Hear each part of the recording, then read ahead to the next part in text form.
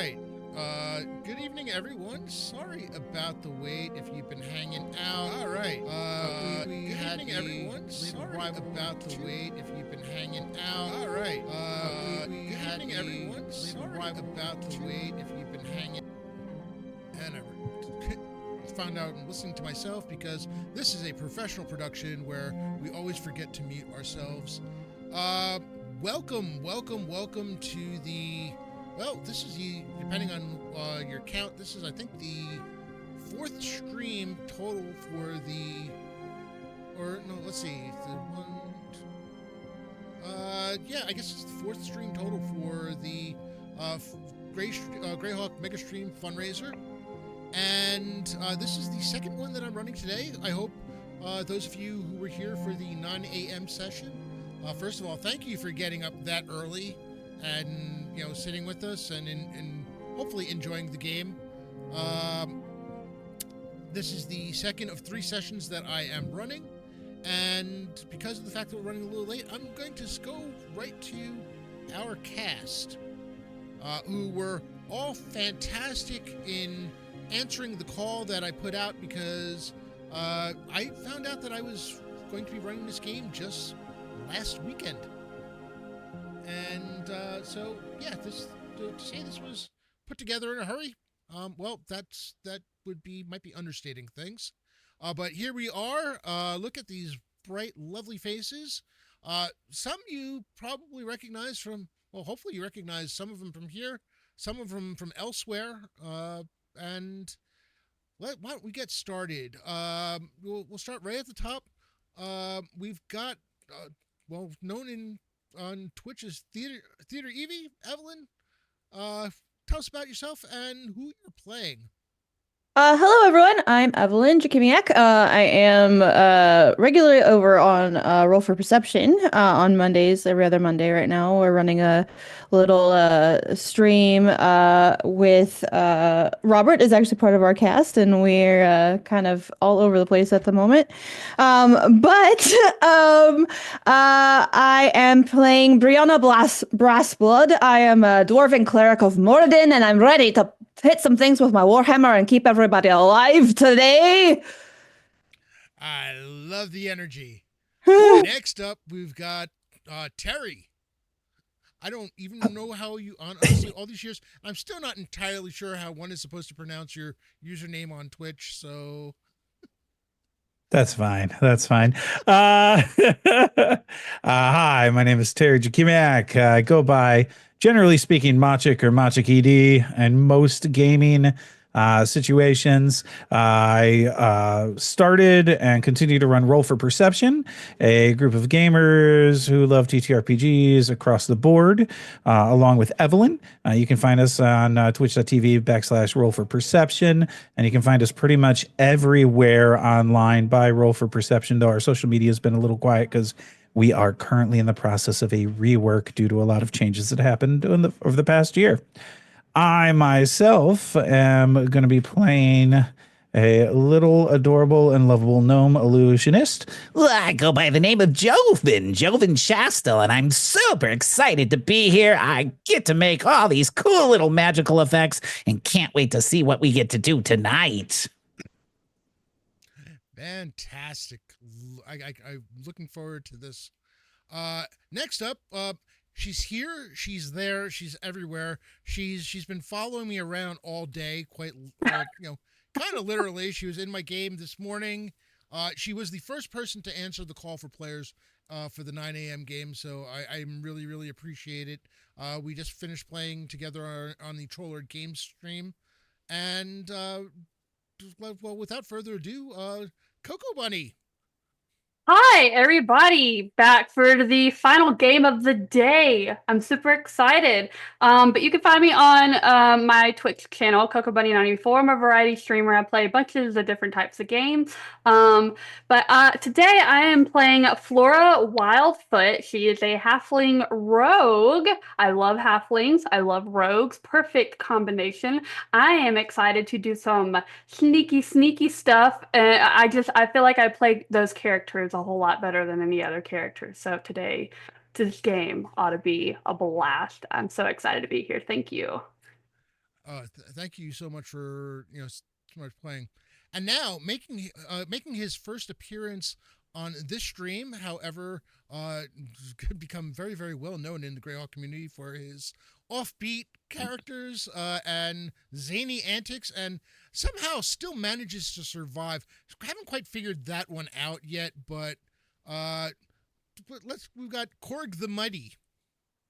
Hello there, everybody. Name's Korg the Mighty. I'm a variety streamer on Twitch. We typically play a lot of Warframe, Soulframe, if anybody happens to know what those games are.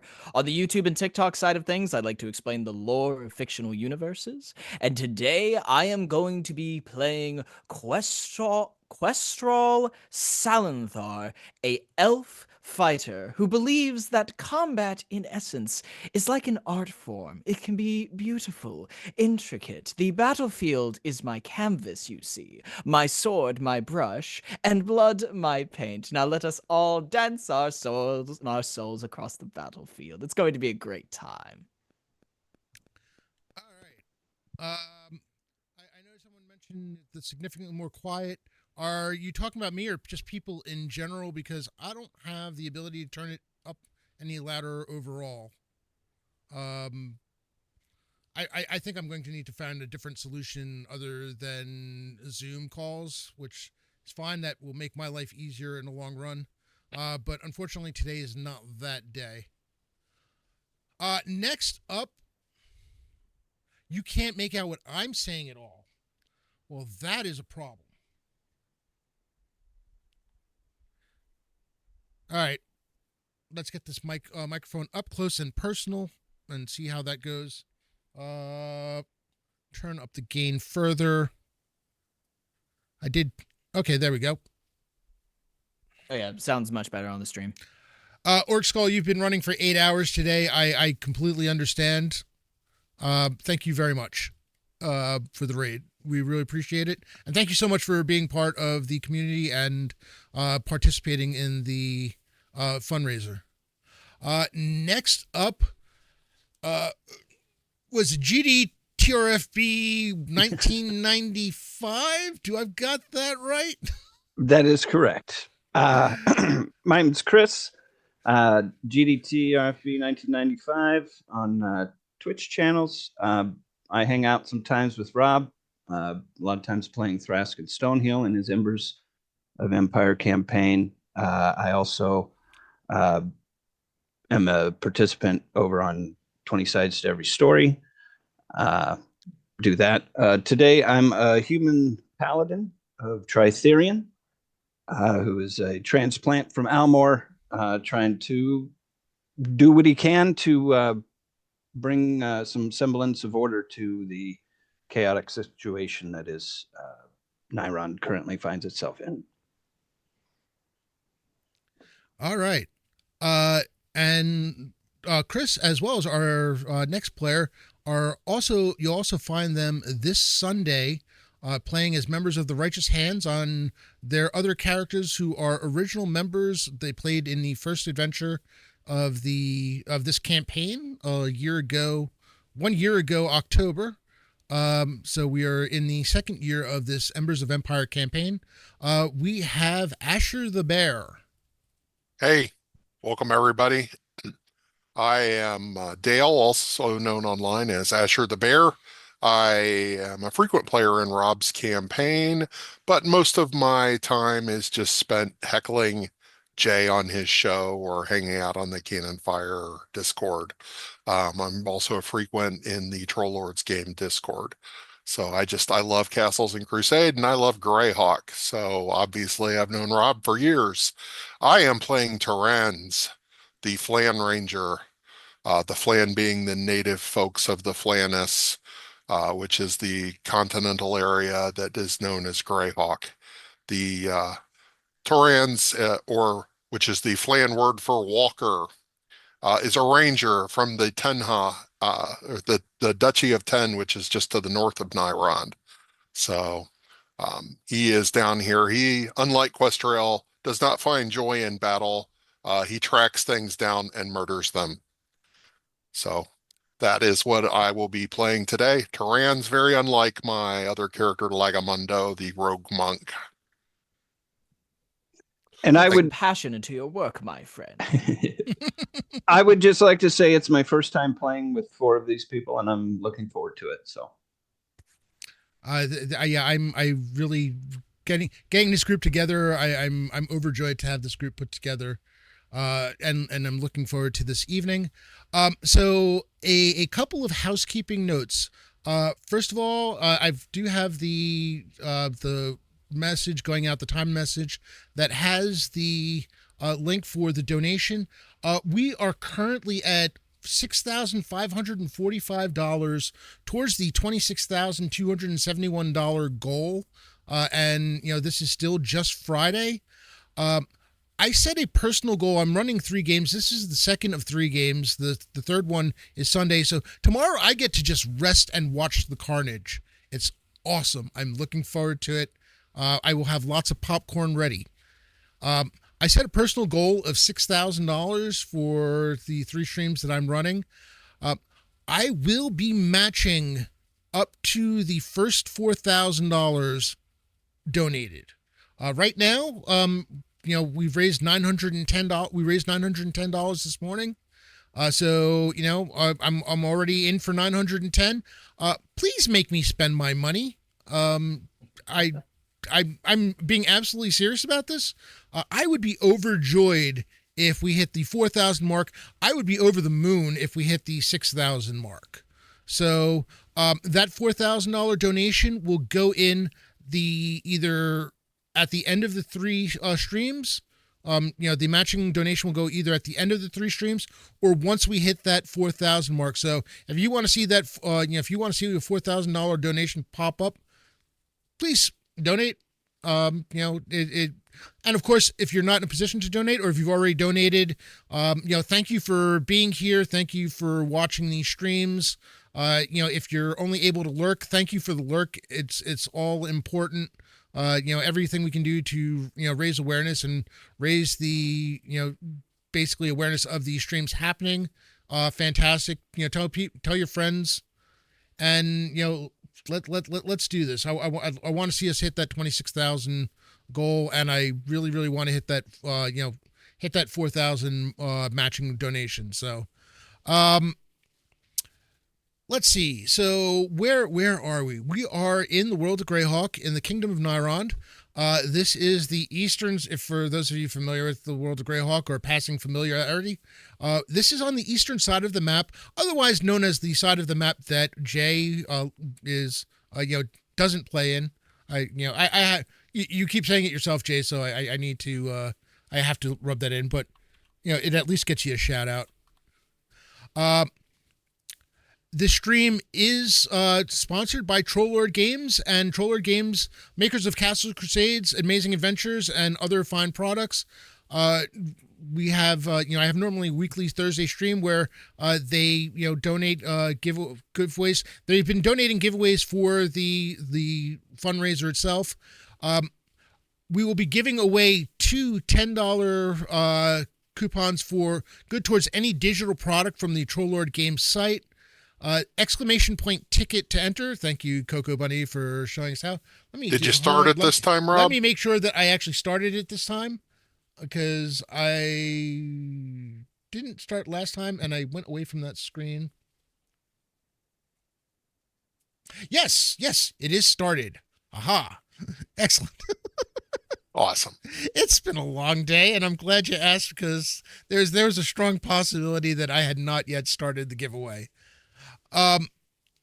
In addition, if you wish to do a combination of supporting the fundraiser, making a donation to the fundraiser, as well as supporting the players, every $100 mark we reach, so we're at 910, the next one will be at 1,000. A special hero point will go out to one of the players. A special hero point can be used to physically change the die roll by 1. So a 19 with a special hero point, a natural 19 becomes a natural 20. This is, normally we do this via bits, but today it's going to be donations. We're 910, so it's $90 towards to get to the next level, and you can assign it. Whoever is responsible for the donation to get us to that level will get to choose who it goes to. You are allowed to give it to your friendly neighborhood castle keeper. I'm happy if you give them to my players. It just means I can have much more fun throwing stuff at them. So with that in mind, we've mentioned the giveaway. We've mentioned the giveaways will happen at the end of the stream. We'll be giving away 2 of those. I tried to do one. Unfortunately, I would love to have done one mid-stream and then one at the end. However, Stream Elements does not let me reopen the giveaway once I've closed it. So, boo, I need to figure out something different because that's annoying. But we'll do the 2 giveaways near the end of the stream. And don't worry if you're lurking and you don't see it. I'm not going to force you to be sitting there staring at the screen. Whoever's in the giveaway, if you win it, I'll find you. Yeah, I know, but I just hate Streamlabs. I've got my problems with Streamlabs go deep. They've just had some really, really terrible behavior, and I refuse to use them.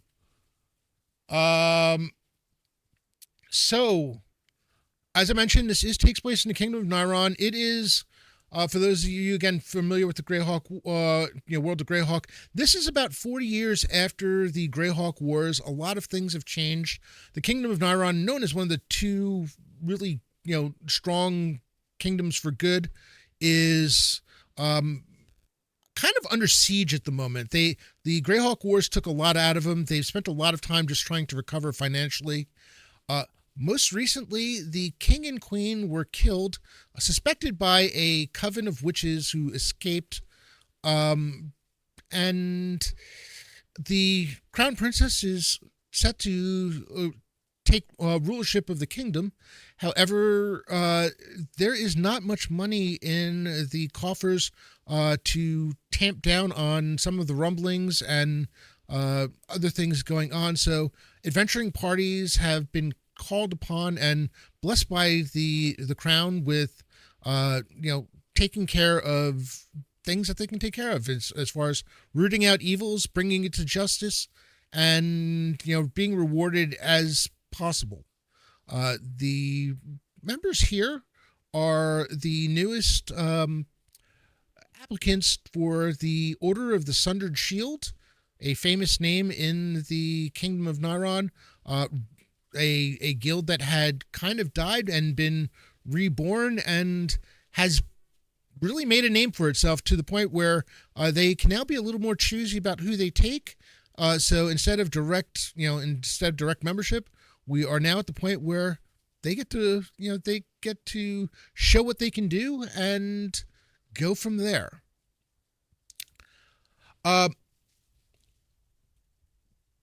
Party a couple of days ago had a meeting with Tyrella, a priestess of Tritherion, who also happens to be the second in command of the guild, and she asked you to visit the town of Fobarden. There seems to have been an issue with young members of the community, late teens, early 20s, just taking off and disappearing. No sense of foul play about it. There's no sign of struggle. Just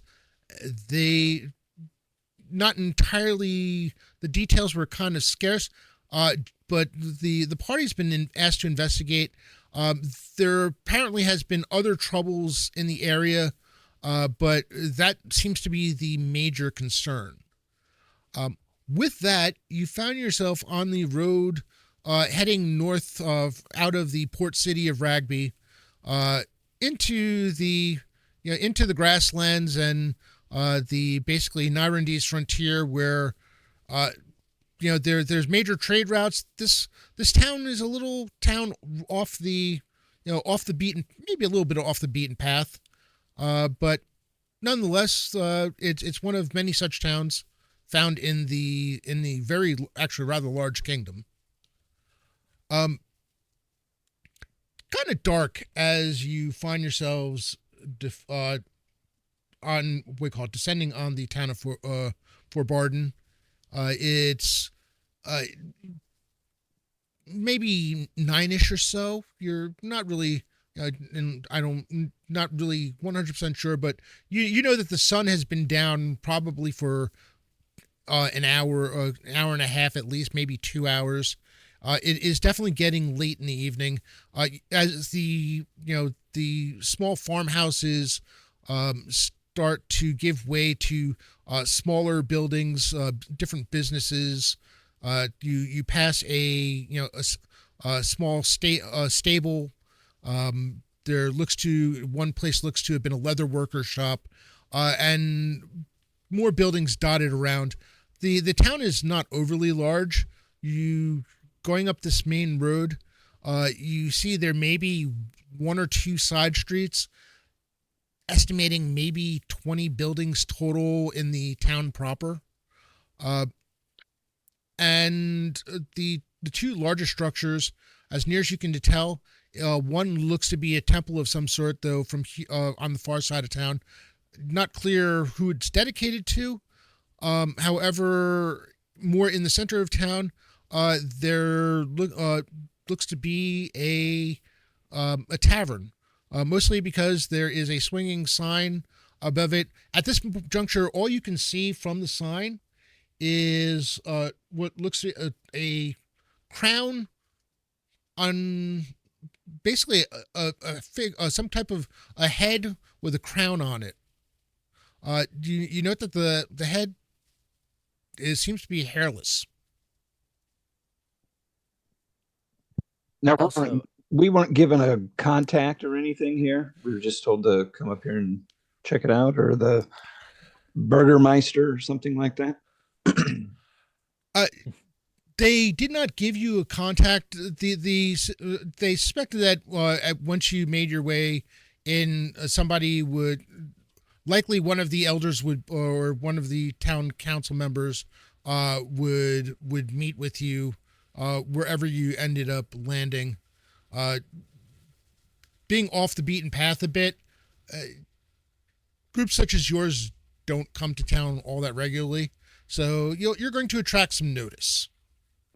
If I may call out one quick thing, I think that the weekend goal of the St. Jude's fundraiser might be a little bit off, because on the Tiltify page it's reading as 960 right now instead of 910. I don't know if something disconnected there. I just want to call that out. Hold on a second. Let me check to see if my thing stopped updating again.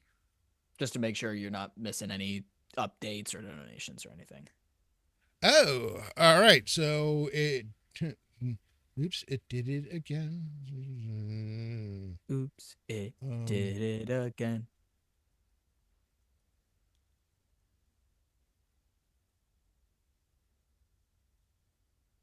Come on, you can do it.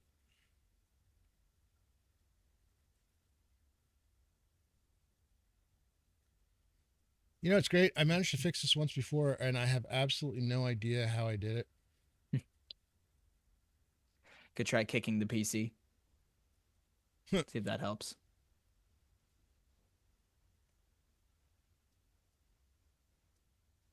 Cast a spell, call an artificer in, see if they can fix it. Yeah, it really is such a pain to get this just to do what it's supposed to do naturally. Oh, all right, so it liked it when I changed it to something else. Let me change it back. There we go. And let's see if it does that. All right. There we go. Hopefully it'll keep up with it. Korg, thank you so much for the donation. No problemo. We are now at $40 from the next special hero point. All of my players, you will start with one special hero point. And you will also start with 2 regular hero points. Those are probably the only regular hero points you get. Regular hero points you can assign before a roll, and those act as a modifier. They don't change the die roll They act just as a pure modifier. All right. Donate. We don't want to die. Please. Would I do? Oh, well, yeah, I would do that apparently. Yeah. It took 1 year and 5 months for the first character to die in this campaign. Or at least the But first some of us character. are playing. Some of us are playing new characters in a one shot. Like there, no holds barred for those. There's a target. Oh, no, on our no. backs at all times. See, that's the difference in the fact that this is part of the campaign. Is I don't do the one shot mentality with these. Okay. You know, because I'd like, if they survive, I would love for you to play them again. You know, another time. Nice. So, we're coming into the town. I sort of look about at the other party members and go, well, we weren't given a point of contact, right? Maybe we should ask around to see if there's any person of leadership around here, a town mayor of sorts, and perhaps inquire them about some of the disappearances going on. We could check inside that tavern to ask who the local officials would be around here. What do you all think? Torrens leads his mount and ties it up in front of the tavern and goes inside. Well, alrighty then. I guess that settles that. And Questral is going to follow him in. Joven stands outside of the tavern. Excuse me, please listen up. Welcome. We are looking for people of import. If you are one, come to the tavern and find us there. And he's going to trot into the tavern. You don't know how to be sneaky and, stealthy, do you? No, why would I do that? I mean, we're looking for people, and I think I just did that. You can't There blame is- him Could have for being also- direct. You could have also put a target on our back, so good job. Immediately, he just means starts more looking at his excitement. back, spinning around in circles. Where? My there goodness. there are a couple of servers wandering around. There is a woman behind the bar who is cleaning plates and glasses with bare arms that look like that they could very well handle the large mace hanging on the wall behind her.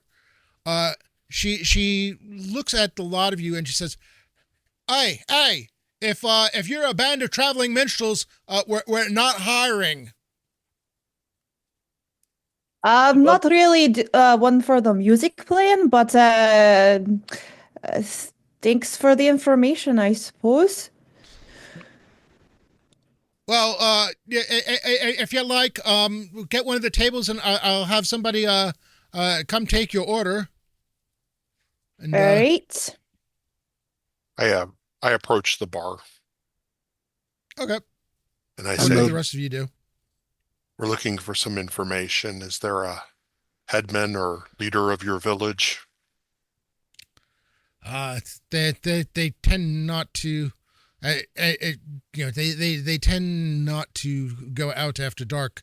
As she says that, you realize that, considering it's really not that late in the evening, the bar is kind of empty. There are people about. You see small groups of 3 here, a table of 3 here and there, but the entire tavern may be less than quarter empty, or quarter full, I should say. Maybe 15% of the bar, in terms of tables and such, are filled. But I as it happens, I am on the council. What kind of business do you speak of? You'll want to speak to Sir Aldrich. I was just trying to find out. We're here to help with some trouble of some missing folks. I my apologies. Listen, why don't you have a seat at the table over there, and I will have someone get drinks for you, and I will be with you as soon as I can. Thank you. And I go and gruffly sit down and remove my cloak. Hey, Rob, when I sit down at the table and just scan my eyes over the people that are there, I want to kind of attempt to get a sense. Do they seem on edge? Do they seem comfortable? Just kind of get a general energy feeling of the room. Give me a wisdom check.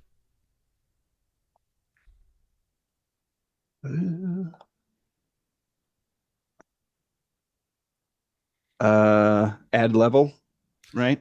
Yes, add your level, please. That is 14 prime. Yeah, there's a feeling of nervousness. Every once in a while you see some of them peeking towards the door. You notice that people seem to avoid like the windows.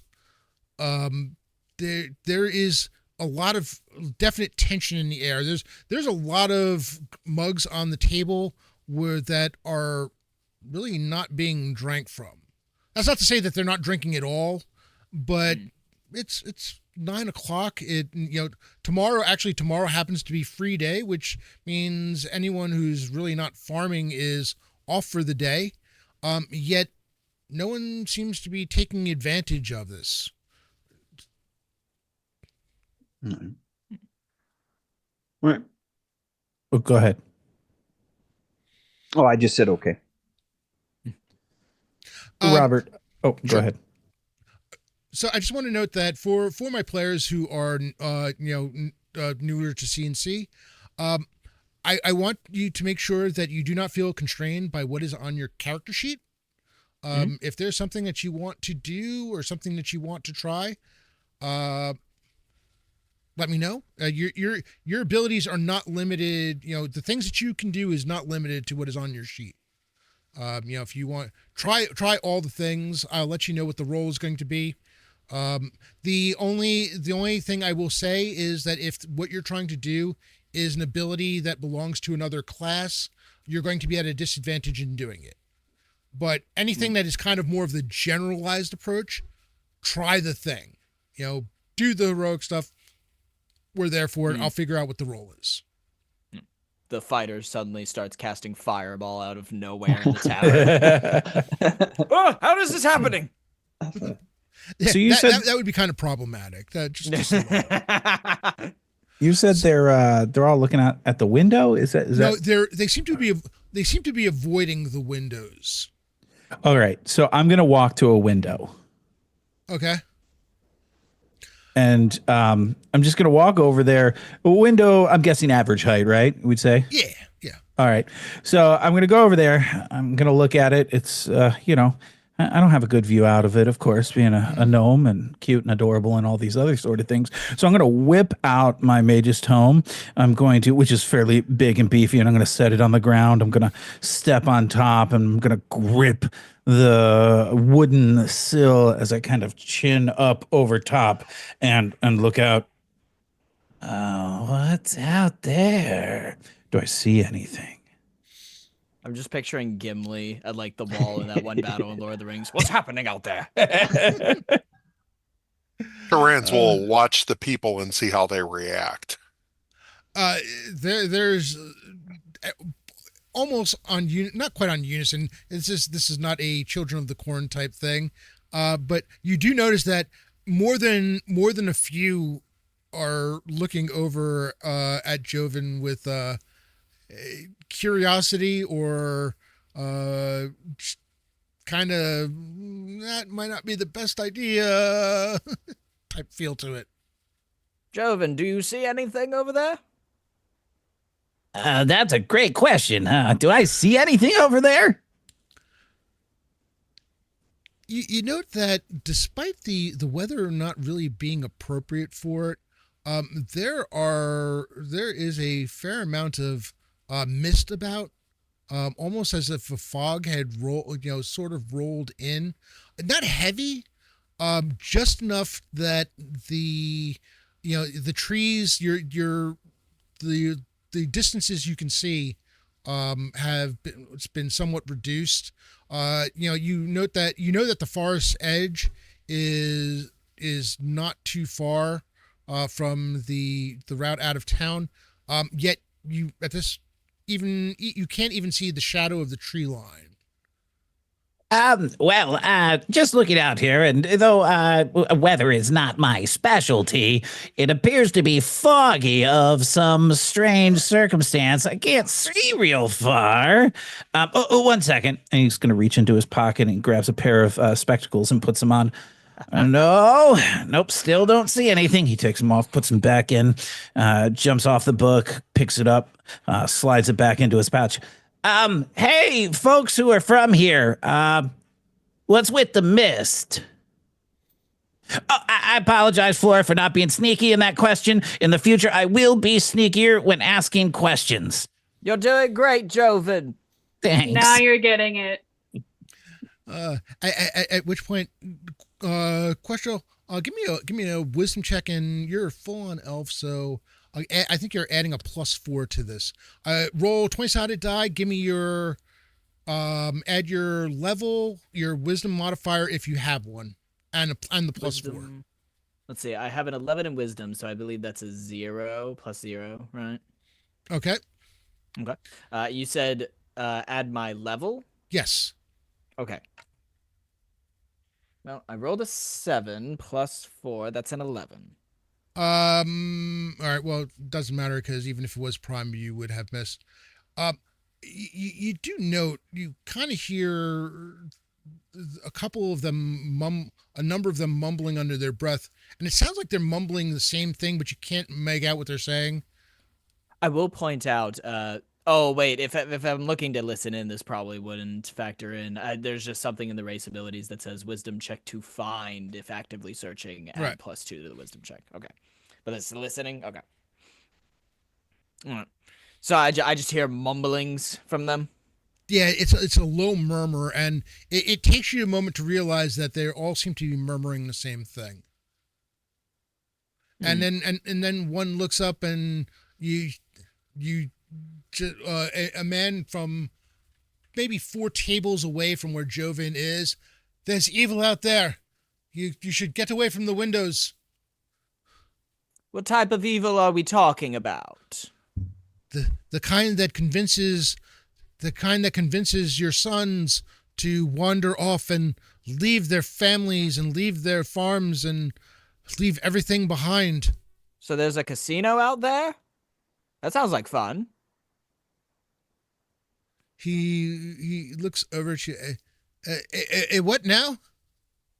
Oh, gambling. Do you all do that around here? Like rolling the dice, things like that? Can be a dreadful thing, but quite fun sometimes. Anyways. We have no use for such things. There's too much work to be done. You're more than likely better off for it. All right. How long has this been going on, per se? When did this start?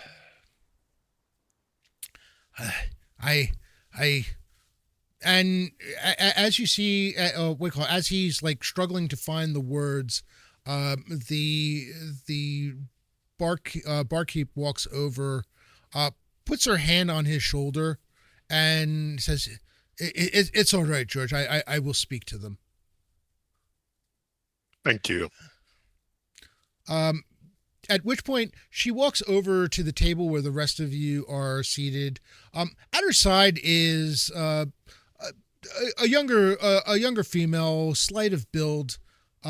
She says, "Hi, my name is Cedrica. I'll be taking care of you while you speak to our innkeeper here. Can I get something for you all to drink or food or such?" You wouldn't happen to have any wine, would you? Oh yes, we do get wine in these parts. I can't promise the greatest of selections. Do you prefer a red or a white? Red, please, darling. A red, yes, we can do that. Make that Love. 2. Ah, yes. Meat and also- whatever you're cooking. Okay. I hope you don't mind a rabbit stew. Ooh, delightful. Sounds good. Okay. Rabbit Trans stew goes, for everyone, or yes. I'll take And one, beer. yeah. And yes, beer, please. Joven's gonna bounce over, jump up onto a stool. I'll take some milk if you got any. Yes, I do believe we have. We do still have some milk. Which version? Do you have goats or cows? I hope you don't mind. It is goat's milk. Oh, no, that's a delicacy from where I'm from. Cows have been hard to keep around these days. They are expensive, and times are tough here. What do you mean by tough? Like, guys are coming in roughing people up, or freaky mists in the wind? Mr. Snowden will fill you in. Let me go and get your food and your drinks. All right. And Lovely. she scurries off quickly.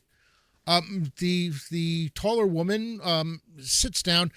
Actually, she basically straddles the chair, turns the chair around and straddles it, sitting, facing the lot of you at the table. Well, I'm. First of all, let me welcome you to Fort Barden. I'm assuming that you've just arrived. If you've been seeking someone to talk to about this. Yes. Yes. May I ask, did somebody send you? I had heard that the elders had sent for help, but unfortunately, they did not let the rest of the council in on the details. We were sent by the company of the Sundered Shield. She raises a single eyebrow. Company of the Sundered Shield, really? Yes. Her facial expression changes, and she says, "Well, there may be hope for us after all, if the company has seen fit to send help our way." I am Duchess Snowden, and welcome to the Shaven Crown. This is my inn, and I am pleased to be able to welcome you here. You were asking. I'm sorry. What was the last question that you had asked? I want to make sure that I answer any questions I can for you. So is it ruffians who are coming beating up people, or is it a spooky mist coming and eating people? Tell us what's going on here. Well, for starters, we haven't had much in terms of trade reaching town lately. The roads have gone kind of quiet. Work has been hard to come by. Some of the farms have been struggling because without the merchants coming in and out, it's been hard to get our goods to market. The nearest market, unfortunately, is several days away, and most of the farmers can't bear to be that away from their farms for that long. So that has made rough. It's made especially rough on the younger members of the town. We had the first of the boys. She says, I call them boys because, well, they're younger. And as she talks, you realize she's probably in her late 30s, early 40s. Kind of indeterminate, but you do note that there are some lines around her eyes. She's seen a few things. As you note, you also see a couple of scars that definitely speak to someone who has at the very least seen a few fights, if not actual battles. At first we thought, it was just a case of, someone deciding to run away, trouble with parents, and, the usual things that you expect from the younger members. then we started to worry that maybe it was just the fact that life here is hard, and when the only thing you have to look forward to is the prospect of your parents passing away and possibly inheriting the farm and having the same life with no chance for anything else.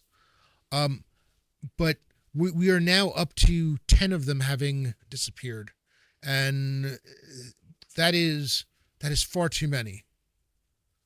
And it's made life tougher for the farmers.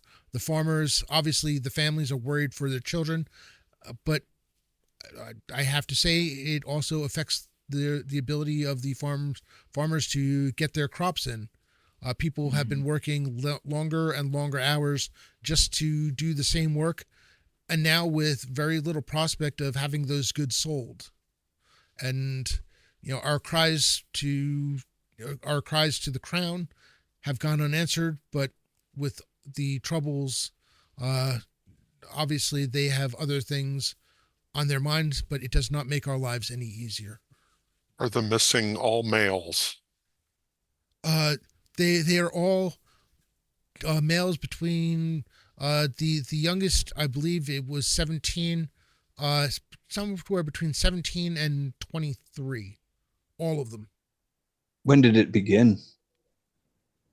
The first disappeared, you see her think about, was probably about a month ago.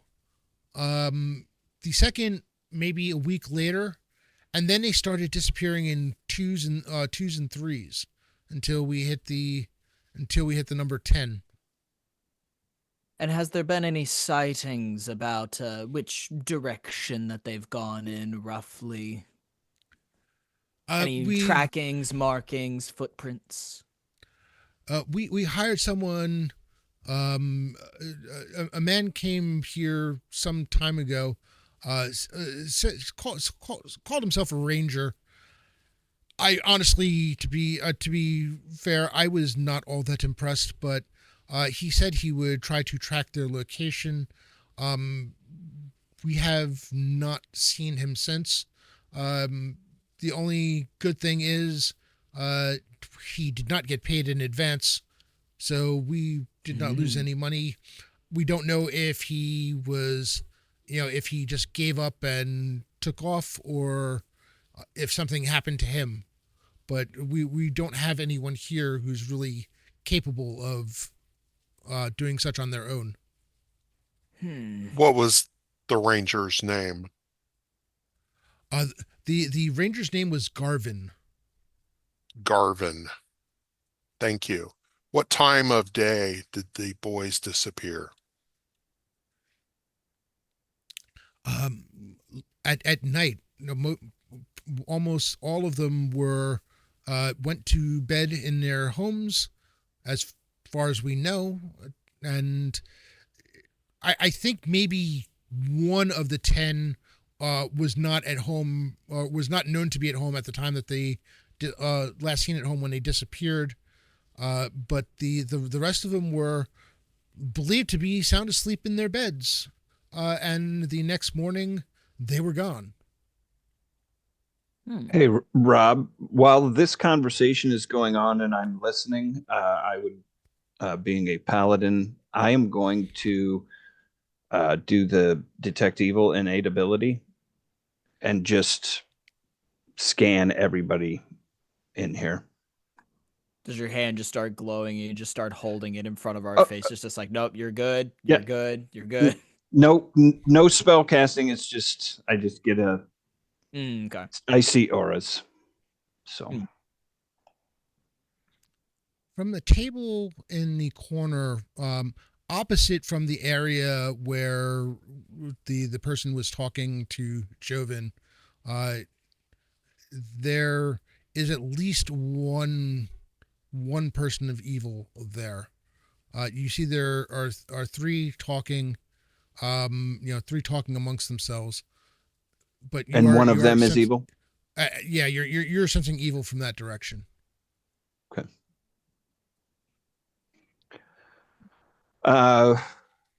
As the conversation goes on or whatever, I would just ask her, do you know the gentleman and in the corner over there?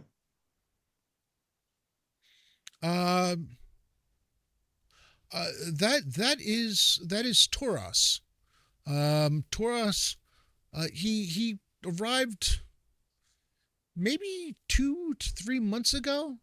Was looking to set up shop for a trading post, which I admit I was a bit surprised, but we thought it was we did have a vacant building. We thought it was a good idea because with a trading post would have the opportunity to open more markets to us if we could get more caravans come, if we could get caravans to come this way.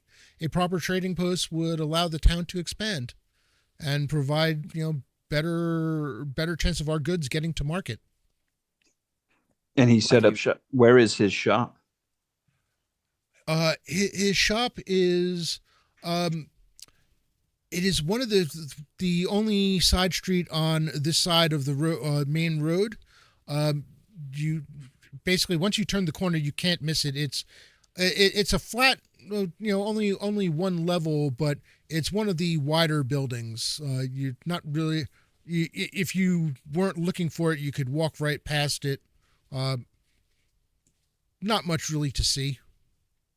Yeah. So a trader's outpost that is not designed to attract attention to itself. Well, it was the one building we had that was large enough. There is enough room to be to serve as something of a warehouse for the goods. It's not perfect, but with the once the troubles started and goods stopped, the caravan stopped coming this route. Further work on the warehouse itself also stopped. It did need work to be repurposed, but with no money coming through, it's hard to blame him for not financing it further. Mhm. Makes sense. Why do you ask, Aldrich? Are you getting a little tingle in your back of your mind?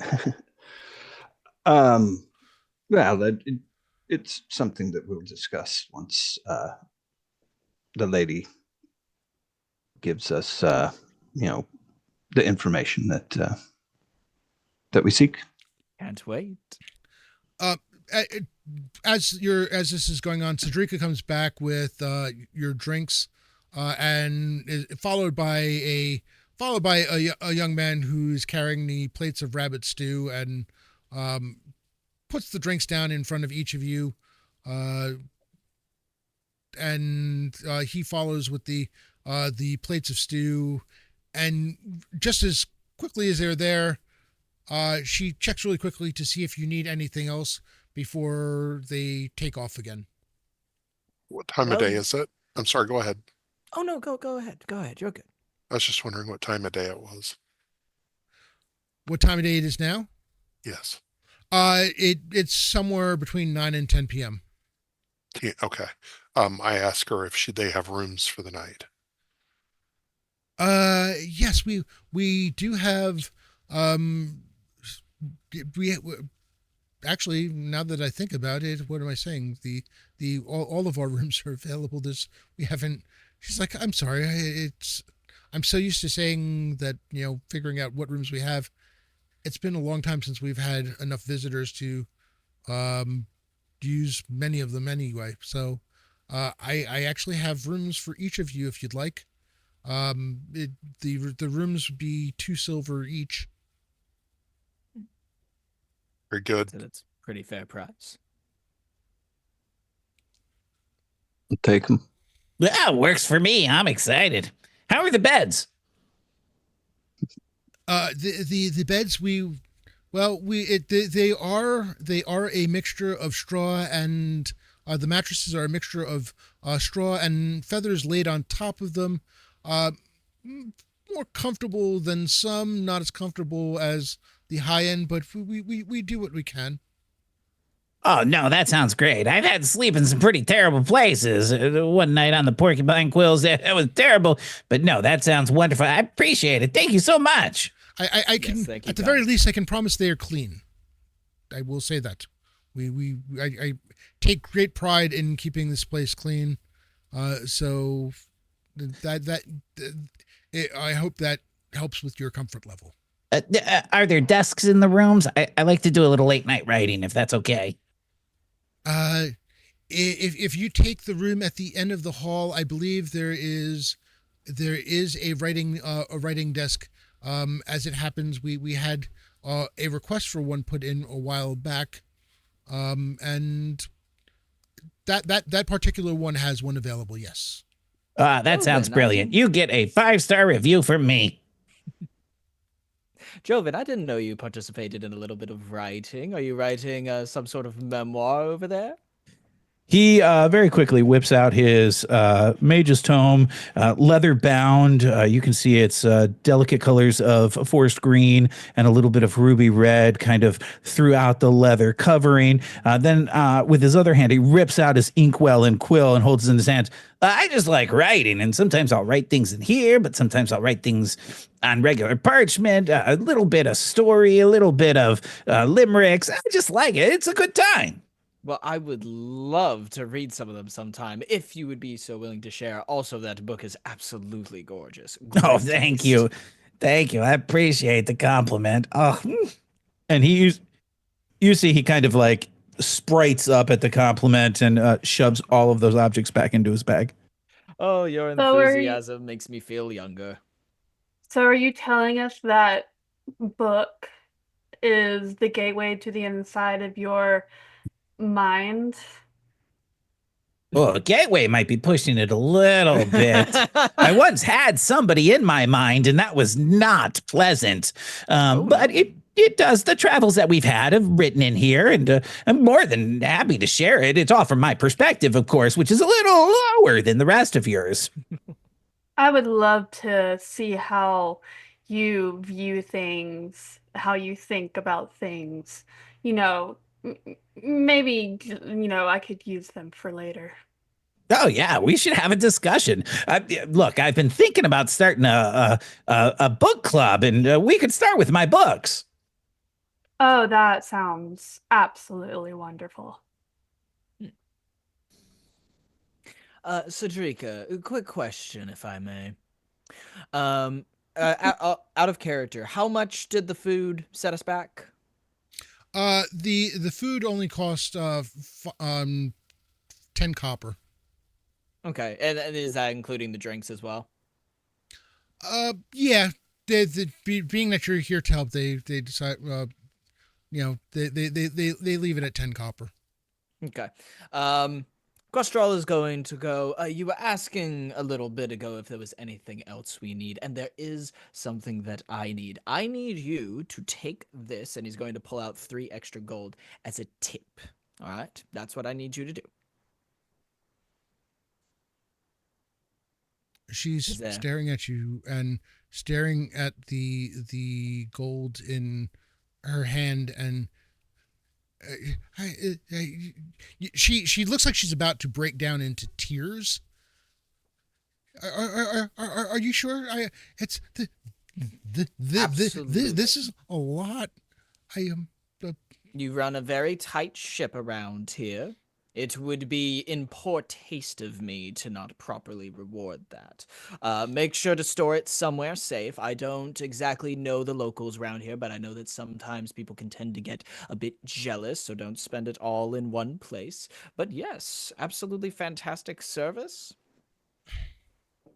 Fauna's like twirling her wine in her cup, and she goes, "Yes, this wine is actually not that bad. I will actually buy a bottle for myself." I slide over the needed money for a whole bottle. Great taste, Flora. They yeah, she is definitely actually I probably should go with who are you sliding the money over to? were you waiting for Cedrica to get back, or are you sliding it to? Yeah. I didn't realize she had left. Okay, yeah, because when she comes back, I want to make sure that I'm on the same page as who you thought you were giving the money to. Yeah. When she comes back, I tell her.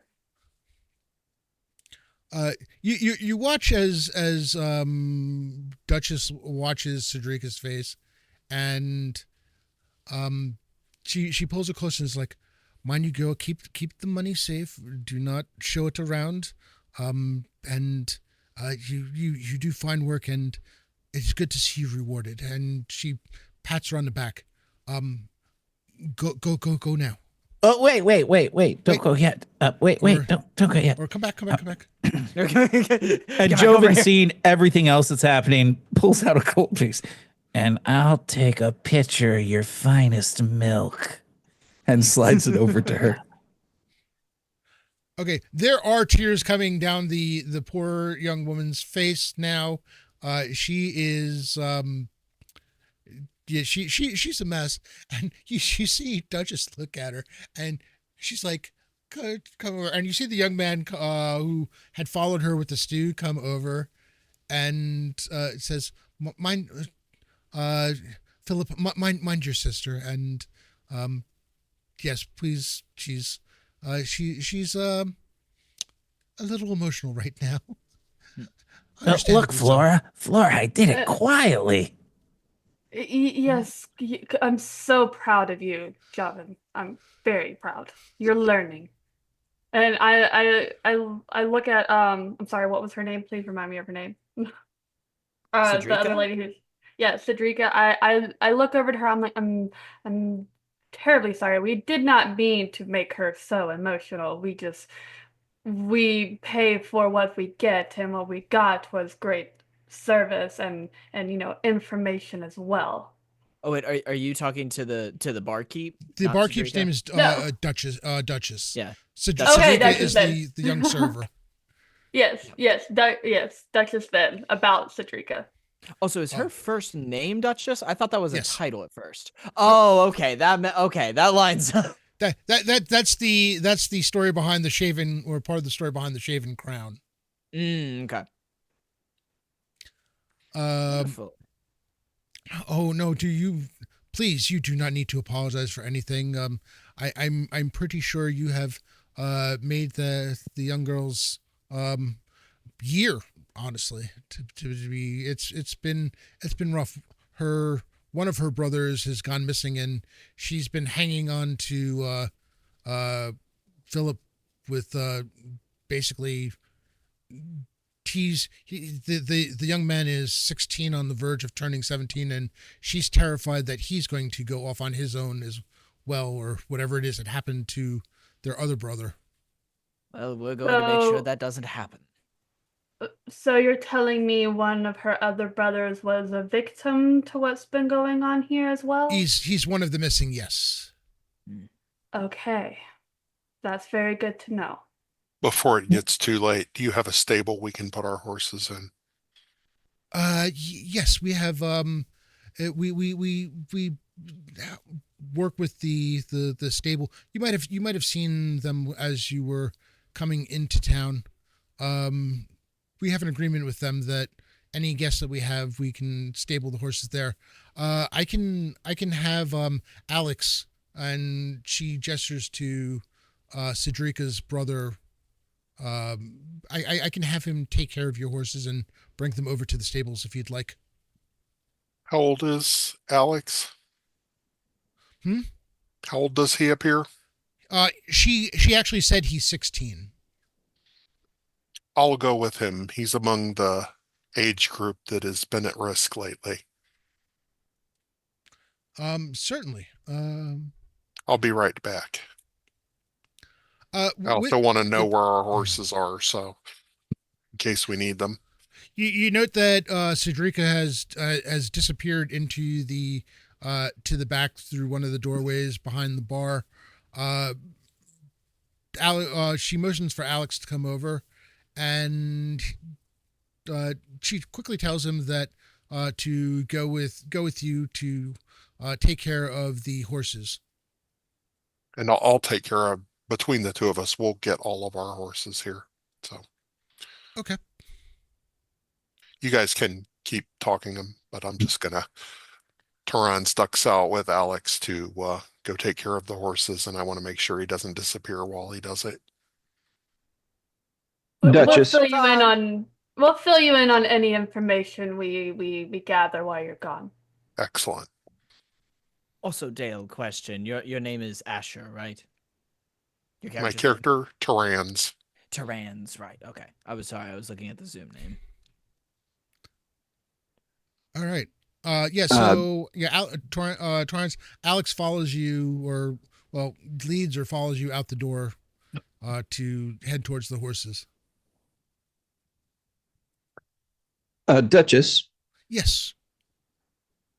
is there anybody in town that was witness to these lads walking off, or did they simply just disappear? They appear to have vanished for near as anyone can tell. There's no sign of any struggle. The weirdness is they took, as far as we can tell, or as far as their parents have told us, they took nothing with them.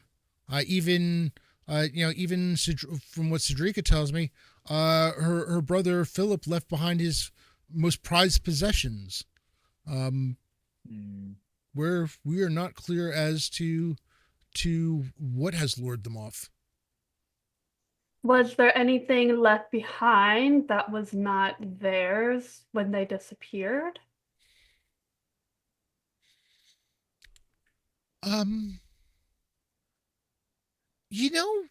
She thinks about it for a moment. It's odd that she mentioned it. Nothing physically left behind. But some of the families reported a scent in the air. Scent? What sort of scent? They described it as something almost floral in nature. It was weird because, they're very used to growing things, but in this time of the year, flowers are not really grown. So it's not clear as to what caused the scent. And then it became, she's like, and then I fear it became one of those self-fulfilling things where the question was asked to someone else and they said yes, even though the idea may have been implanted in them just by the question. So, but yeah, it was odd that one of them mentioned it offhand, but no one knew what to make of it. Questral looks at the party members and goes, well, I would say this reeks of magic. No, not the time? Okay. Oh, Korg. Did the scent last long, or did it dissipate like a perfume? It sounds like it dissipated within a few hours, if that. So it was strong enough to last for a few hours, and it just disappeared. That's what I've been told. The strength of it seems to have varied from family to family for those who reported it. Odd indeed.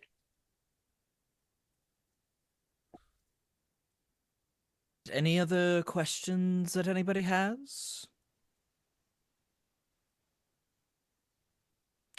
If you could provide for us the names of the parents of those taken, we would like to, I'm sure, tomorrow speak with them. Yes, I could provide you with some of the names. Is there any order that you would like to go in? We should start from the beginning and go to the end. Okay. That should be easy enough. Let's see, who's first. Yes. That would be Anna and Marcus. Their farm is on just past the far side of town. Up the road, maybe a quarter mile. You'll be able to see the farmhouse from the road. They are one of the few farms on that side. Most of them are on the side that you came in. But yes, Anna and Marcus, their son was the first to disappear. Thank you. How many families had their children disappear from? 10. 10. All right. So there were no siblings that were taken. Each was from a different family. Not yet, but the worry is Alex will become of age within a week or so, and it may seem, it may seem that we're overthinking it, but we're all very concerned what happens when he hits that age. Granted, they were those who were a few years older than he was, but he will fall into that age grouping. Well, it's better to be cautious than to have another one disappear on your hands. For certain. So, do we devise a plan to visit multiple families at one time, or are we all going to visit one family at a time? Well, I think the best way is to split up completely. My thoughts exactly. Time is of the essence. All right, I like this. That party. As I suddenly regret making it 10 families. I know. As soon as you said 10, I'm like, well, we're RPing for the rest of the night. I hope everyone's excited. Yeah, I was like, okay, maybe 3 or 4, but you said 10. I was like, okay. You know, it's awesome. I can throw out all the other maps and just focus on one because that's going to be the one that we get to. I'll do that. It's awesome. I love it. We're just gonna start playing The Sims during the middle of this stream. We're gonna just be I should warn micromanaging you, all their the lives. last time I had 6 party members go in 6 different directions was during a 6-hour stream. It happened. I was there. I was like, more hey, I want to stream just time talk for to somebody charity. real fast, and everybody took off in a different direction. And and each soliloquy was like 40 minutes. It was like, oh my God.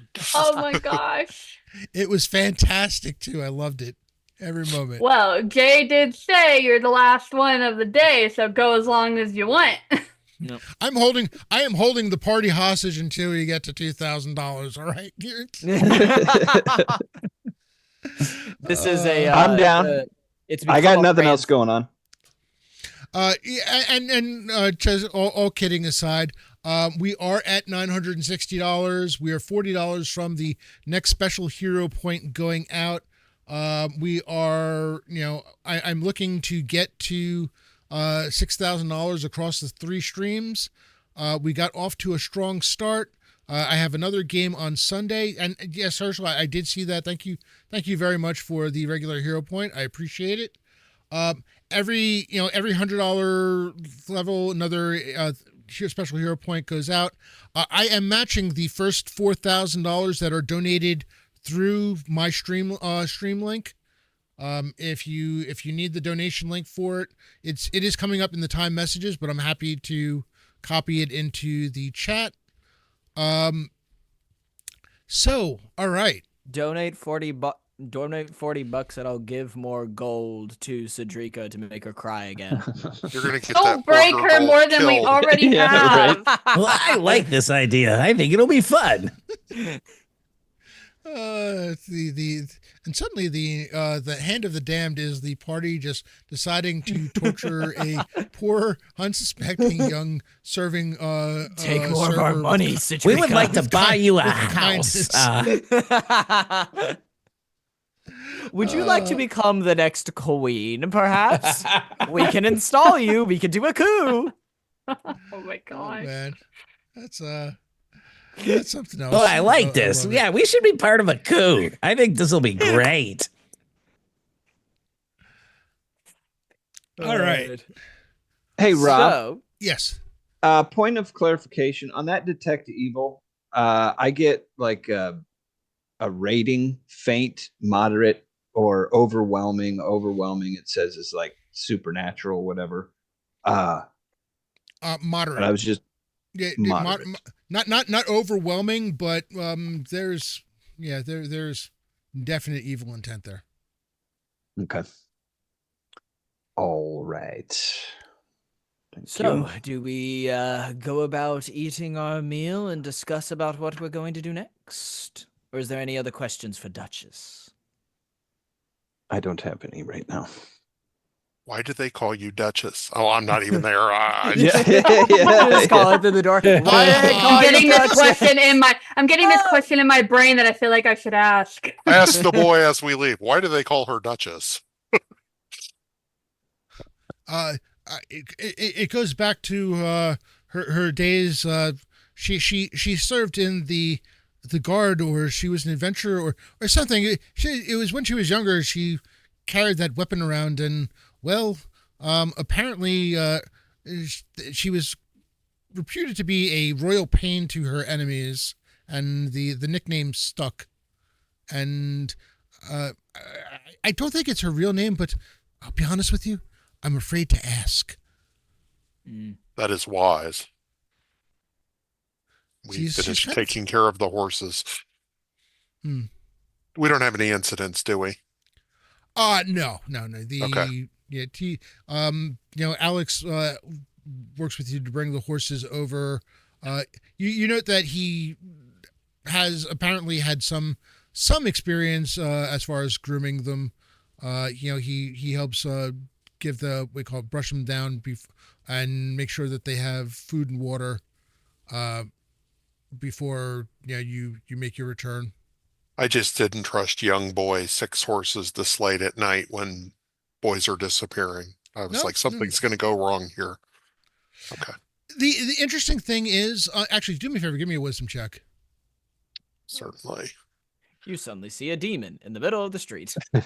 Run. Wisdom check is natural 7 rolled plus my level plus my bonus is 12 exactly, and it is a prime. Yeah, you know something? He doesn't seem offended at all. Actually, he seems to be rather relieved that you came along.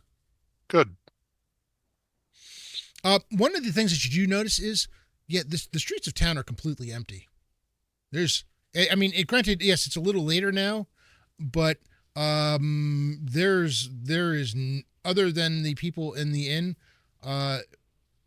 you do not see signs of anyone else. As a matter of fact, there aren't even any signs of lighting in either candles or lanterns. Most of the buildings have gone completely dark at this point. Very good. And so Alex, you said his name was? Yes. Yes. He makes it safely back to the tavern with Terrain. Yes, the two of them make it safely back. All right. Wonderful. Wonderful. Right then. Anything else for Duchess? Anybody? I've got all the information that I need this evening. Right. That should be all we need, Duchess. Thank you very much for the information, by the way. Certainly. And she reaches down to a ring on her apron and pulls off a key ring and hands you each keys. You see that the keys have little tags with numbers on them, 1 through 6. Joven, she hands you number 1. She says, "This is the room with the desk." Oh, thanks so much. I appreciate it. She says, "We do serve a breakfast in the morning. It's not much, but please, it'd be my pleasure to make sure that you have breakfast on the house before you start your inquiries." I immediately walk up to Duchess and I say, I want the room farthest from him. And she hands you key number 6.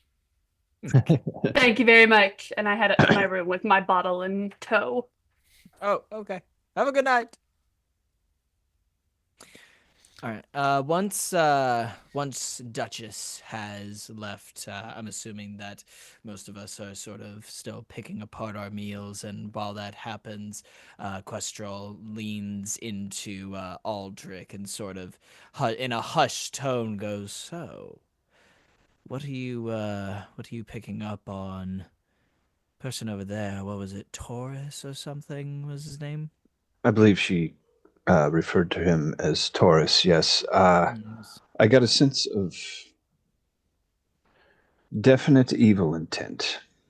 I'm not saying that he has anything to do with what is happening, but it was fairly strong, and it might be a good idea to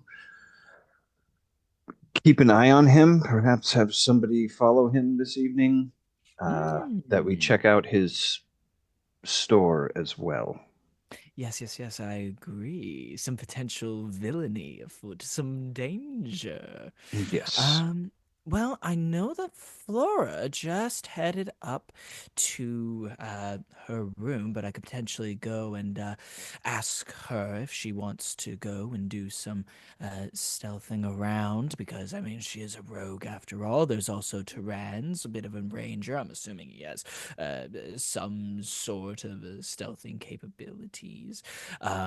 Oh, wait, Jove, are you actually, like, motioning in-game, just like... Joven is literally doing that. He's like, Oh, I'm learning. Joven right here. Yes. I mean, wait, who wouldn't be good at stealthing it up? Probably you, Aldrich. Yes. Probably Brianna, cleric. I'm a fighter, so I probably wouldn't be the best at that either. I was actually going to go up to my room and make it look like I retired for the night, but secretly follow him after we learned that he was, not.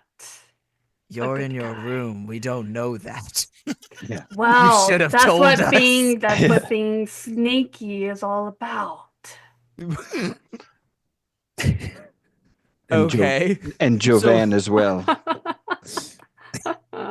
So is Questral just gonna go up to your room, knock on the door, just kind of like look in, and like you're just no longer there, the window is open, and just like, well, she's gone, I don't know where she went. Yep, that is exactly how it's gonna happen. Okay. Questral does that, comes back down, informs the rest of the party, and he's like, but if I had to guess, I would assume that she might potentially, quite possibly, be going to that same location if anybody wants to accompany her, so she's not completely on her own. I would agree with that. But yes, I am fine staying here, not bringing attention. I think any information would be best handled by those that could be unseen. And while we're staying here, so it would be you, me, and Brianna here, and then the three of them going over there. And while we're here, we can keep an eye on Alex, since he is potentially at risk, make sure that nothing bad happens to him. And plus, I can also take a little bit of a stroll around the tavern, around the local area, because if I had to guess, it seems like there might be some potential charming at play. And, well, let's just say, I don't get charmed. I'm the one who does the charming. Yeah, I can see that. So I can also do that. Any additions, anyone? Any thoughts, queries, life-altering revelations? I think it's brilliant. You enjoying are the that cup of smartest milk? one in the group. I don't know if I am. I have an intelligence I have an intelligence of 12. What is everybody else's? Oh, I'm way smarter than you. Yeah, I have an intelligence of 18, but I was trying to make it feel better. Sorry. Oh, boy. Well, my And- my intelligence is absolutely marred by yours, Joven. You are such a bright young sprout. And Torres is still here, yes? Or did he Uh, take off? He is still here. You note that a lot of the other tables have started filtering out. Okay.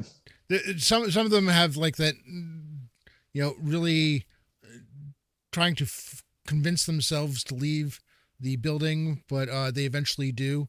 It's getting to the point where it doesn't take all that long, honestly. Maybe within 20 minutes, the only tables that are full or have people at it are your table and the table that Taurus is sitting at.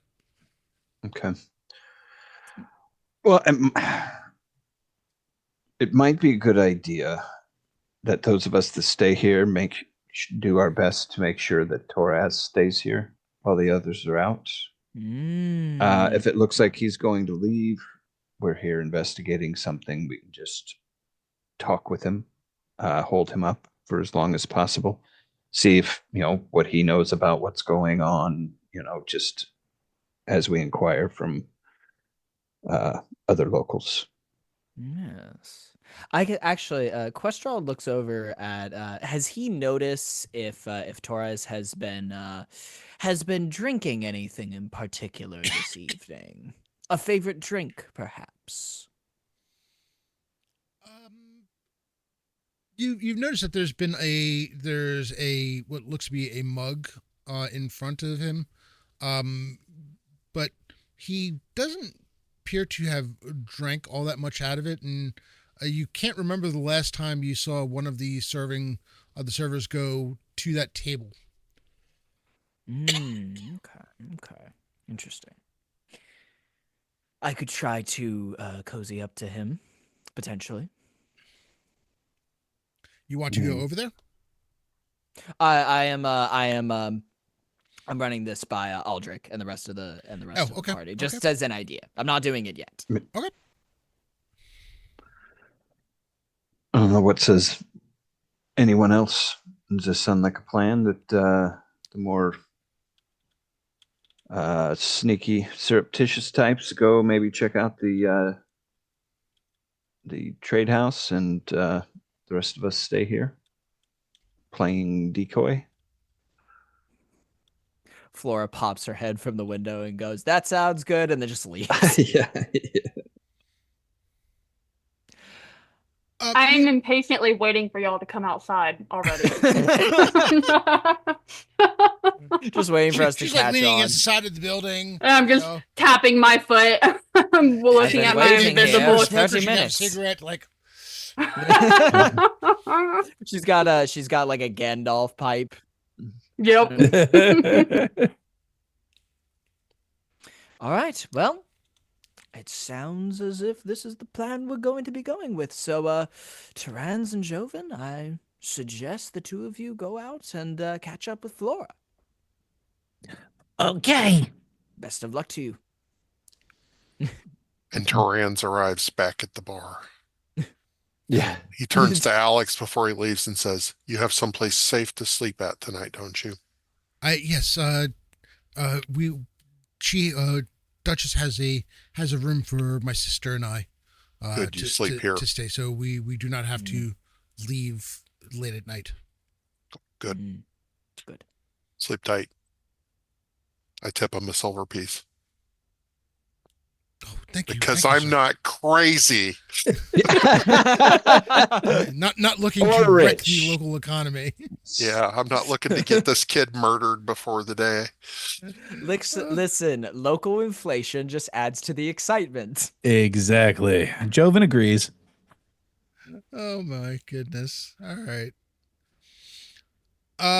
Joven's gonna sneak out the front door. Like he's doing the best imitation of those cartoons where you like your knees come up really high, which is not really high for Joven, and it's like do, and slides out the door. I see him do that, and I'm like, you can't be serious. You said be stealthy. I'm trying my hardest. Oh, remind me again that we have to practice your stealthness later. All right, I will remind you. I am so excited for when they have to make a stealth check and Flora rolls a nat 1 and Joven rolls a nat 20. Do not put that bad juju on my dice. I swear. When I see if that happens, I will see you at GaryCon. Just a reminder, we are $40 from our next special hero point going out. And once again, we are at the $960 mark for this particular, for my personal goal, towards my personal goal, and we are over the $6,000 mark for the 6,605 overall. I will Awesome. be matching the first $4,000 donated through my link, which just came up. Talk about timing. You think I had planned that? I'd like to say I did, but I can't. All right. So with that in mind, Torrens, do you head outside as well, or? Torrance was not here when you guys made all these funky plans. Torrance is going upstairs to go to bed as originally intended, unless somebody Oh. stops him. I will stop him Oh, okay. and Yes, say, sir, Aldrich. I'll say the guy over in the corner, strongly radiated evil. The trade post guy. I'd like you. We're going to attempt to keep him here, but we'd like you to accompany both Joven and Flora to see perhaps if there's anything interesting in his shop. Very well. And I will say, well, I'm tired. Let me take my constitutional, and I wander outside. Okay. Lovely. And then I look for the stealthy gnome and halfling. I'm looking down, by the way. Yeah, we seem to be in a semi-heated conversation about how to actually sneak around. Yeah, we're not hard to find. I walk We're up super quietly stealthy. behind them and listen in. Are we I going even put the somewhere? pads on the bottom of my feet. Should make me sound quieter. It's not your feet that's the problem, it's your mouth. Oh, I don't think the pads will fit in my mouth. Friends, if we're Well- going, we should go quickly. Oh, yeah. They're keeping him here. Yes, thank God. I don't think I could take much longer of this pointless conversation. Well, I have some darts. We could make it pointy. So Oh. I steer towards the location that was pointed out as where this guy's nondescript trading post was. Okay. And then we'll filter around to the side. I will be right back, Rob. Okay. Is there a window? Oh yeah, there are several windows along the side of the building. You note that there is a door almost not long after you get off on to the side street that has a sign marking it as the trading post. And it looks like there's a room for another sign. You suspect it might be listing it as the office, because this is obviously, you can tell, obviously not where the goods would be coming in and out. The far end of the building is further down what side street, alleyway, whatever you want to call it. But yes, there are several windows, and there is, like I said, there's the door here. Can is the door in light? Is there any light from a lantern or a street lamp or anything casting light on the door? No, but despite the mists about, the moonlight is still bright enough. Selene, one of Oath's two moons, is close to being full, and you are getting just enough moonlight where you can see the door pretty clearly. But there's and we don't see anybody on the street, right? No. So I'm gonna make my way stealthily to the door and put my ear up to it and see if I can hear anything. Give me a wisdom check. And I have +3 listen checks for enhanced hearing. Mm-hmm. Oh yes, sweet, sweet 18. Wisdom is a +0, but I get a +3 from the enhanced hearing, so that's a 21. You hear a And fly you add your buzzing on the other did you side add of your the level? world. Oh, 21. That's a 24. Okay. You're listening. Absolute silence. There is no sound of anything going on inside. Guys, it's quiet. Do we want to try going in? Yes, if it's quiet and you absolutely don't hear anything, can I check and see if the door is locked? Sure. How would you like to do that? Uh, jiggle the handle? I put my hand on her and say, make sure it is not trapped first. Evil Okay, suspects evil. I'm pretty sure it says traps on here, but that's for setting traps, correct? No, that is for finding traps as well. Detecting. Okay, yeah. So Oh, I'm yeah. going to try and detect traps on this door. Because if All she right. were going to yank it open without checking, I wasn't going to be there. Roll me a 20. Roll me a check for checking for traps. Okay. I will keep an eye out Ooh. towards the street, which should be deserted, but one never 22. knows. 22, and that's a prime, right? Yes, it is. Yes, you find a trap. Where do I find it? It is in the locking mechanism. Ooh. I was going to pick the lock.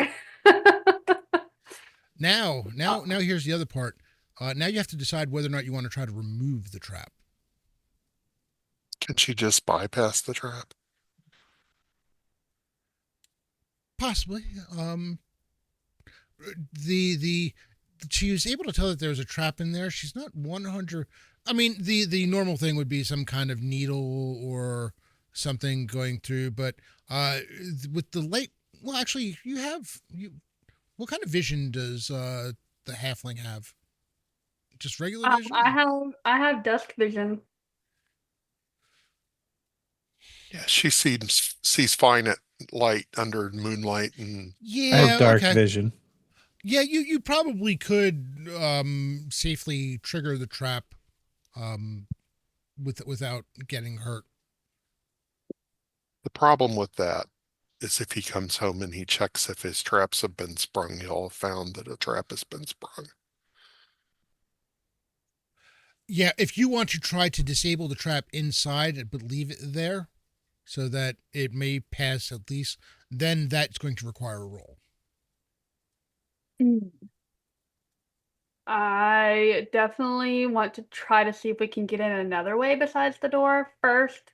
And if the door is our only way, then we'll just have to, do it that way. So we can go and try the windows. I'll check windows. I'm probably taller to do that. I can give Flora a boost if she wants to get up a little Boost higher me! and have a look. Okay. Yeah. So I'm gonna check, I guess, the nearest window for a trap. All right. Give me a roll. Oh, well, that is not as good as the first one. That's a 10. You Prime. don't find any sign of a trap. Okay. Well, I don't find a trap on this one. So, should we go through the window or should we still try the door? I'm gonna trust you. Smart. Terrans? I I trust doors, but I'm afraid with the window that we might break it. All right, then. I'm going to go back to the door and pick it I from the will, outside. we'll try to disable the trap first. I Oh, will yeah. back away. Yeah, I will try to disable the trap and then pick it. And while she does that, I will reach into my bag, and on the off chance that something befouls her, I will have some herbs that can treat poison to slow it, as rangers are wont to do. Okay, so you're trying to disable the trap. Yes. All right, roll me a d20. Hmm. Not sure how Um, I like how he said, "Roll me a d20." This might be a good time to use some of those regular hero points. you have to You're declare not wrong. you have to how do you declare regulars before or Regulars, you after? declare how many you want to use beforehand. And it adds to the die roll. Okay. I'm gonna use all of my regulars. All right, you got 2 of them. Go ahead. So with the regulars, that makes it an 11? Total. Yeah. Like including like racial bonuses and your level and all that other stuff. Dex bonus. Yes. Oh, your int bonus. Yes. Yeah, there is a So we're crying. Okay, understood. and Okay. you have a needle stuck in your hand. I mean, it's not the worst thing. How'd that get there? Now I are- need you to roll me a Constitution saving throw. Okay. Oh, this isn't good. Natural 1. Natural 1. Shush you. Yeah. Wait, can I? Oh, never mind. I can't. You could use your special to make that a 12. Couldn't she? Still, I don't can think tell a you now 12 that- would It's still not do it. enough. It's Yeah, not enough. because Okay. somebody That's set the why, trap. yeah. Okay. 17 for a Constitution save. 17. All right. Oh. Yeah, you're not feeling great, but it's not terrible. The poison doesn't seem to either your constitution's a little better, too strong for it, or it did not get enough in you. You do take 4 points of damage. Okay. It could be worse. It could have all blown up. I reach down and rub a leaf on the injection point, and I say, "Do better next time."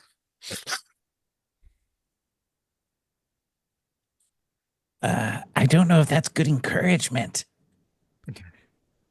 It isn't. I look confused. It's all the encouragement I was ever given in my life.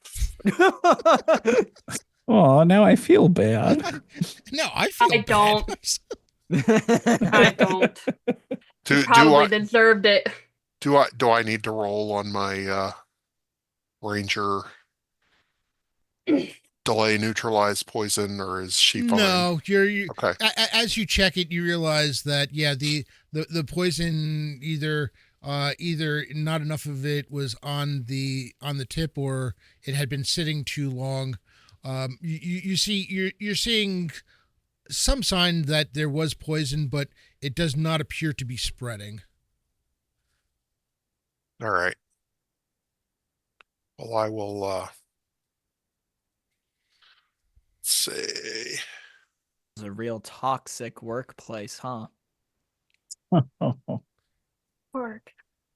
is that a poison joke? I don't think it's appropriate. Questral just casually strolls by while this is happening, yells that out, and then runs back to the tavern. I take my crowbar and use just the stiff end of it to push the needle back in where it came from, just so that it's not protruding and very obvious. Okay. And can she pick the lock now? There's the problem, because Yeah, she probably could because the thing's not going to come out again. So, yeah, you can go ahead and pick the lock. Yeah, I'm gonna try. I have faith Work. in you. Work. Think of it as Hey, fun. yelling at your dice does work. Let's see, that's 24. All right, Hey. you hear the satisfying click of the lock, the locking mechanism letting go, and you should be able to open the door. All right, I bust that thing in. I've been stuck with a needle. I'm not in the best of moods. All right. Can I apply a bandage to her wounds? Okay. Flora, you get two hit points back. I thank you, even though your comment was kind of mean. It was kind of mean, yeah. Was it? Yeah. Like, we should probably work on your people skills, like Flora's working on my sneaky skills. Okay. Wait, I'm curious. What is Turan's charisma score? 14. I'm well liked. I'm well-liked. I will That sounds shock like- you by saying it's not a prime, however. Everybody thinks I am a joy to work with. It just sounds like something that goes on the Tinder profile, just like, I am very well liked. 5 miles away from you. And in true comic book format, meanwhile, back at the tavern,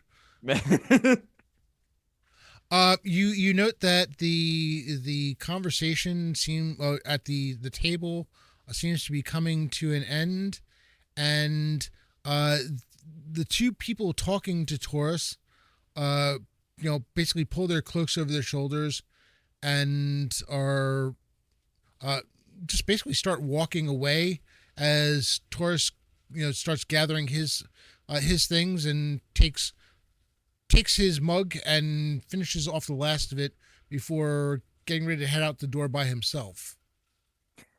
Questral is going to quickly lean over to Aldrich just to confirm.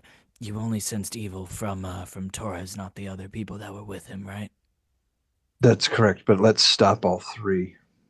Okay. I can do the drunken fool act. Well, let's just call him over. And at this I say, gentlemen, a word, You if we there. could. Yes. What? It's excuse me. It is rather late. We'd like to get to our beds. We won't hold you long. We just had a quick thing to go over. If you would be so kind, we can also pay for another drink. We can also pay for another drink if you would like.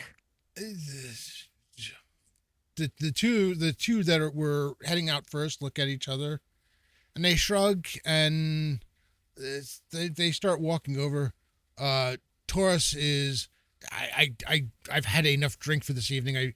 I really just want to get to my bed. It's been a very, very long, frustrating day, and I've had enough. Then it would behoove of me to not offer you a drink as well. Listen, I know what it's like to have a frustrating day as well, to just feel like everything is going wrong. But trust me, little moments like this, getting to sit down, have just a quick drink over a couple of minutes, have really made the difference. Trust me, it can take some stress off your load. Will you join us? Will you accept our hospitality? Give me a charisma check. Okay. Let's see. What do I got on that? Oh, I got a +1. Let's go. I don't think I have any extra race stuff related to that. A +1. You must be as well liked as Torrans. Yeah. +1 in level, Exactly. I think. Yeah, so +1 and plus level, right? Yes. So +5 total. Okay. Boop. Okay, I rolled an 11 +5, 16. Is that a prime or a non-prime? How do I know? Oh, is Uh, that the prime with the little dots next to them? Yes. Not prime.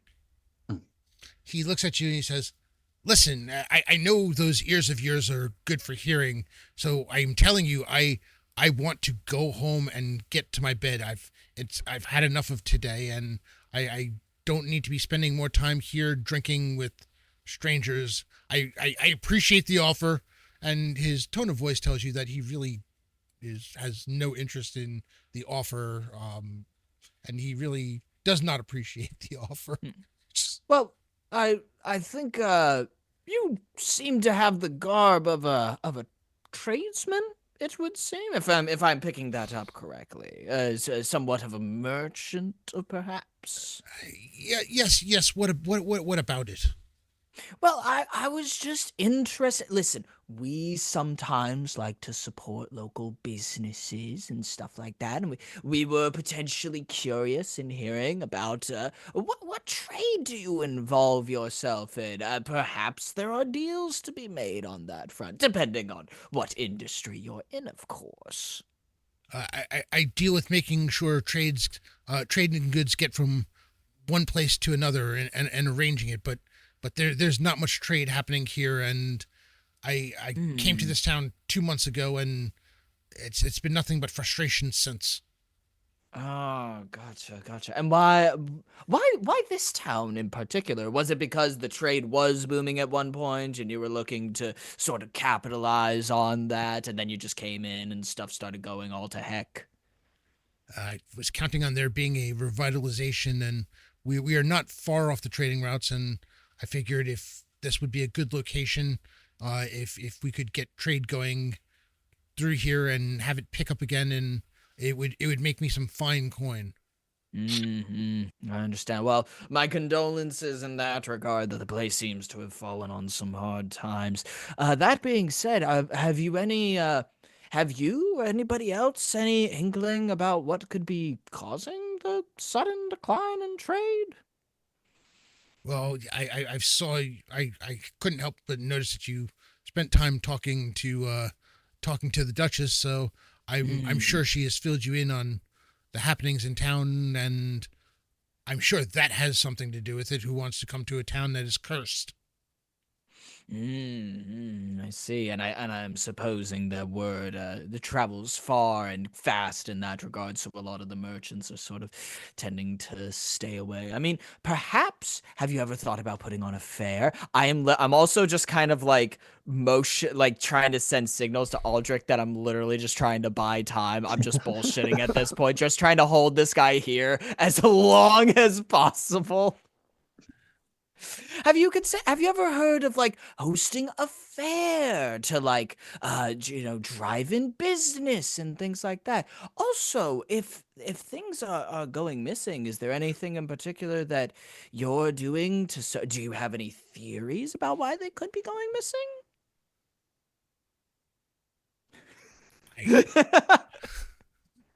And his brain, you can tell his brain is just like, he has that look of a man who really wants to be any place else but. And he's like, no, I have no idea. I want to go to bed. Please just leave me alone. Good sir. We are in town. Meanwhile, the other two are standing there. By the way, could we get that drink now? Oh yeah, I call over the barkeep to this and buy them a couple of drinks. Yeah, they're more than happy to sit down and drink. It's like, all right, beats the hell out of going outside. While Aldrich's doing his thing, I'll take care of that. I say you the wares that you have. We're in town for a little bit, and we do have some coin to spend, and we'll probably need to resupply with some things. Is there? Do you have a business in town? What is it that you sell? Well, I was supposed to have a trading post, and I've got the building, but there's no trade going on. So how do you think that's going? Well, do you have any inventory at all? Nothing to speak of. That's unfortunate. Do you have?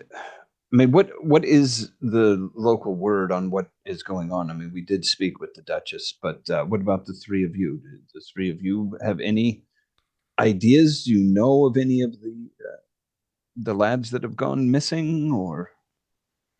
He's like, I told you I arrived 2 months ago.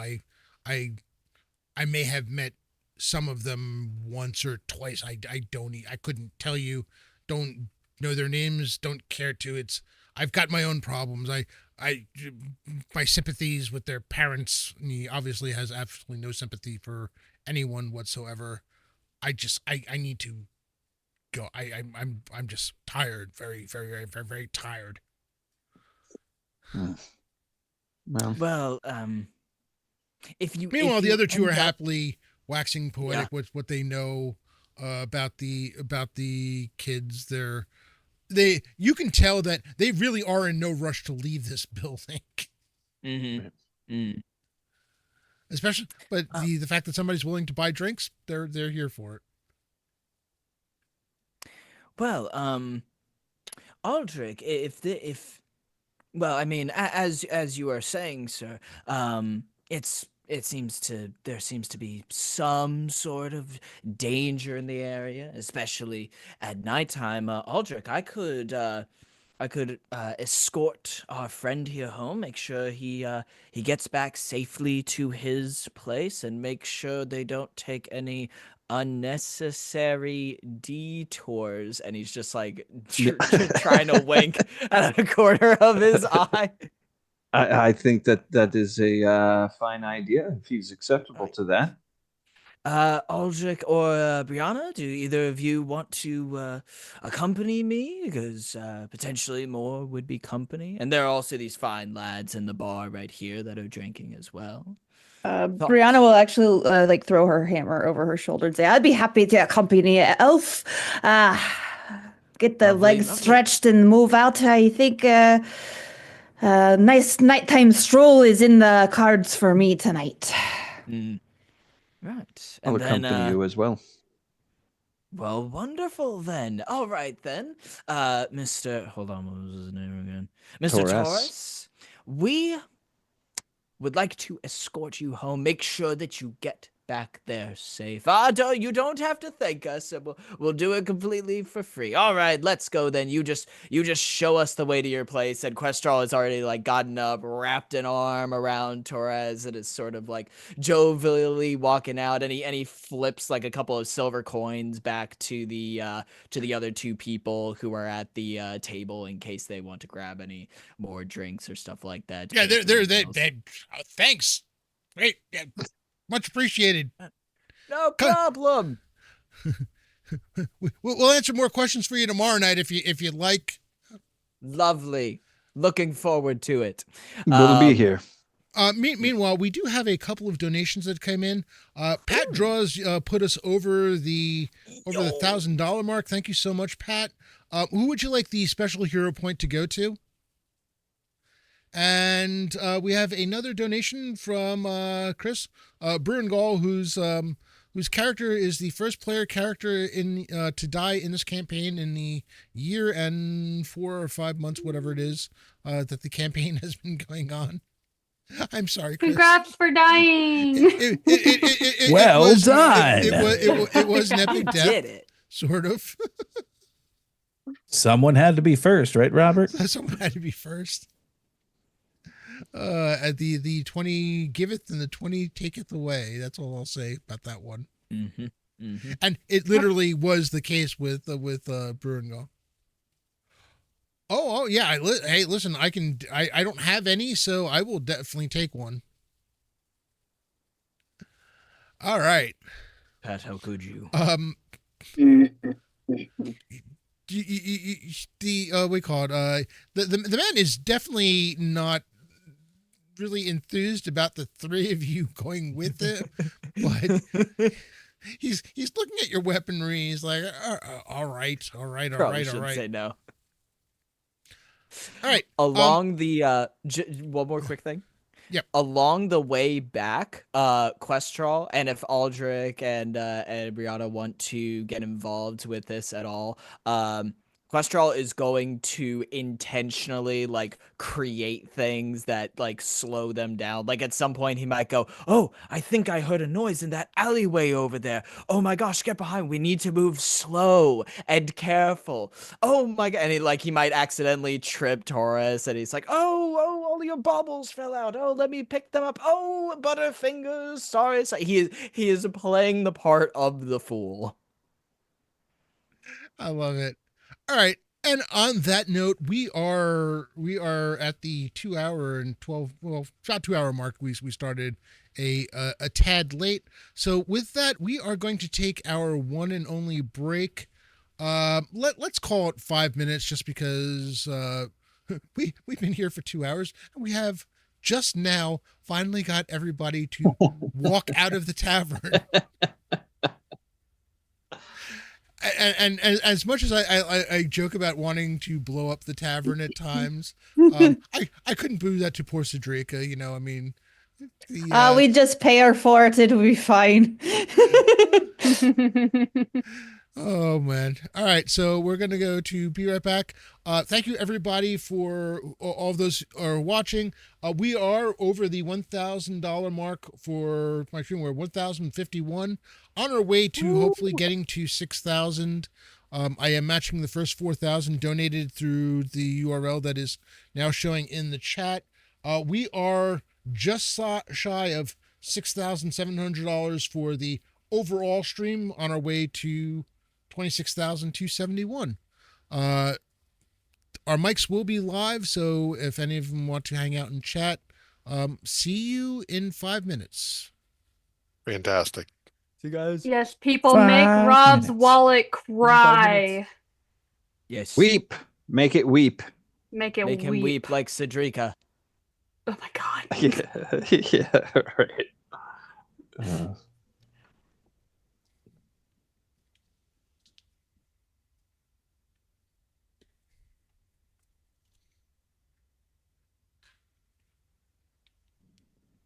And then there were two.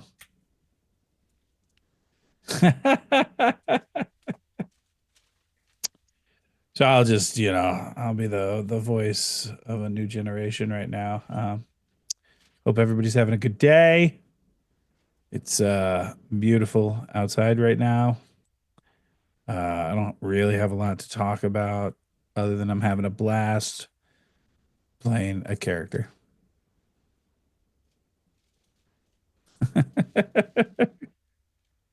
Ghosties talking to us. Ooh, spooky. Remember, donate to Robert's the fundraising. It's really good.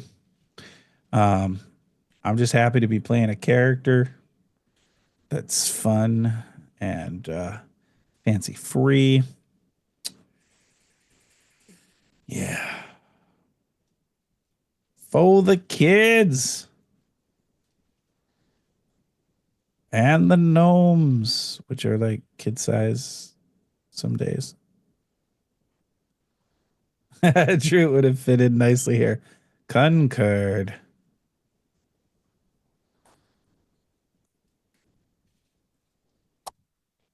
I like playing goofballs. Yeah, I think gnomes are kid sized, roughly. I guess it depends on which game you're playing. I mean, they run around like 2 feet, 2.5 feet, so small kids. Yeah, but not large kids. No. Not like I've got a friend who's got like a 12-year-old taller than me. That doesn't count. So, all right, since Robert's back now, I'm gonna go so that Robert can talk to you guys. I wanted to make sure that you all had somebody to listen to, even if my voice is a little weird sounding. You all had somebody to listen to. I didn't want it to be just like Silence. do. Yeah. Hello, silence, my old friend. Yeah. No, thank you guys. You guys are fantastic. Oh, I like that. Sunday, Sunday, Sunday. I bet it's Friday. In a world Where? made of fantasy characters, we come to you live, splitting the party 6 different ways. Who will live? Who will die? Only Robert knows. All right, now there are other people here. Now I'm going to step away so other people can talk.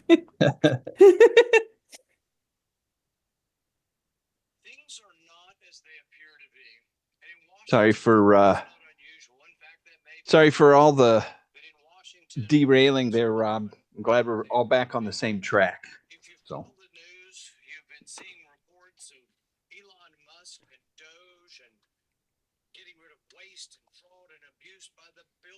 If not trillions of dollars. And yet we are meeting here today, though, because Congress, namely the Senate, wants to increase federal spending. So on the one hand, you have Elon Musk and Doge and the Democrats complaining to high heaven, he's cutting too much, they're cutting too much. And Senate Republicans are coming forward today to pass a budget to allow them to raise federal spending. What gives? Are Republicans for getting rid of waste, fraud, and abuse and reducing the deficit, balancing the budget, as the president says? Or are they really for increasing spending $340 billion? The budget that we will vote on. All right, chat. Rob DM'd me on the side.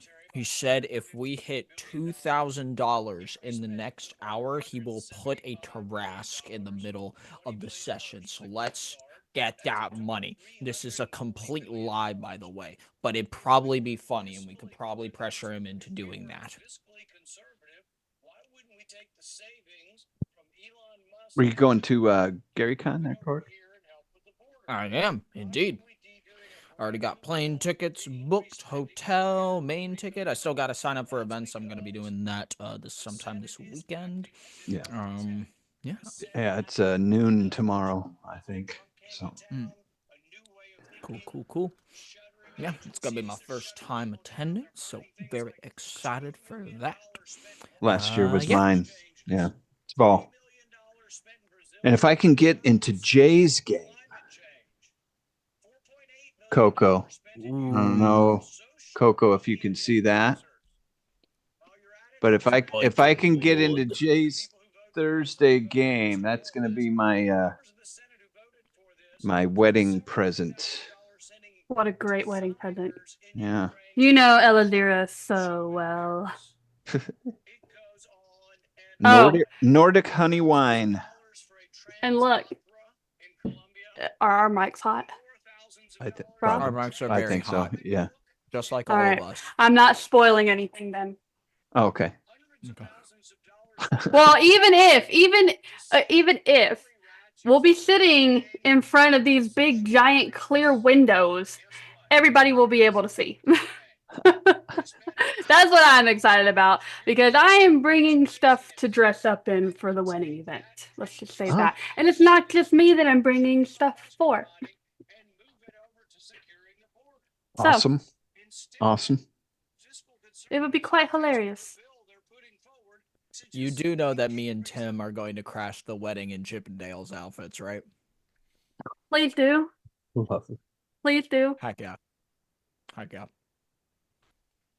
You're the only one. Are you? Well, no. Tim.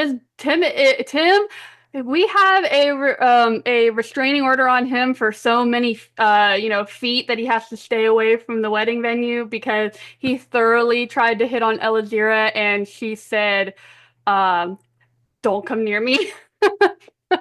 You were not allowed anywhere near me. You guys are wearing chipmunk outfits? Is that what I'm understanding? No. Chipmunk outfits? Chippendales. Okay. No. Different Chippendale. Okay. Wait, I just put that together. Why would they name it Chippendales when that's confusing? No, It's that's meant just to be. wrong. That's Yeah, that's intentional. wrong. Yeah. Yeah. I'm pretty sure that's intentional. Wait, which came first? The animated? They definitely animation, I'm pretty sure. Yeah. Huh. Animation is old. Well, the good news is we're sitting on computers, and now I have to look that up. Damn it. So Chip and Dale are animated characters, and Chip and Dales are basically male strippers, essentially. Yes. No. You know, Male exotic. I just realized how performers. young Korg is that he asked that or said that in the form of a question. He's just Right. a baby. Hey, both are full of entertainment. That's all I gotta say. All right. So the Chip and Dales as a touring dance troupe began in 1979. Mm. Oh. A lot older than Chip I and thought. Dale's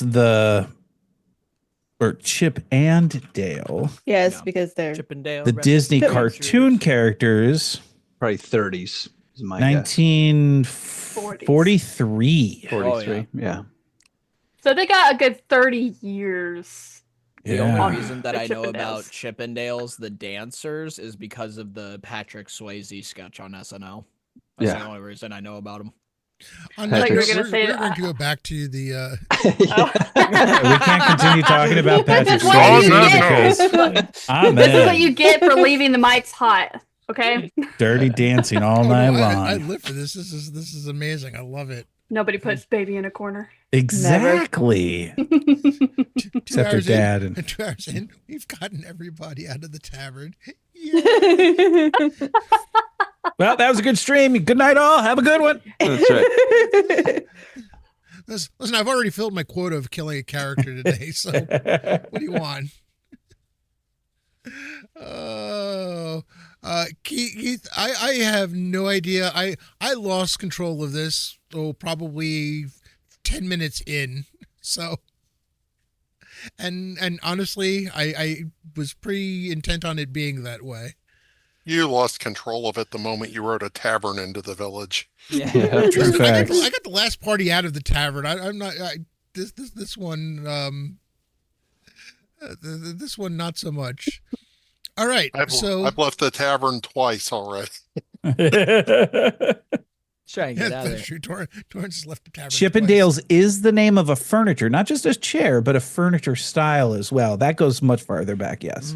So now we need to have a Chippendales dancer dancing on a Chippendale chair while watching Got it in Chippendale the the chat. animated series.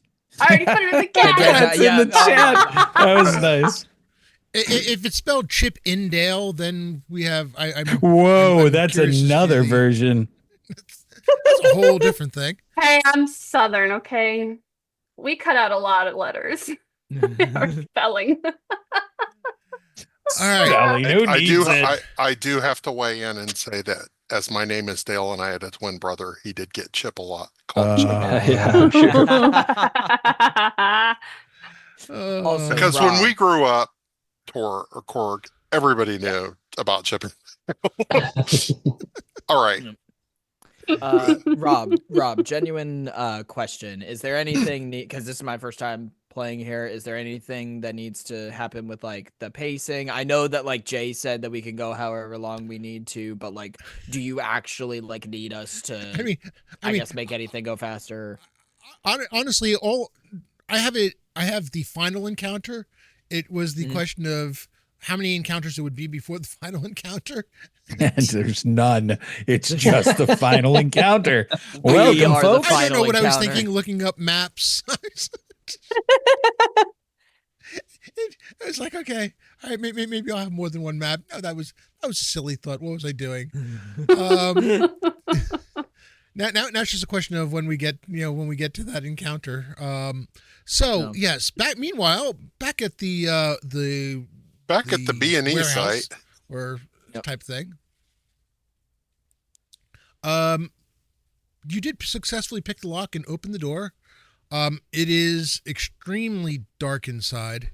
There are no candles, no lanterns lit, no sign of any movement whatsoever.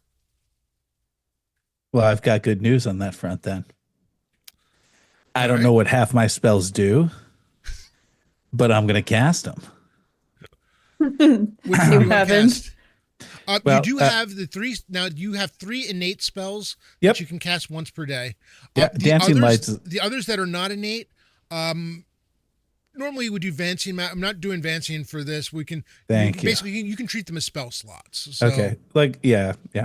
So I'm gonna walk like up to the door, see that it's pitch black in there, and I'm gonna start moving my hands around, kind of in a circle over the other, and begins to talk. By flicker, flame and flicker, light arise, dance upon the evening skies, twist and turn and do not fall, guide the path and light the hall. And he sends some dancing lights in there. Clapping. Three almost they for a moment they look like three little balls of flame, except the balls of flame, because of the wording that you use, turn into almost anthropomorphic figures, and you can see little legs as they are dancing around in a circle, heading down the hall. Can the dance that they dancing, could it be the Macarena? Is that okay? Sure, what the hell? All right. It'll be like Pee Wee using Herman somebody tequila. using dancers holding lights to search.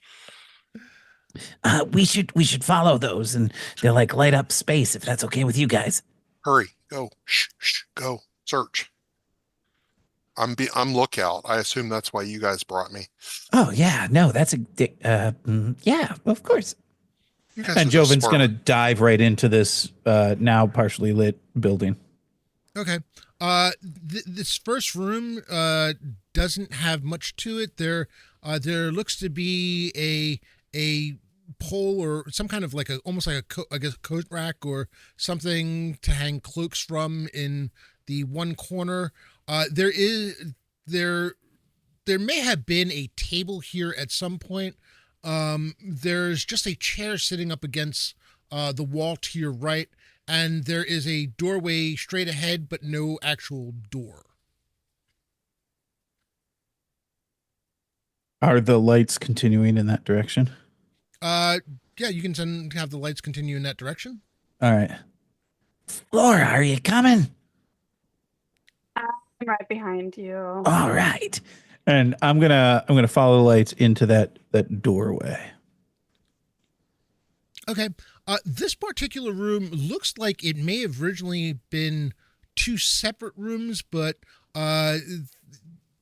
there seems to be, it looks like a wall may have been taken out between here and basically continuing what would have been down the area. There is a table here with a chair. Looks like it may be used as a desk. There seems to be a single drawer. Nothing on top of the table. Actually, it's completely cleared. There just seems to be some little bit of dust, or maybe actually at this point probably a lot of dust. So I'm going to stop at the table. I'm going to start checking it out. Now I have dark vision, so I'm assuming that's going to assist me as I begin to pilfer through things. Okay. We have another donation. Thank you, Sir Tim from Stronghold D&D. $100 donation. Tim, who would you like the special hero point to go to? We have reached another plateau. We are now at 1151. I'm a good fan of plateaus. They're nice. Good place to stand. Very stable. Exactly. One Nice thing you note, geography. on the where the wall is taken out, it's not completely. It's almost more like it looks like it was more cut out than anything else. Just past what kind of amounts to almost like an archway type situation. Just beyond that, there is a door to the right. I'm gonna look back at Fleur. What do you think? Should we check out that door? I mean, well, do you see any other option that we could check out? Oh, now that you mention it. Nope. All right, then. My question was answered very quickly. I would like to go up and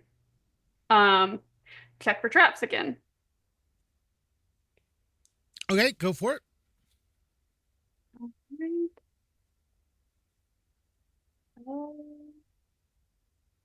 13. 13, you don't find any traps. Okay. That means there are no traps. That's great. Okay, so I open the door or see if it's locked. The door is locked. Okay. I'm gonna pick it. All right. You got it. I know you can do it. Ooh. 24. You hear the satisfying click of the lock opening, and then you hear it, and you feel the familiar sting of the trap that you missed hitting you. Please give me another Constitution saving throw. Oh god. That is a 24. All right. You take another 5 points of damage. Canadian Ancient Gamer with $149, bringing us to 1,300. Thank you so much, sir. Coco, that hits the $1,200 and $1,300. You've got actually, Patrick, do you want to give?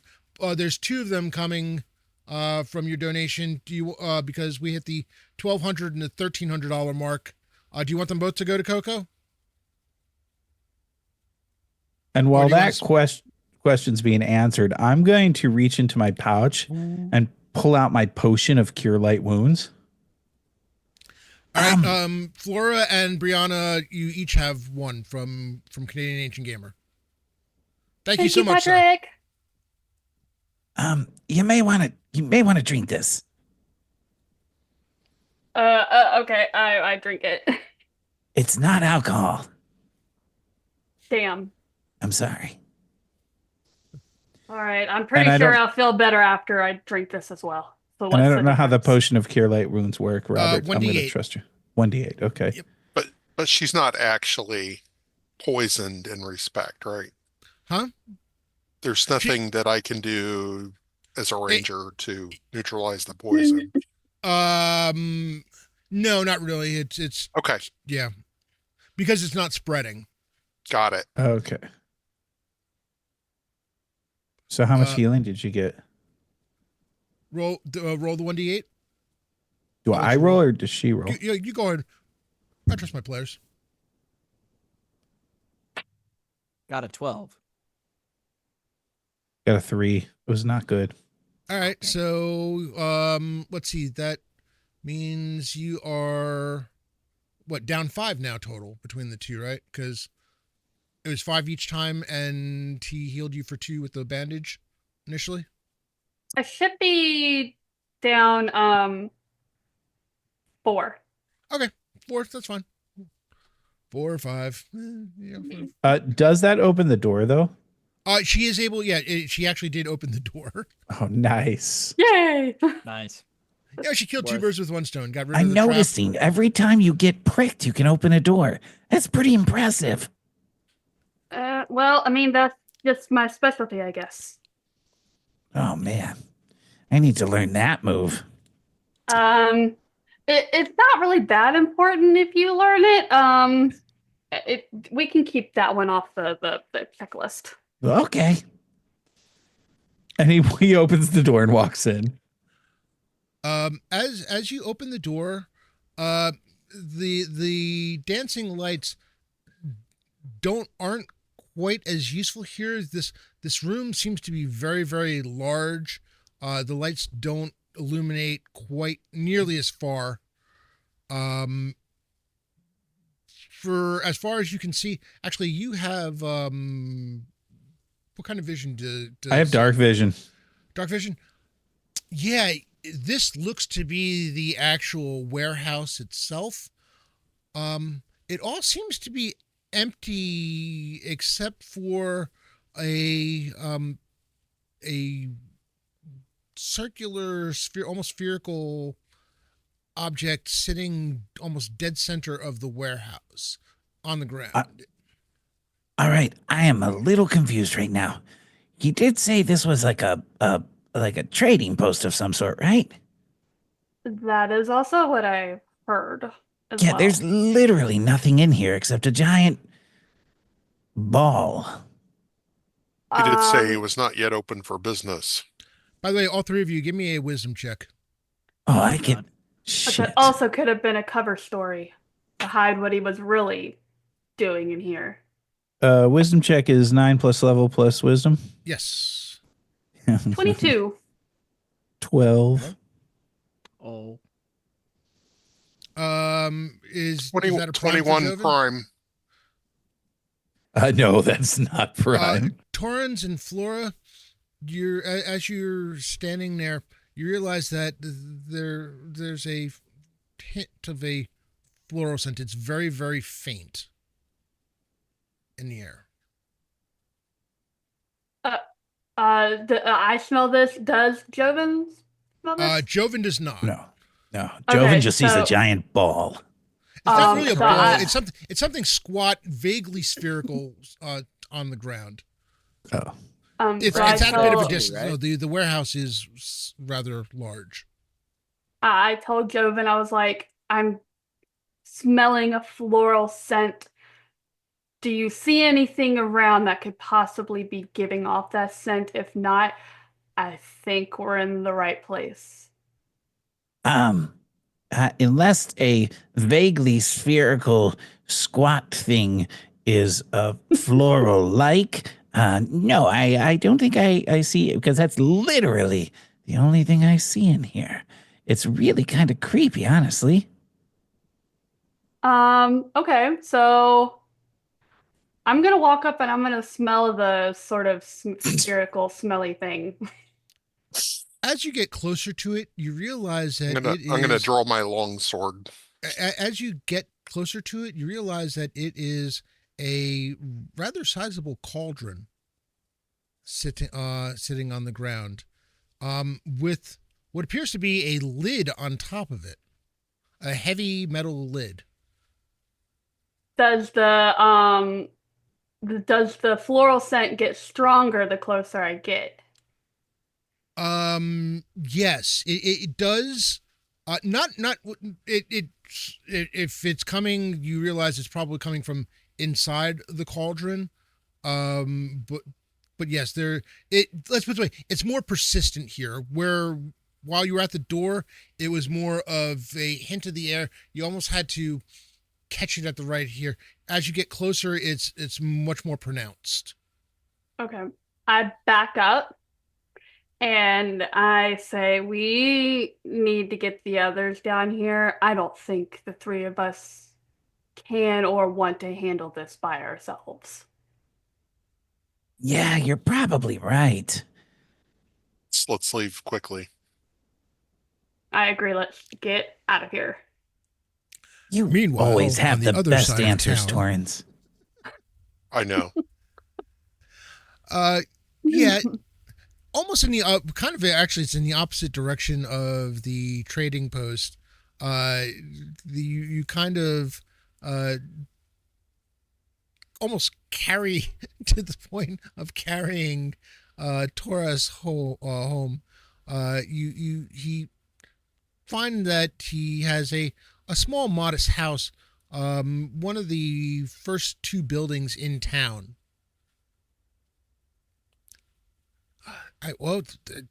Thank you for escorting me home. I appreciate it. I would like to really much go to sleep now. So if you could all just please just leave me alone. I've had enough of this evening. And we don't see any indication that that the other three have sort of made it out of the shop area. If you're paying attention to it, no, they're, as far as you can tell, they are still in the inn where you left them. All right. Questral is going to quickly go, oh, well, No problem. Sorry for all the detours. Oh my gosh, what is that? And while hopefully hold on. When Taurus like looks behind him, he's gonna quickly whisper over Aldrich. It looks like they're still inside the shop. What should we do?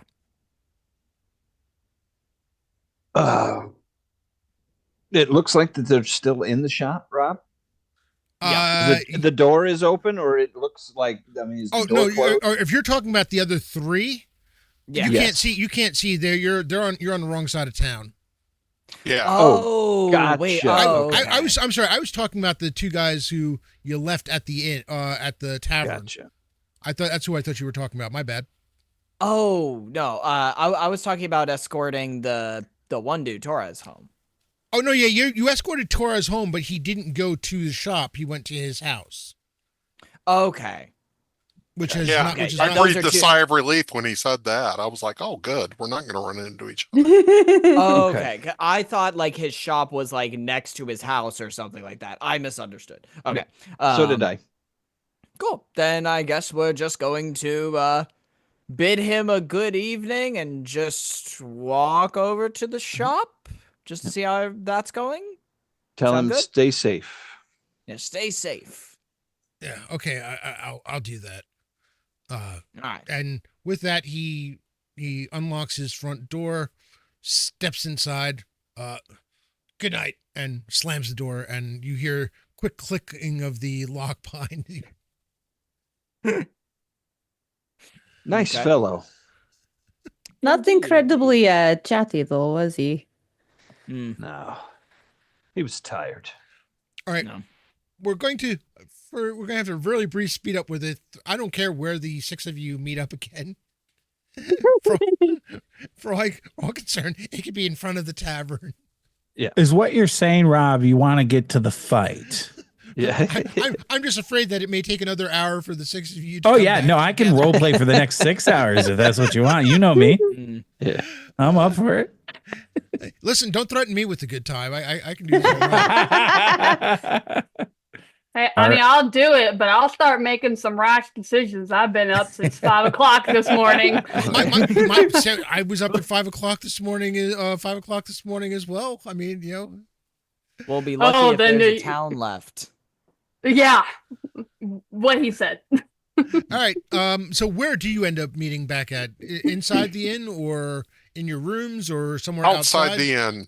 Yeah, outside. Outside. the inn. Outside the inn, Okay. because we want to take these people to the cauldron. All right. Yeah, you take him back to the cauldron, and I'm assuming you tell them about the scent, which all of you are at this point. When you sniff hard enough, you're able to pick it up. Even I don't before- smell anything. Must be really sad to be nose blind. I mean, you're missing out on a very, very beautiful scent. That's what my mom told me. And well, it is what it is, I guess. I would call it pungent. Oh, interesting. So, what are we thinking about doing about this?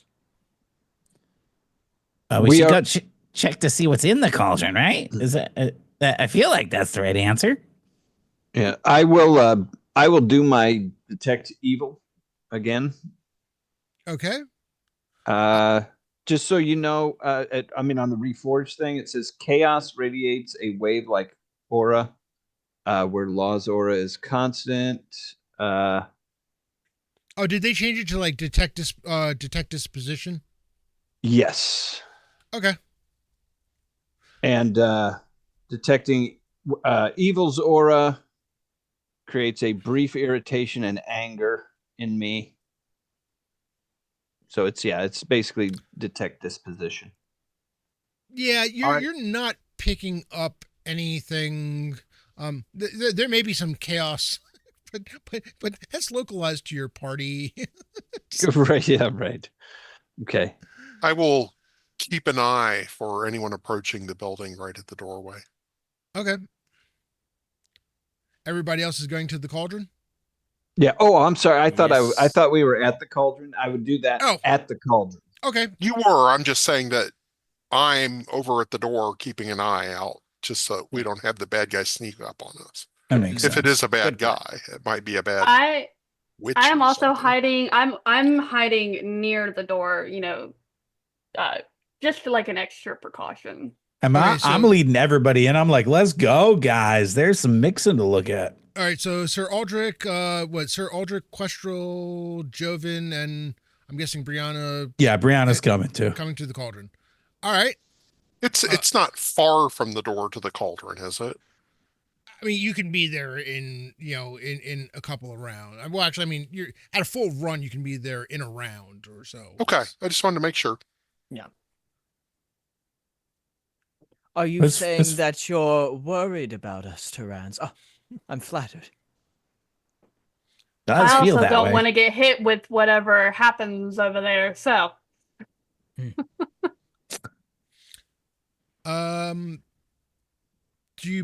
So what do you do while you're at the cauldron? That's where I would do my detect evil. Yeah. Yeah, you're not picking up evil. I do not sense any evil from this thing. Not even a hint of mischief? Not from the cauldron. Oh, that's disappointing. All right, well, and Shall we check to see what's in it? Yeah, Questral just kind of leans over his head to sort of look in the cauldron to see what's inside. All right, you're going to need to take the lid off. Okay, Questral is going to do that. Make a strength check for me. Okay. That's actually something I actually have okay stats in. Let's see, 15 plus 1 plus 4, so plus 5. Let's go. Oh, and I am primed. I also don't want to be there when the Conan style brew of people and missing kids is unveiled. It's what's for dinner. I'm glad we share a brain on You that. rolled a 12 or a total 12? No. This guy, y'all are gonna laugh at this. This is gonna Okay. be really funny. I rolled a natural 1. How Let's go. about that That's special what you hero get. point? That's what you get for trying to put a natural one on me, sir. Oh, don't worry. Yours is coming. Yours is coming. It just has it. I didn't pay for the express shipping. It'll get there eventually. So, Rob, does my arm break when I try to do this? Question, you're standing there and you're trying to figure out whether this thing is like locked into place. You're not seeing any locking mechanism. It doesn't want to come off. So you put your feet up against the end of it, and suddenly, as if almost like a vacuum seal, finally pops. The lid comes off. You go flying. The lid lands on top of you and does 4 points of damage as it kind of knocks the wind out of you. Can Joven lean? By the way, do you have any light source, or are you all just staring at this thing in the dark? Oh, I can see fine. It's not dark. What are you talking about? I have Well, you can see twilight in this darkness, you can see grayscale, I think. Yeah, but I mean, it's not like even in grayscale though. It's not dark, right? Like it's as if bright day, but in gray. Yeah, this looks to be. There is definitely liquid in this cauldron. It's not quite full, but close. Joven's gonna lean over Questral. Are you okay? I think. Oh, my bad. I forgot that I should pull instead of push on those. Well, just so My you know, apologies. Flora has taught me not to let lids of cauldrons fall on you. It's not stealthy. That's very helpful, Joven. You are so smart, and that's why you have 2 heads right now. And what? now 3. What? And why is everything spinning? Okay, You can tell he is zonked after just getting hit in the face with that thing.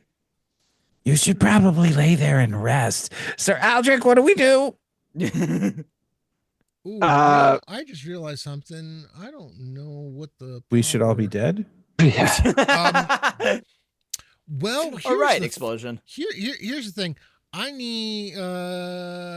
I'm ready to roll. Give it to me, Rob. I need to check on something because it's not where I thought it was going to be, and I did not anticipate that. At least Trans has charisma.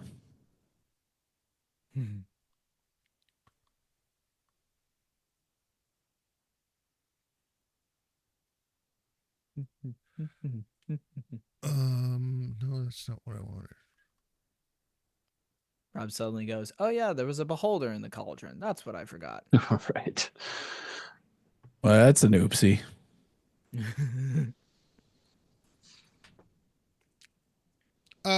Yeah, Joven, you're talking to, you're talking to Questral, and Brianna and Sir Aldrich are standing there, and there's a lovely smell in the air. It's a very strong, um, fragrant, heavy. You're realizing it's lavender, and it's very soothing and calming, and wow, now would be a really, really good time to go to sleep.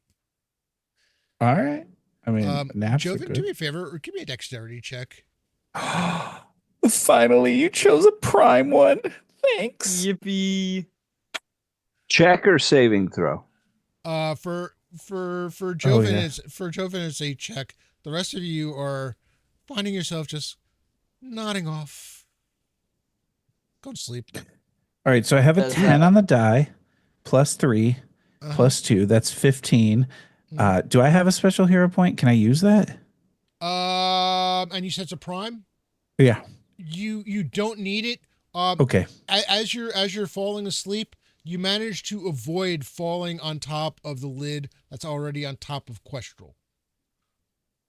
Who is but what okay. unless you want to fall on top of the lid on top of Questral. Well, that would be higher up, and so my landing would be less, and so I'm gonna choose to use that as a buffer on my way down. Come on, Joven, let's cuddle down here. And he's like, "Oh man, I'm feeling real. Oh, that's a nice lid. Oh, you have such flowing hair, Kestrel. Joven, Joven. Ah."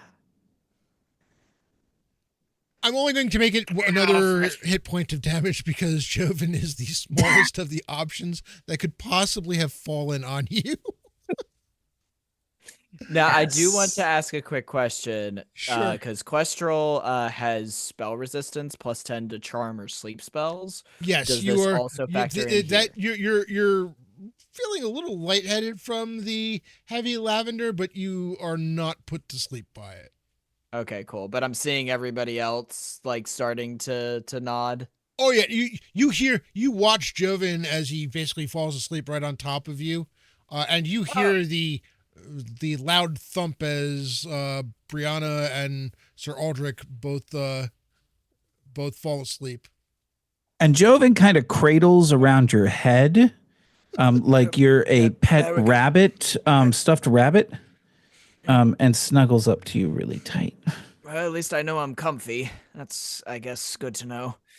And Questral is gonna sort of like, because he has now Joven and the lid on top of him, so in a very like sort of strangled voice, he's just gonna kind of look backwards towards Tyrans and Flora and go, Tyrans, Flora, it looks like the cauldron has been opened, and everybody over here besides me is now asleep, including Joven, who is on top of me. I should probably close up the cauldron. So I guess just be careful. Don't come over here for a moment. Keep your distance. Don't want you falling asleep too. And then Questral is going to try and take the lid off of himself and sort of work his way over to the cauldron to see what's creating the smell, while also keeping Joven on his head. Okay. I grunt when when he gives us those instructions, because he basically just tells us to keep doing what we're doing. Yeah. By the way, yeah, the two of you are not in danger. Well, Flora, you're a little closer to being danger of falling. You're feeling very, very at peace with everything right now. Life is good. I You feel know, great. a cup of tea wouldn't be remiss. Just maybe a blanket and a good book. I reach into my pouch and I'm just like munching on my rations. Okay. And the horrible taste of the hardtack rations brings you back to reality. Nothing like eating compressed sawdust with meat flavoring to remind you of the horrors Home? of real life. Oh, And home, yeah. All right, Questrel, give me a strength check.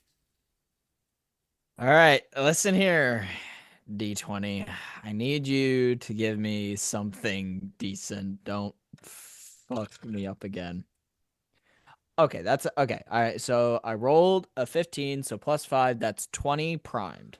All right, yeah, you are able to get out from under Joven, and who like is like reaching for you as he's sleeping because his pillow and his teddy bear moved. Oh, can I pick him up and like carry him over?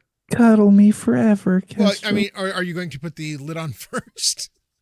Yeah, like one arm for Joven and one arm for the thing, or am I not that strong? It's more of an awkwardness. The lid is heavy enough that you need There's nothing both your awkward. arms to just get it up off the ground and put it back on the cauldron. Okay, in that case, I'm gonna quickly remove my my bedroll, and I'm gonna give that to Joven to cuddle with while I move the And you see as cauldron Joven shudders a little bit. Oh, and then it's fine again. lid. He All gives right. Joven a little pat on the head. You're able to get the lid back on. You know, you hear the peaceful snoring slumber of the holy duo. On the other Did I side of see the what cauldron. was inside the cauldron before I put the lid back on? Again, it was almost filled completely with some kind of liquid. Looks to be Okay. well, you can't really tell because unless you try to stir it or something. But Can I Take a sip. Well, I was going to say, before I put the lid back on, can I reach in my pack, take out one of my 1-quart water skins, empty that out, and then sort of take a little batch from inside the cauldron? oh, absolutely. Cool. Yeah, I'll go ahead and do that, and then I'll put the lid back on, and then go wake everybody else up, give them a little slap, you know. Hey, wake up there. Please let me wake Joven. I will let Flora wake Joven because I'm scared of her. Yeah. Everybody is. it's not All right. creepy at all that the elf took a whole canteen of fantasy ether. Mm-hmm. Hey, you never know when So you'll how do you need it. wake Joven? I'm curious now. Yeah. So I walk up to him and I rip the bedroll from him. I grab the front of his where do you wear like a tunic? Are you wearing like a what are you wearing? So I am dressed in some of the finest robes you have ever seen. They Perfect. are sparkling with glitter. Perfect. I grab that expensive material and crumple it up in both hands, and I'm just shaking him, waking him up. As you do that, you hear him start to cry. Please don't hit me again, Mom. I'm sorry. I've tried my best. I'm so sorry. So is he kind of like gaining conscious or no? Oh yeah, he's slowly waking up. It's obvious that it's a nightmare of some sort from his past. All right, to make this the final one, I just rear back and whoop. I'll never do it again. Oh yeah, I promise. Oh, okay, good. It's only you. I hope everybody's having a good day. Where are we? What are we doing? Oh God. Oh, good, you're awake. And I just drop him. This party has some issues.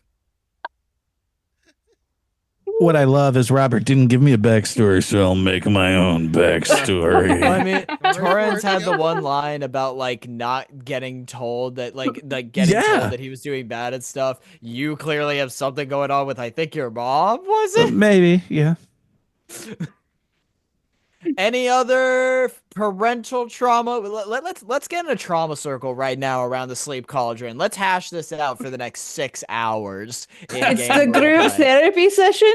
Group therapy session. I'd like to confess to the cleric. What exactly would you like to confess? Should I get in touch with Morden for you there? I mean, hey, it even rhymes. Group therapy for charity. Oh, that's good. I like this. I like it a lot. All right, so it looks like everybody is awake.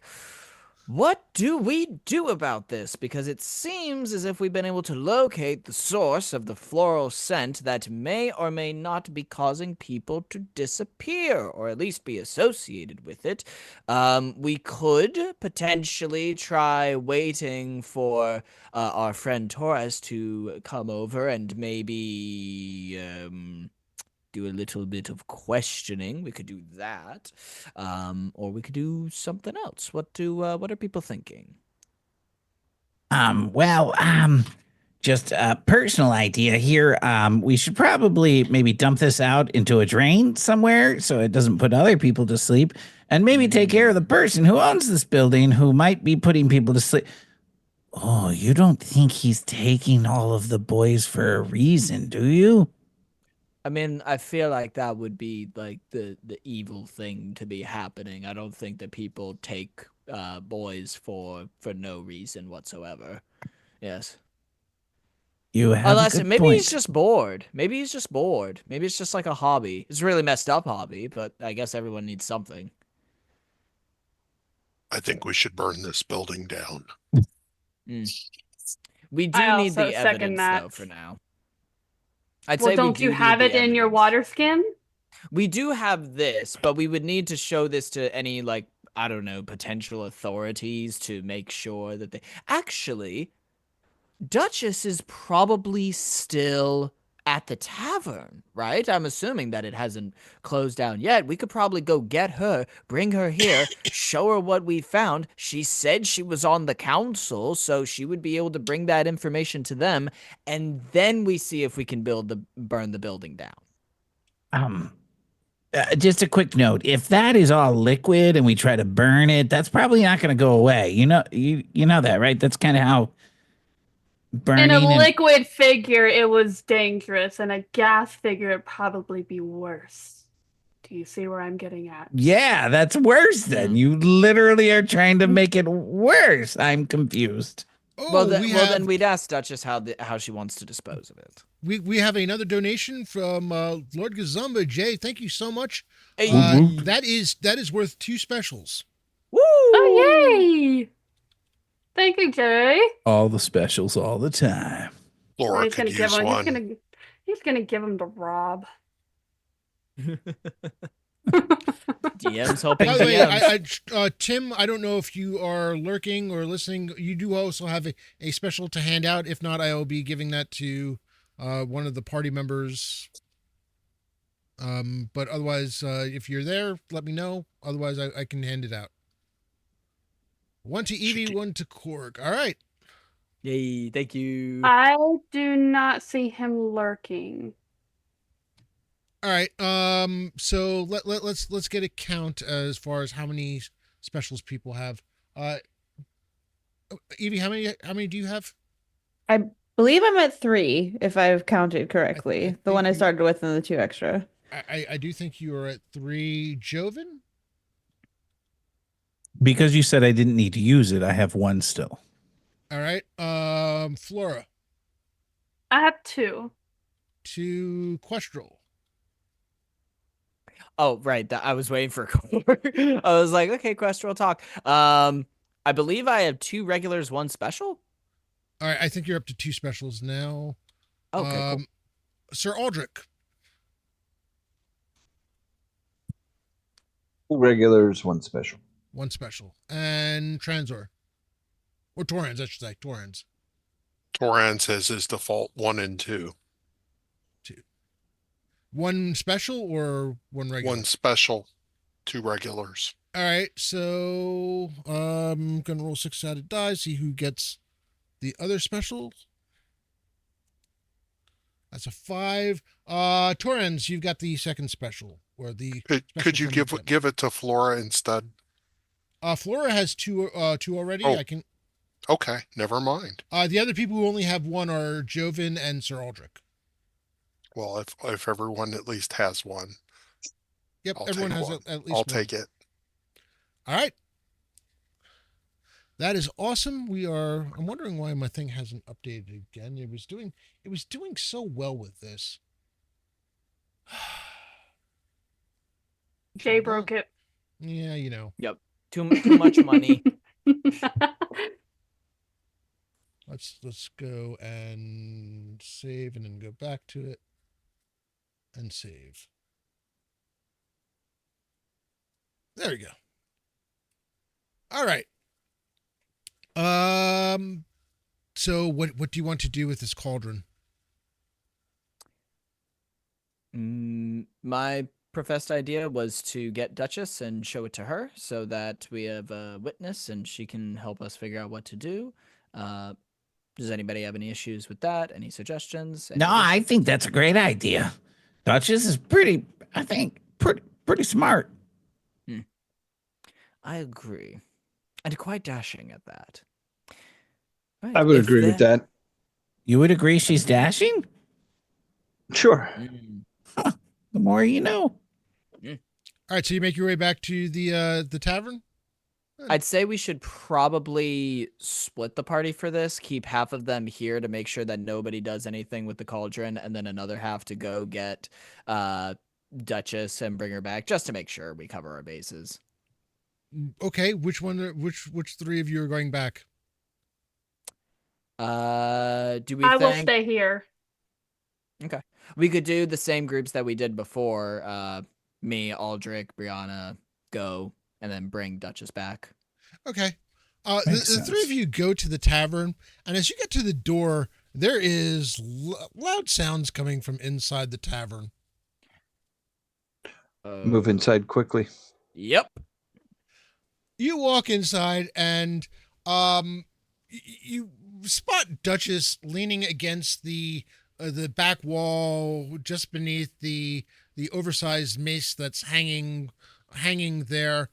Her gaze briefly goes up towards you, and then back to the table where the 2 guys that you had left there are still there, and they are the 2 happiest people in town.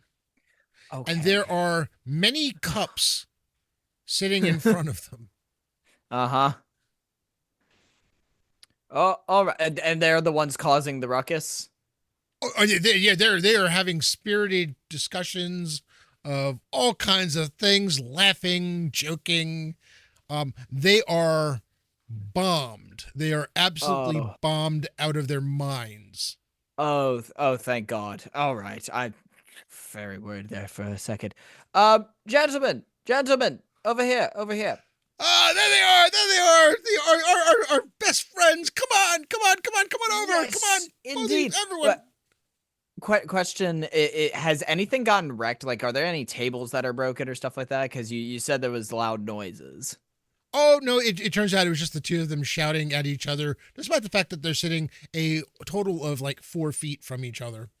Cool. They have no inside voice right now.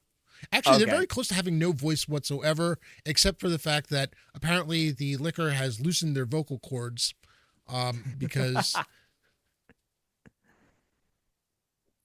So yeah, wonderful people. You should all come to town sooner, more often. Stay here as long as you got coin. We will be your best friends. Oh, it's been an absolute delight. Aldrich, Brianna, do you want to go and tell Duchess about the thing? I'll hang out with these 2 chaps for a second while you do that. Indeed. Wonderful. And Questro is going to join in on the merrymaking. As Aldrich and Brianna approach where Duchess is standing there, she looks at the Questel and the two guys at the table, and then looks at the two of you and says, "Please tell me that they weren't lying when you said you're paying their bar bill." That's the truth. Yes. Questral had said he would cover. Okay. Just like, and she's perfectly okay with that answer. We do have some something that we would like you to accompany us on. We found something. All right.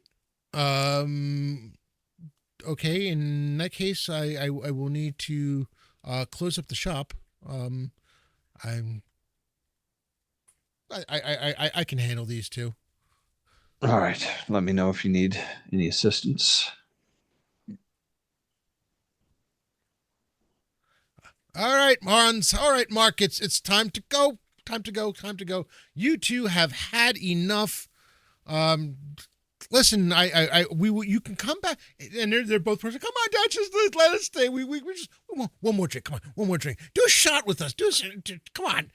It'll be fun. We can play some games and roll some dice, and I don't know. I mean, what do you feel like playing? We could play some cards. I mean, it'd be really cool. It's like, how long has it been since you played cards with a Duchess?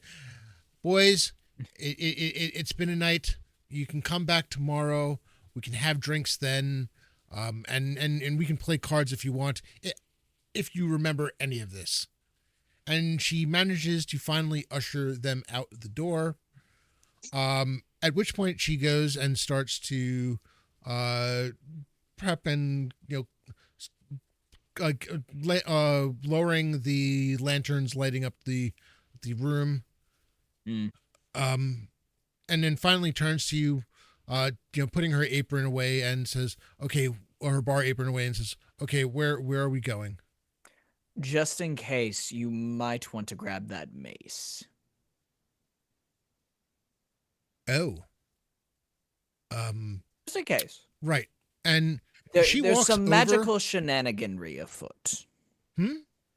There's some magical shenaniganry afoot, and in my personal experience, it's always best to be over-prepared.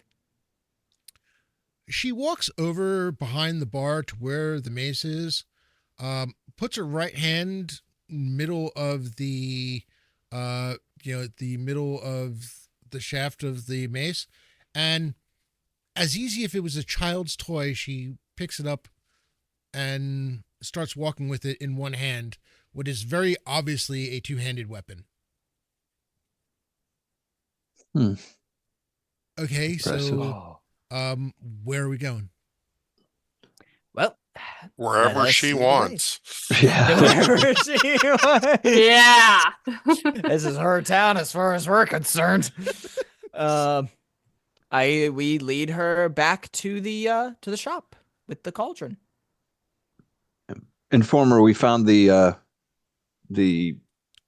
source of that floral smell. Yep. Oh. And potentially right. what are the sources of the kidnappings? That is interesting. And with that, suddenly her grip on the hammer or the maul becomes two-handed. And there's a very definite change to her demeanor as she's walking along with you. Sir Aldrich, you recognize it as someone who is most certainly combat trained, not just an adventuring type, someone who has been in enough battles to be aware of when danger is potentially at hand. Right. Good to know. So she walks. You walk back to the thing. She looks at the place. I don't suppose you can do anything about light. I can't see in the dark. I pull a torch out of my backpack and All light right. it. Okay. Yeah, she follows you in. She looks around, and you now get a really good look at the desk that was in the table that was in one room. It's pretty obvious that it hasn't been used as a desk anytime or used for anything really in the last at least few months, maybe longer. There is a sizable amount of dust on it with no sign of it, any markings, anything having sat on, being placed on it.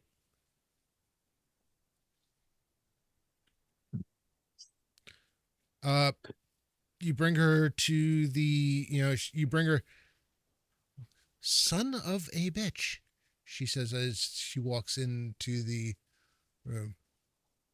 What is it? I knew they had not planned. I knew they had scaled back plans when Trade had died, but there should have been more work than this. It looks like the work was done with that, and I point at that cauldron.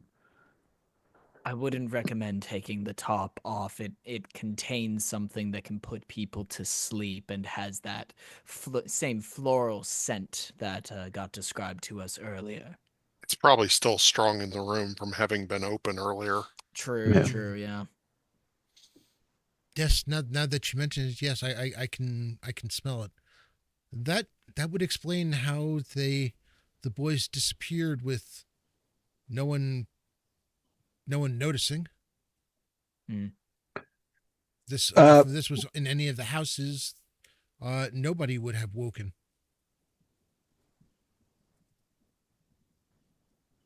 What about the possibility? Is there any other doors out of this room? I want to do like a walk around the the perimeter at the of the far room. end, basically at the far end as you go past the cauldron, there are what effectively would be pretty much like barn doors. Okay.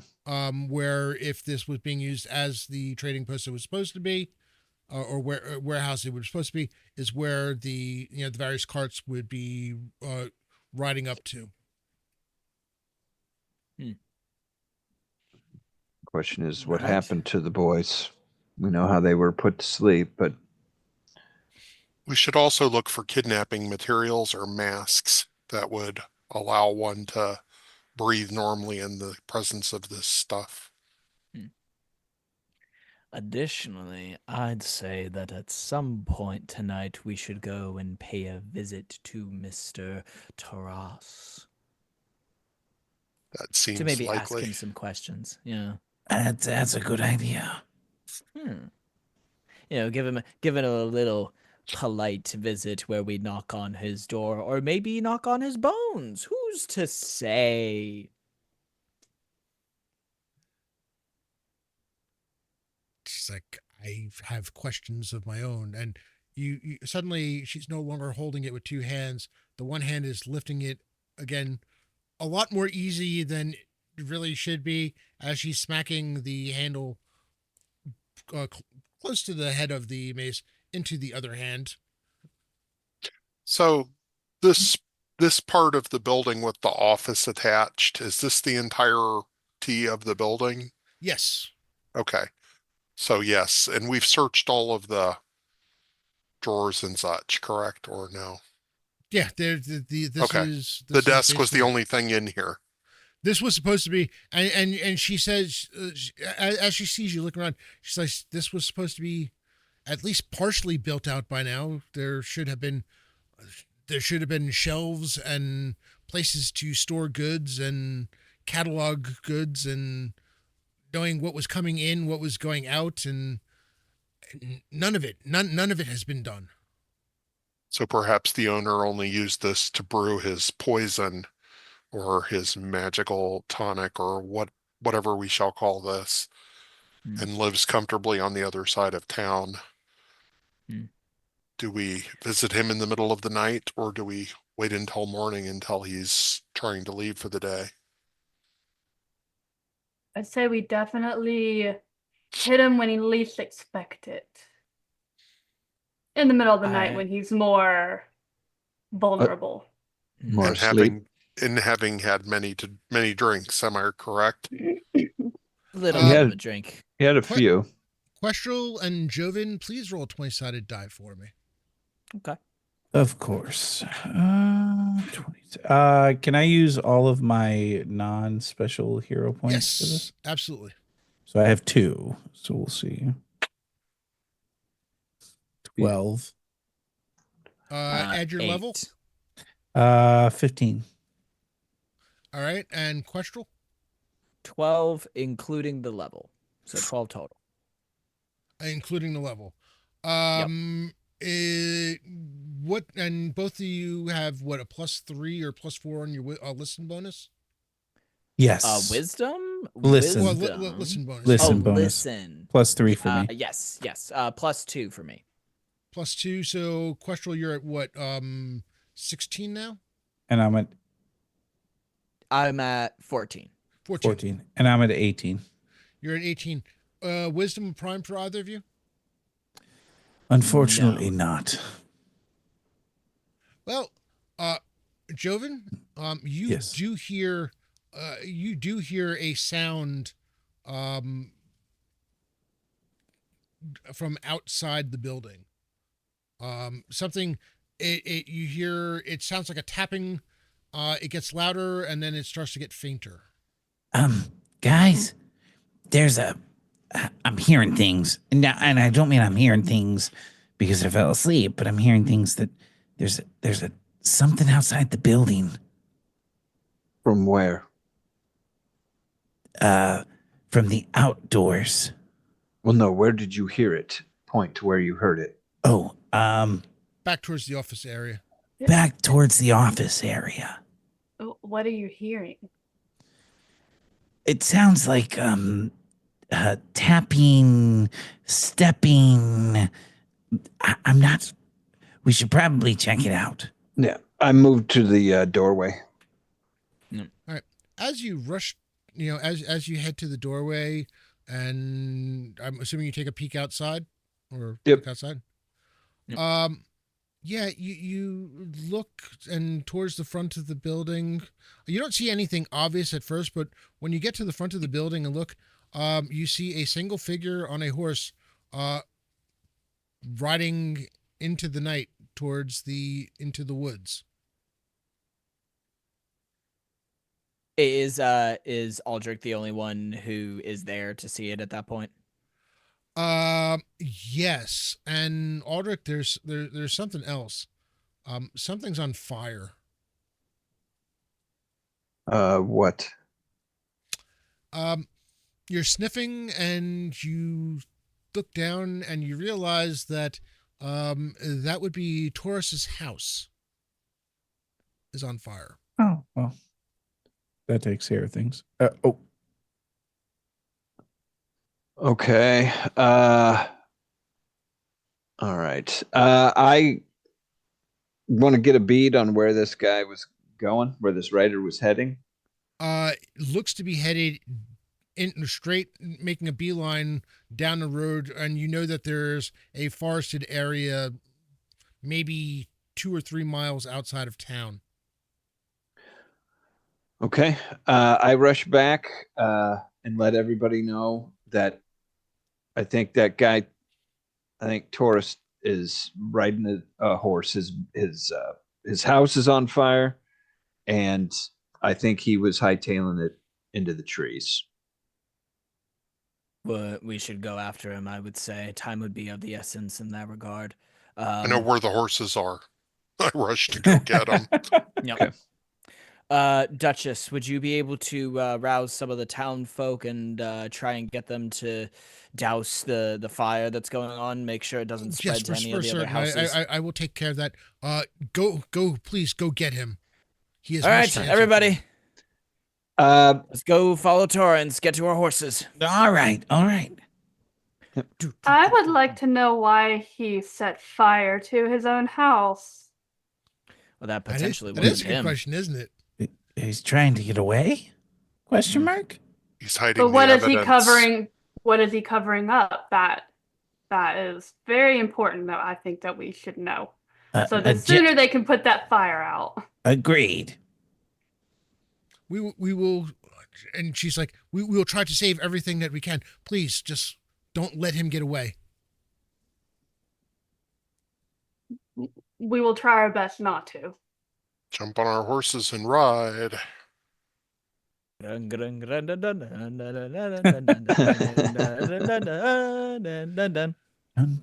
man, dun. I love it. I have finally, and Do you get to use a hopefully, map, Robert? Yay! I have to change the map I was using Yippee. because the first two are not going to be used. Those maps have been deleted. Where? Hold on a second. I thought I put both maps on this thing already. Let me drag this one in. Where is it? Oh.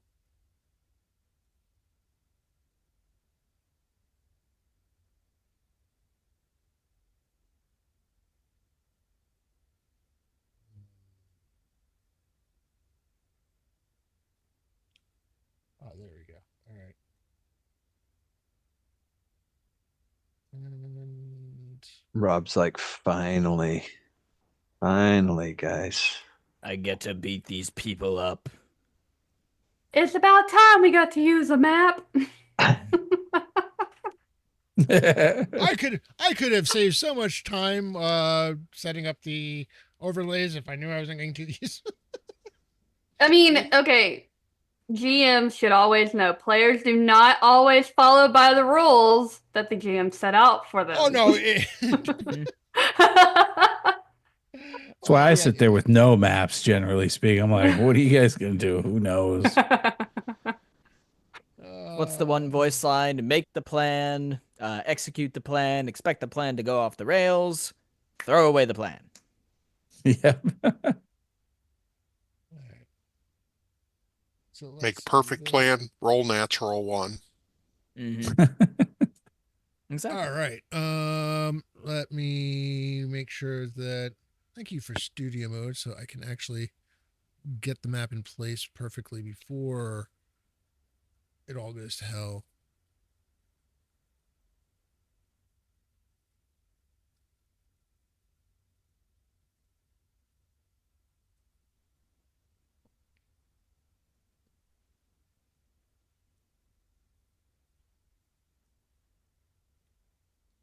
All right. So we are going to go over to the map. Transition. Map the map. Is this the map, though? It is the map. All right. The one true map. As you ride, you end up having to ride reasonably hard, and you're almost relying. Honestly, you're relying on Questral and Jovin's ability to follow the sound after a while of the additional sound of his horse ahead of yours. He's probably being more careful than you are at this point, thinking that he may be thinking that he's lost you. It gets to the point where there's the path that you're on seems to be far less traveled. The road does not seem to have been maintained as well. However, you do come to a clearing. And as you get to the clearing, you see that there appears to be a fenced off area with several buildings. They look like a couple of them look like they may just be for storage. But there is a gate with a path going past it. Beyond the gate, there looks to be gravel paths leading to through a small graveyard, beyond which is an old country chapel. The chapel itself looks to be in somewhat of a state of disrepair. You would think that there's nothing being used here except there are signs of lights from within the chapel. As we're riding to this location, Questral calls out to the rest of the party. It occurs to me, Torres was meant to be using that one place as a trading post, but wasn't really doing any trading, meaning he was getting money from some outside source, probably for exchange for him helping them get some of those boys and men. So we might be dealing with more than just him when we arrive. That makes sense. Is that large building the chapel or the Yes. smaller building? Okay. The large building is the chapel. Wow, it's a big chapel. Okay. We should probably go into the chapel and see what's going on, right? I agree.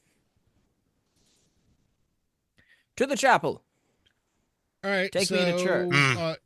You basically ride up right to this gate then? Oh yeah. Yep. All right. In that case, I need a marching order at the gate. Joven is not first. Yeah. Joven, how about you? I'd say Questral would like to volunteer to be at the front. Is it just one person at the very front or two? Or we gonna have two It's people wide at the enough very for front? two, easily. I'll Okay. be the other. Okay, All right. cool. So Questral and Aldrich in the front, and then maybe we have Flora and Joven in the middle because I think they might be the squishier ones. And then, Yeah, I'm super squishy. you know, and then maybe Torrens and Brianna in the back to cover them. That's fine. Have we dismounted at this point? Yes. Okay. I would actually like. Is that a wall that is behind the chapel?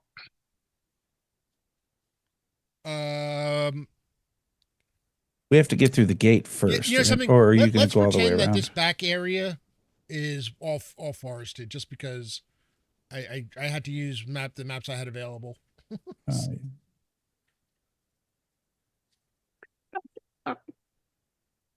So let's go with that.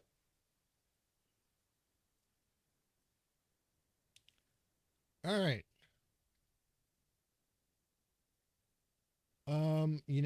Actually, no, that's fine. That's fine. Also, I might disconnect here for just a quick second because I'm trying to fiddle with an internet setting because stream keeps on freezing for me, but I know that it's an issue with my internet. So if I disconnect for like a couple seconds, I'll be right back. Hold on a second. Let me make sure that I peek to see where you are in Zoom. So if I have to rearrange it, okay, cool. I got you. All right. Yeah. As you get there, you see that there are two men. Both appear to be carrying swords, standing right outside the entrance. Hey, Robert. Yes. My stream's freezing too. Oh, Yeah, I'm And frozen. we are on a different internet. Yeah. no, I'm seeing everybody is frozen. Hold on. Yeah. I'm pretty you know what sure it we're is? all on the same internet. Because I made the mistake of actually minimizing Zoom instead of just. Oh, there we go. Look at us. We look so good. I do admire how Zoom just decided to, or OBS decided to just keep all your faces right where they were.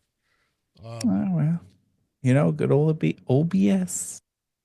I'm All right. glad it didn't freeze on a very charming face. Just freezes on Coco. Scottish Jeff, they were in the tavern for 2 hours. 2 hours. It was great. And we would have gone longer fantastic. if Robert didn't say, "Get out of the tavern, guys." In fairness, I was probably in the tavern 15 minutes. Then they split up and then they went back to the tavern. Okay. Honestly, we need to have like if I ever DM something, I'm gonna have it be that when the party enters a tavern, there's they find a bomb in there that has like a 10-minute timer, and they need to get out of the tavern in that time limit. Listen, I once fireballed a tavern to get the party out of there. Another time I had them coming towards the tavern and the tavern blew up before they arrived. Mm.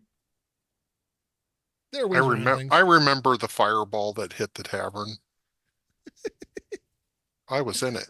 Yes, it was great. I loved it. And that's why you don't stay in the taverns much anymore. I That's why you regard try to stay taverns outside. as a trap. Came in like a fireball. I never exploded before. The two guards, the two guys obviously standing guard at the entranceway to the chapel are like, "Hey, you!" Wait, there's two guys there? Yep. All right. Can I cast a spell? Well, yeah, you can, sure. I'd like to cast Illusionary Hounds. Okay. The illusionary hounds, I didn't think to make a token for those. I probably should have. That's why I do things that I do. Well, I'll use these for now. Okay. Summoner Geeks comes to mind now. And so you all see immediately as Actually, hold on a second. Let me do this.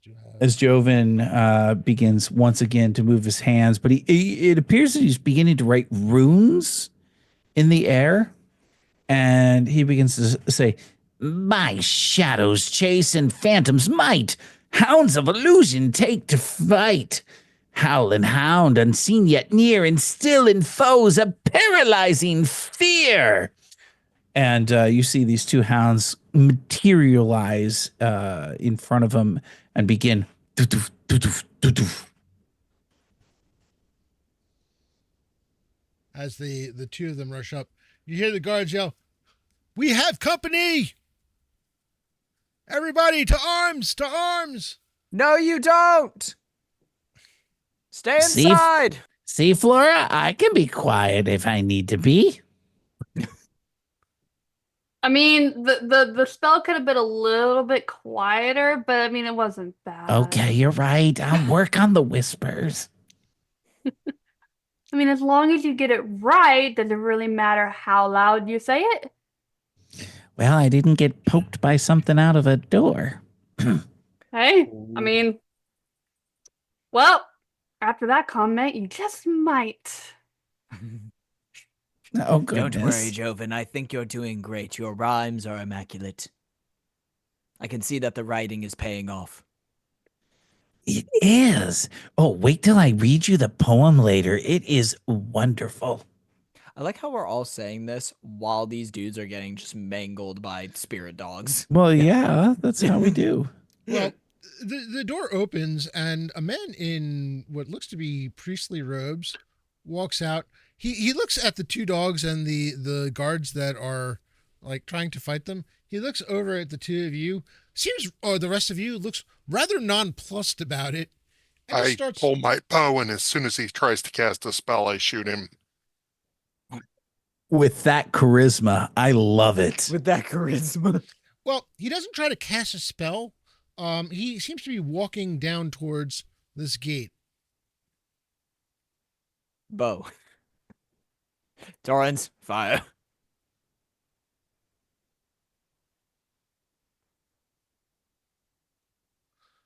I want to. Oh no! I'm going to shoot him anyway. He's going to raise dead. Get him. Yep, I'm moving after him. Oh, my goodness. Is he going to raise all the dead? Oh, man. Now we got to make dinner. Can I shoot him with my bow? Oh yeah, no, go. I'll get. You'll get a shot at him before he gets out of line of sight from where you are. Dirty 20, 15 plus 5. Oh, that hits. That hits. Yeah.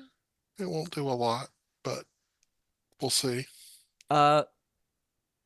Quick question. 6 point. okay. Oh, plus 8 points. 8 points. Yep. Oh, actually, that's 6. I forgot Foundry adds strength bonus to bows. You hear him grunt and groan and continues to make his way to the gate. We must stop him. He's out to raise the dead. How far away is he at this point? Like about how many feet approximately? We Uh, go, hold on. get them. Uh-oh. Well, yeah, I want to see if I can do. There's a range thing that I could potentially do. I just want to make sure that I have enough, that he's not out of range for it. Well, you are 60. Well, let's put it this way. Before he disappears out of line of sight from you, he would be at the 50-foot mark. Oh, 50 foot. How much? Because I'm assuming there's a rope attached to it. How long can my 3-pronged folding grappling hook? How far can I throw that? Is it a 50-foot rope? Because I know that it's I like would say yeah, you can. Let's put it this way. Probably about 45 feet. And he lifts, Okay. so should be pretty Yeah. easy. Could I step forward 5 feet, take out my grappling hook, and just straight up cowboy just launch that thing at him and try and grapple onto him? And it's like, you're not going anywhere. And for succeed it. perfectly. Okay, Go for cool. What am I rolling for this? Just like a strength check or Ooh, that's a really good question. I'm gonna. I'd like to I'm gonna I'd like go to with argue a for dexterity dexterity. check because this is not a matter of strength. You easily have the strength to do it. It's a matter of whether or not you have the dexterity and the accuracy to get your target. This is more skill than it is brute strength. I You agree with got that line this. of thinking. Not just because that's my highest stat. I'm gonna also spend both of my regular hero points ahead of time for this. So I had 2, now I'm down to 0, and I still have 2 specials afterwards. So now I'm going to roll. Oh yeah. Oh, I wasn't rolling hot at first. Oh, but we're doing that thing. Okay, let me see. So plus 2 plus level. What is that? Plus 6. So plus 6 to that. Math brain mathing. So I rolled a 22. It is primed. And I still have 2 specials to spend if need be. Possibly the most ridiculous, outlandish thing you've ever seen. There's a whistle in the air as the grappling hook first is going overhead and then suddenly takes off after the priest as if it had a mind of its own. You hear a grunt and a groan as it finds purchase in the back of the priest's robes, scratching the back of his neck, and he finds himself being yanked backwards off his feet onto the ground. At which point he lets out a blood-curdling howl of pain, annoyance, and just pure rage. At which point more figures start rushing out of the building. Okay, I can take care of the priest and make sure he's locked down if you guys can take care of all of that coming out. But I mean, my hounds can only do so much. Yeah, running past, and we're gonna find out how much damage your hounds did before. Well, that's a good they were idea. dispelled. If anybody else wants to do damage too, that'd be great. Your hounds are AC 14, correct? Yes. I think to check if you have got the book, check the spell. For some reason I want to say those hounds are AC 14. Let me double check right now. I got it pulled up.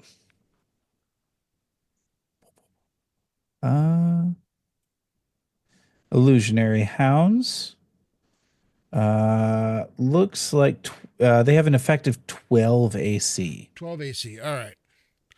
And they will fall to the ground bloody and dying if they suffer any damage. All right. So let's see.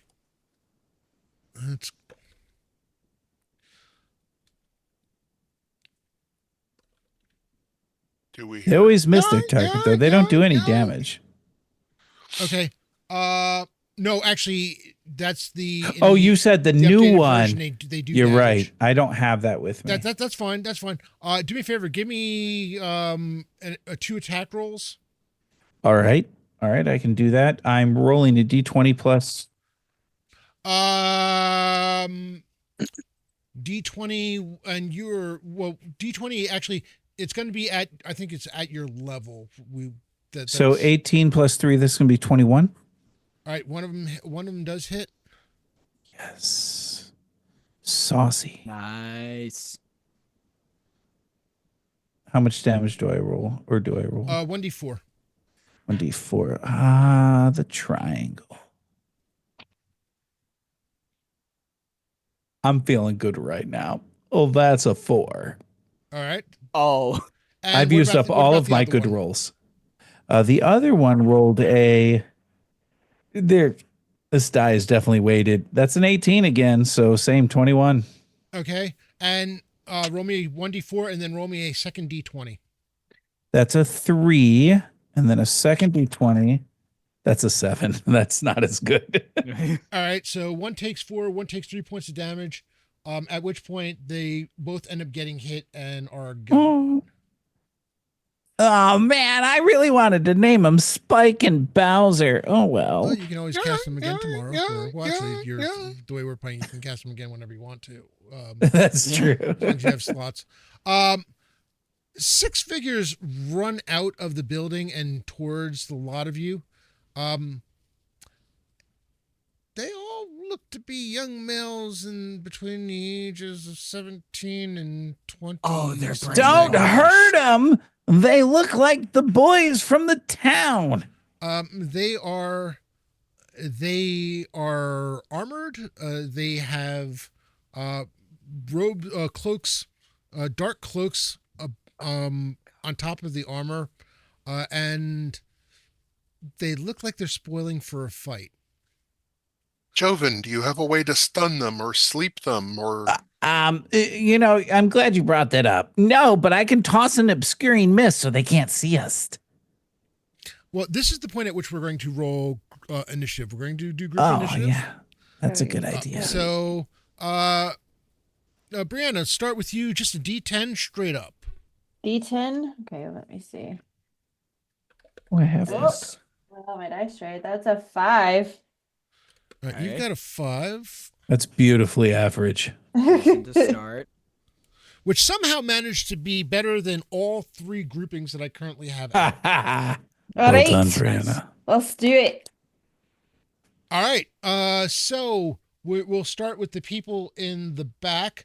Brianna, let's start with you. All right, so I don't want to hurt anybody. We don't want to kill them or anything.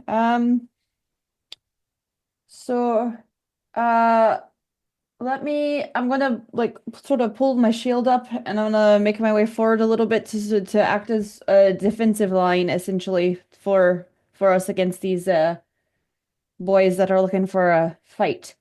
All right, so like over there. Yeah, that's good. All right. What? All right. Torrens.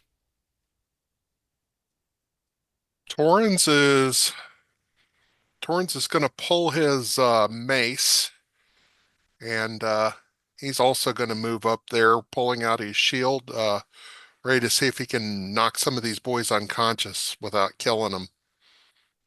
All right. So I'm gonna have you basically Questral, you're like over here if that's what you needed in order to be able to get the priest. All right, in that case, Joven. All right, so Joven is going to do exactly as what he's been told to do. He's going to cast Obscuring Mist, and so he begins to move his hands in circles in front of his... Or your hands. Okay. His hands, I'm sorry. His hands encircle in front of him, and he begins to speak out. Veil the world in fog and haze, shroud the land in misty haze, hide our steps, conceal our sight, twist the air and cloak the light. And so sends out Obscuring Mist, which where do you place this mist? Yeah, I'm double checking that right now. So it which obscures all sight, including special visions beyond 5 feet, but within an area of 20 feet by 20 feet by 10 feet. So that's 10 feet high. Yeah. So if I can cover all of the boys, if I can cover all of them, that would be great. Yeah, no, you can certainly do that. All right. Let's Is see. there any wind tonight? Tell me no, and I'll be No, happy. not really. Okay. So a figure 20 feet by 20 feet is pretty much kind of sort of that. And so figures further away from it have full concealment, further away than 5 feet. All right. And I think that's all I can do, right? Yes, that would be. You can go. Your movement rate is 20. Yeah, he's gonna hide behind Flora immediately. Okay. Hey, Dark Elf Twilight, good to see you. All right. Speaking of which, Flora, what are you doing? After I see him immediately hide behind me after that spell, I'm going to move silently forward and ready my slingshot. Give me. All right. Well, now you as you're like peeking in between what looks to be peeking in between Sir Aldrich and at this point Torrens, who's moved up. You see beyond the gate there's this obscuring mist, kind of wreaking havoc with any targets you might have. Well, I know all 6 of them are in there, so I'm hoping that I hit at least one of them.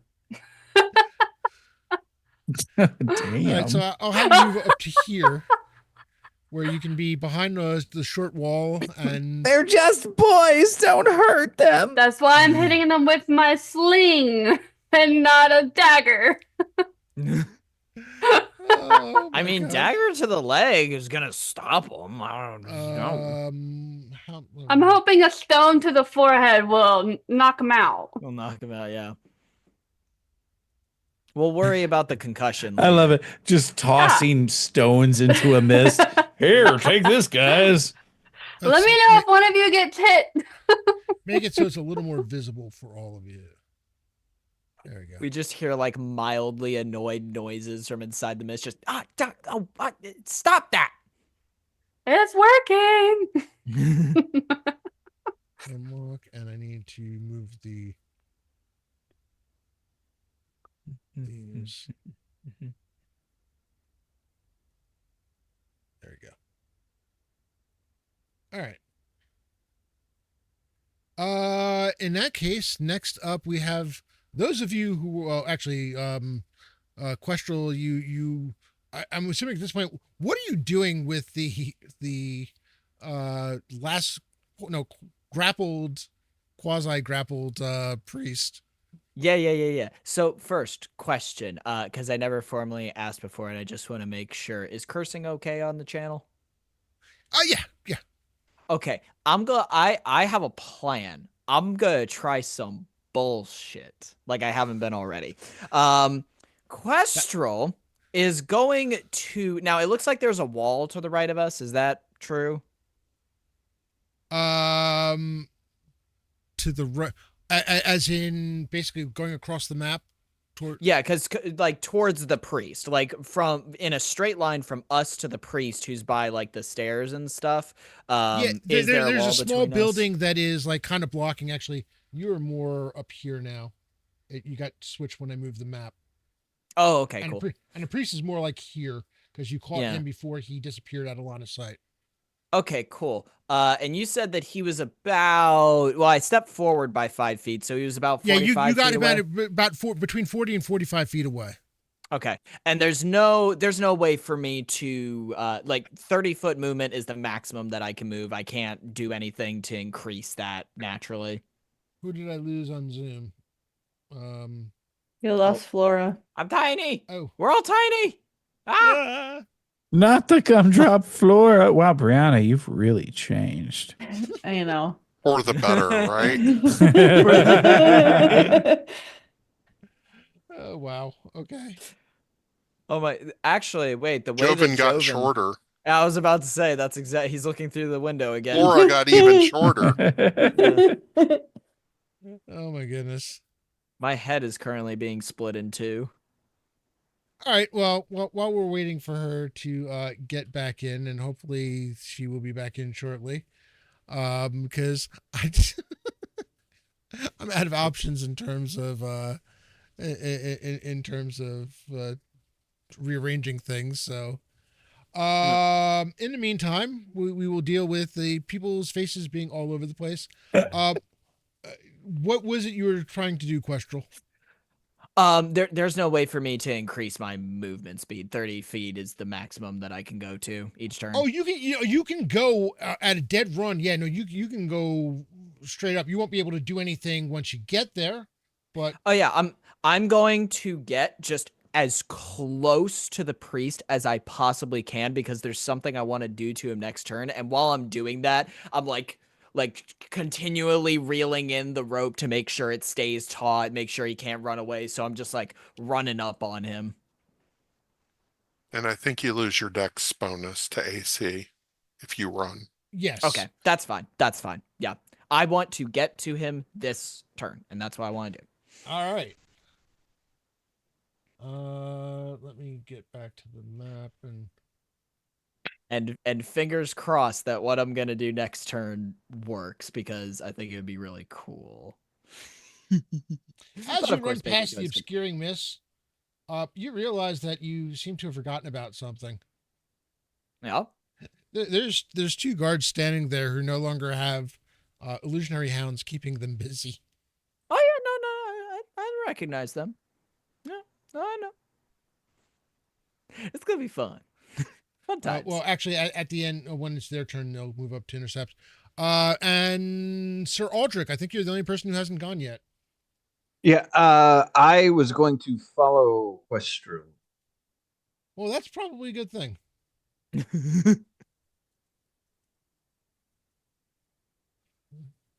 Sir Aldrich hops over and starts running. You get to about there. Sure. All right, everybody has gone. It is their turn. Oh, actually, I'm sorry, Flora. Did you? Oh, she's not here. All right, that's why I can't do any more with that. Yeah. Remind me did you that I owe already, Flora basically to take the ability to take a shot into the fog if that's what she wanted to do. The real question is she drop or is she just hiding from us? She's That's just true. stealthy. She said is her internet sneaky. crashes That in the nat process 12, of that nat 20 on process stealth. of rebooting. Yeah. Oh, okay, cool. All Gosh right. dang it, internet. The two of them rush at Questral. Hey boys. The first one swings and misses. Not even close. Probably just because they're shocked to see him suddenly appear there. Oh, the second one, on the other hand, hits AC 21. Yeah, AC is 20. All right. I'd have to spend both specials to make that miss, right? Yes, and I do have You do have specials to counter. specials of I'm my fine own. taking it. I'm fine taking it. I got the paladin with me. We're gonna be fine. Glancing blow, you only take a single point of damage. Okay. They really are surprised to get you there. Let's do this. I know it's not normally. Well, actually, no. I can just have them make a roll. The cleric is going to try to free himself from this. Okay. And the damn grappling hook is in a spot that he can't seem to get to. He gets all kinds of flustered and frustrated as he tries to get the thing out of his robes. Do I recognize what his robes are, what his vestments are, or a holy symbol or anything like that? You have not seen signs of a holy symbol on him yet. Gotcha. Okay. All right. In that case, there's more. I forgot. Did when we first saw him, did it look like the merchant dude or another guy? Looks like another guy. Okay. Out of the fog. Oh, nope. Why is that not locked? Suddenly, the ground itself starts moving. Whoa. All right. Out of the obscuring mist, at least two of the young males make it out, and there we go. Please, everybody, be in the right spots. Coco's back. I am Joven now. I have been knighted. I've been Flora my whole life. Look at me. I'm Hello. a sneaky mother. Oh, wait. Now I'm. Oh, I'm Robert. Well, Yeah. you all win this fight. Yay. You all. Oh, damn it. What I don't understand is why Sir Aldrich's thing is suddenly screwed up. Like, everybody's in their spots. You should not have been affected.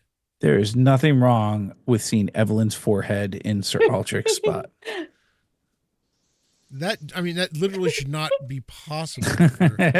But it could be fun. Looks like it fixed itself. Yep. Or you fixed it. Or Robert fixed it. All right. Ha. So everybody is in. Okay, everybody is in their right spot. Yeah. These two guys rush out, and you see that they basically leap. They just leap the gate. However, they're not in a position to attack. Flora, before this happened, did you want to loose sling a bullet into the fog? You didn't get to do that if you wanted to. Yeah, I wanted to do that. I'm so sorry. I am not surprised my internet crashed. It's been going for over 12 hours straight. So. Remember, we don't want to kill these guys. Well, I was gonna do a stone. Don't say anything, because you're not the only one. Oh yeah, I know, but yours is probably so much better than mine. I'm not chancing that. Go ahead and make an attack roll. Okay. I want to do a stone instead of a bullet. Can I pick up a stone off the? Yeah, I want to do a stone instead of a bullet. Sure. All right. I believe you can declare you're doing non-lethal damage. Every 5 points, one is lethal. The rest is non-lethal. Unless you want to kill these kids. Okay. Well, it'll be a 19 total. All right, so you do hear it hit off something. You hear basically an owl and a grunted curse, and the two young males that come and leap over the gate. One of them is bleeding on his forehead and there's a sizable lump forming above his right eye, and he looks at the sling, looks at you, and is not amused. But because of the fact that they had to find their way through the mist, did not get anywhere. The others, well, you can't see this, but they're moving up. So the only thing that did was, make him even more mad. It didn't possibly knock the brainwash out of him even a little bit. Apparently not. Ah, damn. By the way, Sir Aldrich, you note that another figure has exited the chapel, wearing rather ostentatious priestly robes, and he's still in the process of buttoning them up as he's walking out. It's our dear friend Taurus. Oh, there's the big man himself. Yeah, I would shout out to everybody that he's here. All right, and with that, we are going to roll initiative. Evelyn, because you managed to beat every single mob that I have, or mob type that I have, you're still rolling initiative. All right, let's do it again. See how it we get. That was really a lot worse. That was a 1. Oh, crap. Well, all right. Yes, but it's opposite day, right? Let No? me see if let me see if any of my groups have a 1.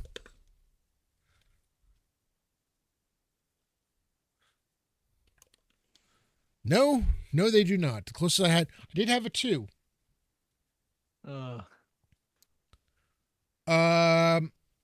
With that, the young man in front of Flora swings at her. AC 16. That hits. I can't hear. Misses. All right. One of them swings at Torrens.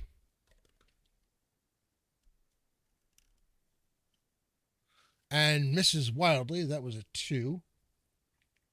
2 more appear out of the mist. And one of them leaps over the gate, but does not get to attack Brianna this round. The priest tries to get up again. Still can't do it from the ground. It's grumbling and growling. One of the 2 that were doing the guarding attacks Sir Aldrich. Wow, this is terrible. This is absolutely awful. That was a 3. Got this, Rob. One on Questral. That's a 7. That's awesome. That's great. And with that, we come to Taurus, otherwise known as the High Priest.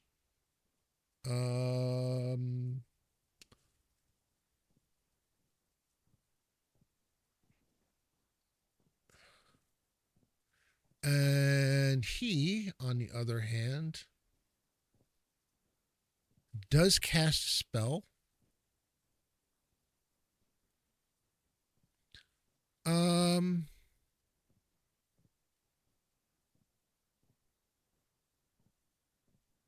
Touch of Death.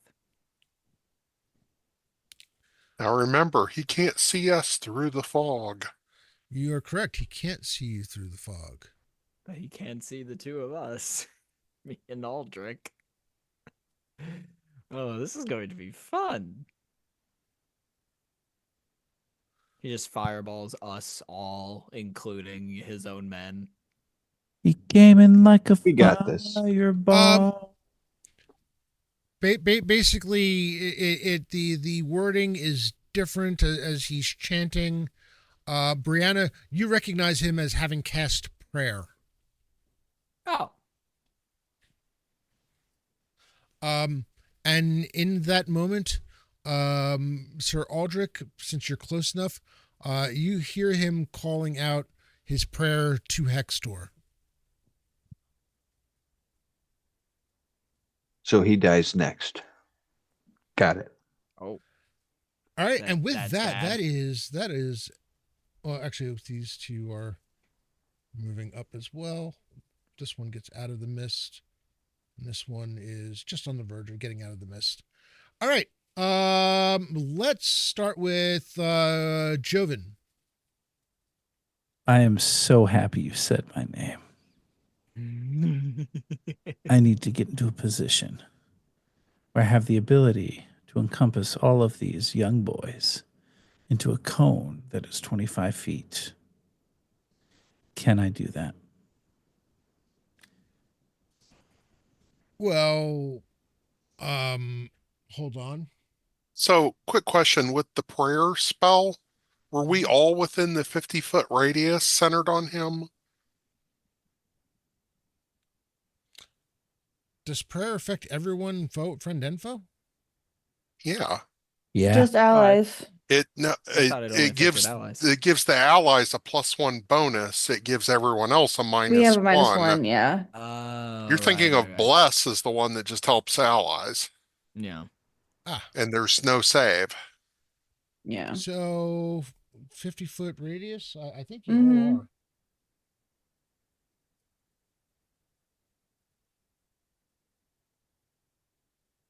Well, everybody except Joven. So yeah, we're all at a -1. Joven just happens to be miracle of miracles outside the 50 feet. Joven's awesome. Now, Joven, you wanted 25-foot cone. I do. I would really appreciate a 25-foot cone.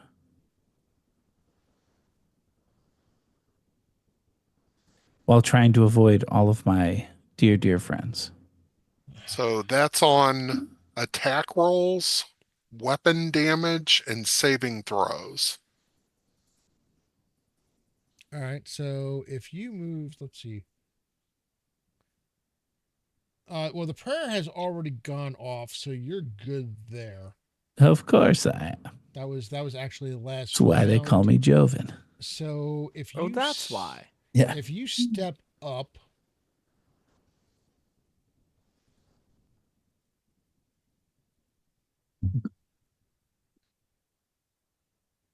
Prayer is 30-foot radius too, not 50. you can get all except one. The one that is closest to Brianna is the only one that would not get caught in that cone. All right. And technically speaking, it's my level plus 1d4 is how many I can capture. So my level's 3. Let's see what my 1d4 says. It is unfortunately a 1, so I can capture 4 with this. Okay. And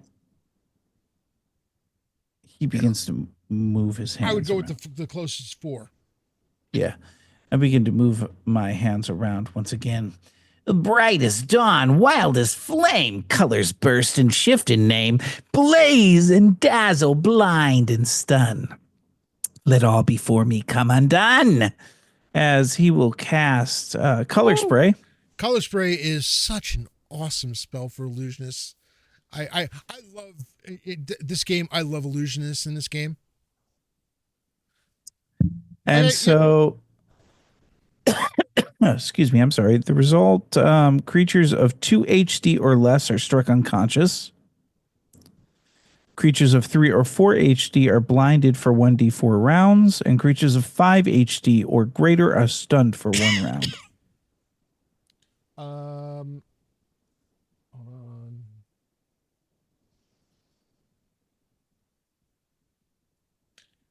$50 square feet. That was at a 5 by. How does that work? Right? I read that and I was like, Yeah. what? I thought it was a 50 square 50 foot. square foot is 25. 50, I thought it was a radius. It's not though. 50 square feet. Right? It's not large at all. Oof. And that's out of the OGL printing. Yeah. So it's not something they just recently confused. Are you? I think somebody said it was 30 feet. That's closer to the truth. Ah, So 50 square feet is essentially 10 foot by 5 foot. Yeah. 10 squares, right? No, 10 foot by 5 foot. Yeah. That'd be 2 by 1 squares. That's I like- tiny. I like how it's trying to lock these tokens into instead of doing it on top of the other token, it is.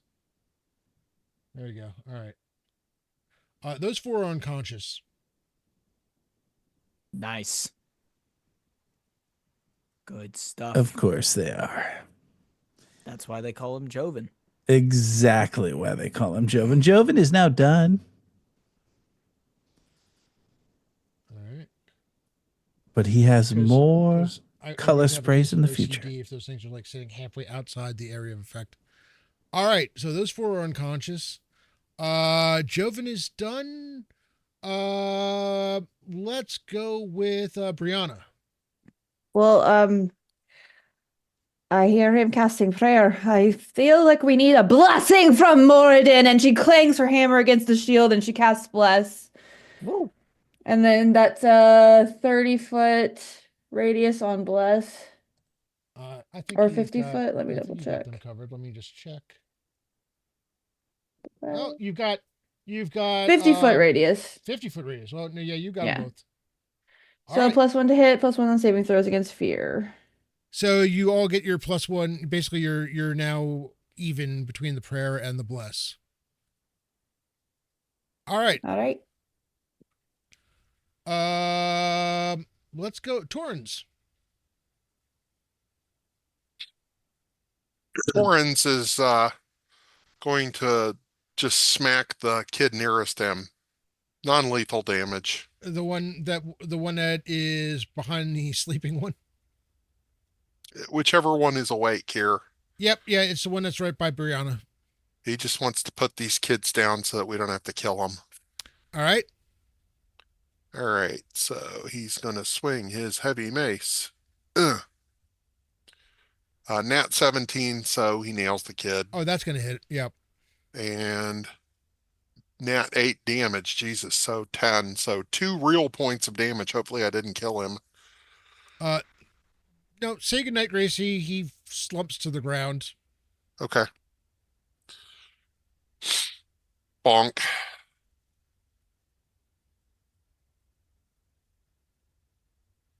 And that's all I can do, I think. Unless I can move forward to protect somebody. That is really super annoying that it does not. There we go. Okay, cool. Razko, you should know by now that when it comes to playing and running games, I'll just keep going and going and going and going. We held him in a tavern for 2 hours. Give him some credit. All right, Flora.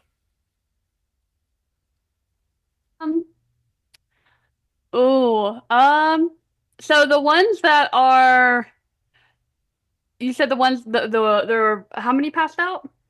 There are 4 passed out, and then there's the one that Torrens knocked unconscious. Okay. I'm gonna shoot my sling again, a stone at the one that's not passed out.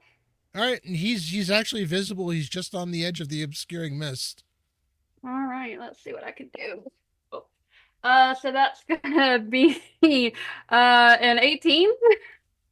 How many specials do you have? 2.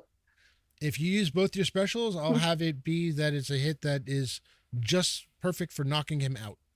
Oh yeah, I'll do it. It's worth it.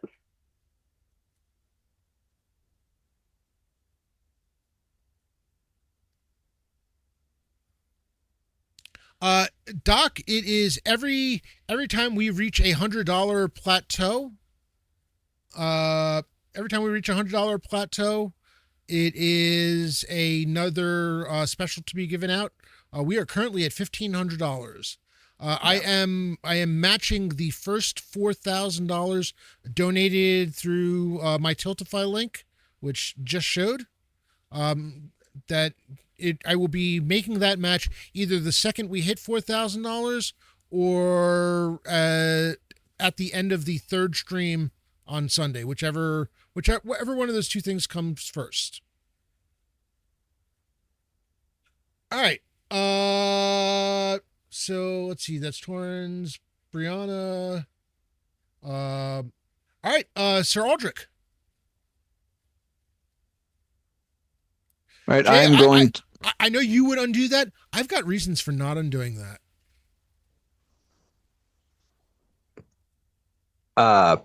I will do non-lethal on the guy that is on me as I move towards the priest. All right. Ooh, that is. By the way, the two that you're currently, these two that you're fighting are not the young men, are not the profile of the others. They're not the teenage to 20 or early 20s. Oh, all 4 of these on this side are Correct. They're bad guys. They're ripe for killing. Okay. And if they're evil, they're -2 to hit you. That is correct. Ooh.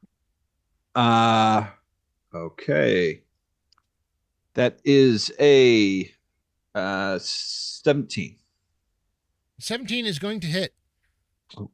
For 8 plus 3 is 11 points. He groans as your blade finds purchase, putting a rent in his armor. He is still standing, however. Ooh. Hardy. Questral. So, Questral is going to look. Actually, a quick question. What is the race of this priest that's grappled beneath my feet? Human. Crit Hit Chronicles, thank you for raiding in. Much appreciated. Hello, everybody.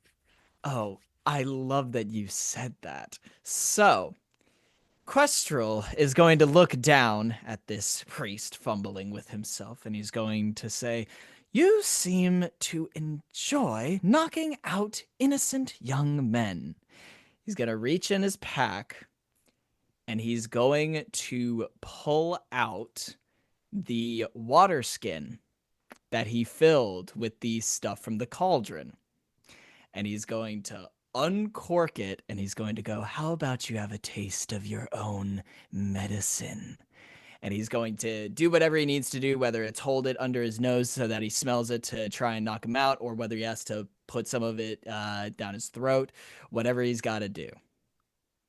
You end up pretty much kind of like splashing it all over his face, and sure enough, he starts, he stops fiddling with trying to get at the grappling hook, and says, "You think we kidnapped them?" Thump. Wonderful. And Questral is going to stand up, look over at Taurus, and go, "Are you ready? It's your turn next." Well, actually, you still have. Did you do that to the priest, or did you do that to the guard? Because you still have the guard standing here. I did it to the priest, but I'm still looking at. I'm looking past the Oh, guard at Taurus. I want to make sure that where the guard is still there. Oh yes, but he'll be bleeding on the ground soon enough. All right. I like how the fact that we're just nobody's dying yet. All right. I think that's everybody. I would have them go, but there aren't many of them left. So, the first one attacks you, Sir Aldrich. He's at a -2 attack you, but he's got prayer, so he's at a -1. And a 9 is not going to do it. The other one attacks Questral.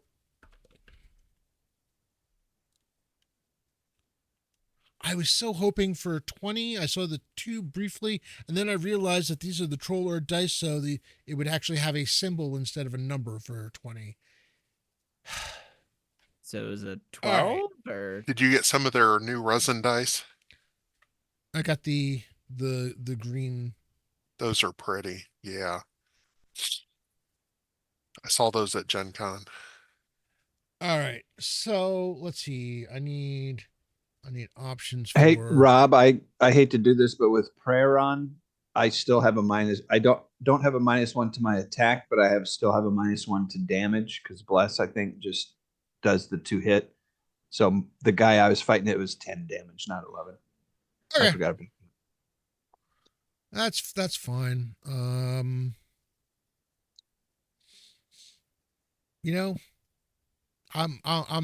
feeling vicious. Grand. He casts another spell, and you hear the two guys that you're fighting cry out in pain, and so do you as he casts Damaging Circle. It's Healing Circle. Oh, Healing Circle. because he's an evil priest. Oh, E- okay. And evil priests have more fun. Ah. Depends on what you I think bet is they fun. do. Both Questral and Sir Aldrich take 10 points of damage. Ooh. Sir Aldrich, the good news for you is that the guy you were fighting succumbs to his wounds. On the There was, damage. and there's no saving throw for that. No. Ow. Um, 10 points. Yep. Ouch. Questral, you see the guy in front of you, his knees buckle. Mm. At which point he goes back inside and slams the door. Oh, no. No.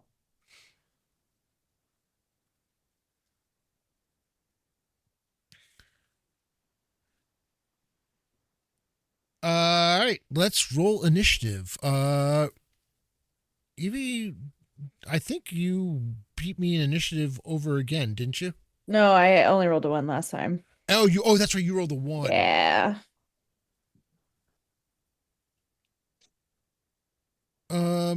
Wait, how did I attack then? What? I'm confused. You went first. Oh, that's right. I went first. You all get to go. That's right. Duh. Yep. So now it's all right. initiative Well, roll in that again. case, the one person who's there, Questral, you got yours.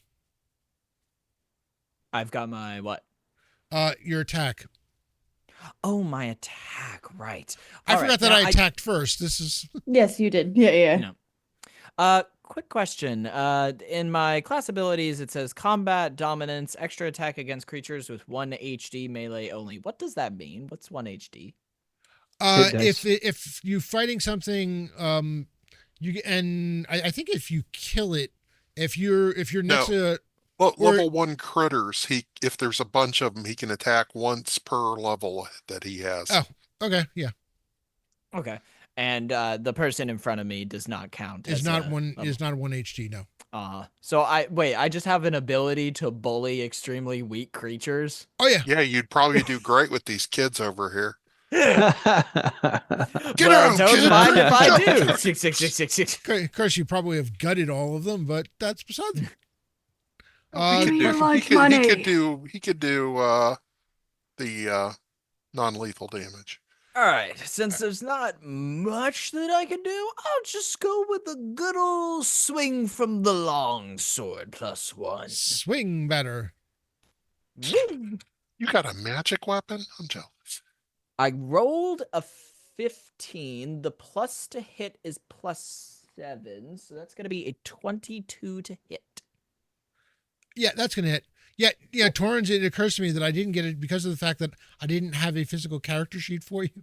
I forgot to give you some magic stuff, didn't I? My bad. I apologize for that. Oh, no problem. If I live, you also- can give me something later. Okay. And also just clarifying, this is non-lethal, if I can attempt that. You want to take this one alive? Again, it's not one of the kids. Oh, right, it isn't. No, fuck him.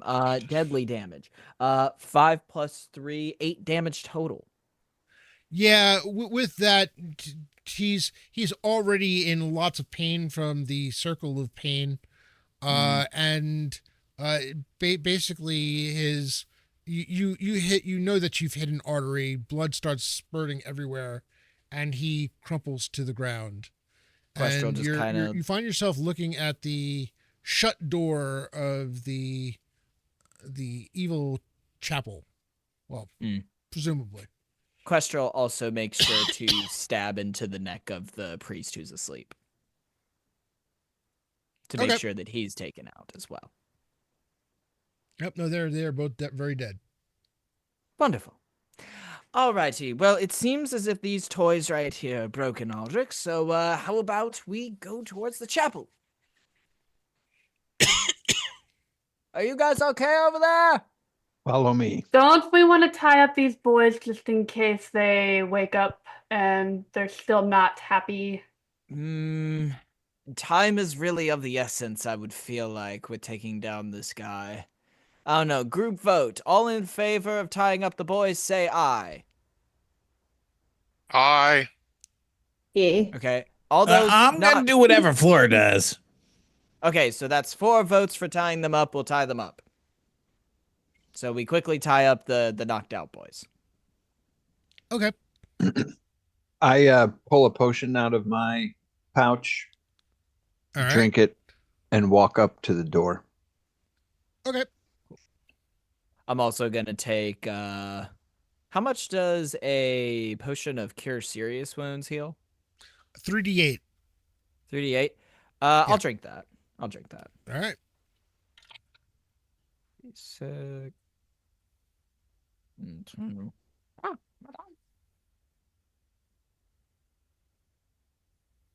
Six. Can I also do my potion of cure light wounds? You can use your potion of cure light wounds. Yeah. Oh, is that 1d4? 1d8. 2d4? 1d8, Cure okay. light wounds is 1d8. Just so you know, Rob, mine was a potion of hill giant strength. Okay. I got all my hit points back. Excellent. Excellent.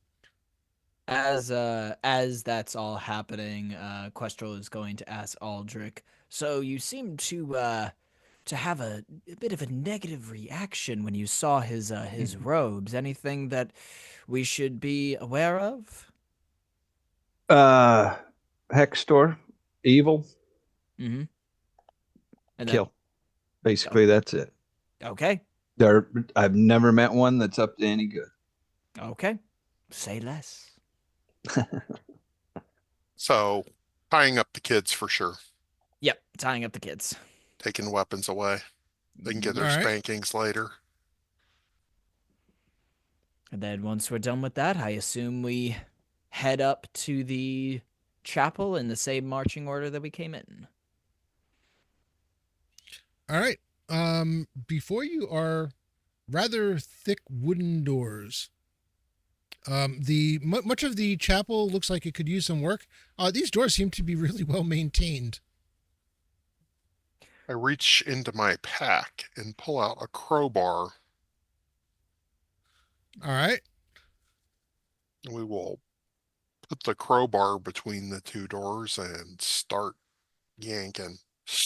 And as you start prying, I go ahead and kick the thing.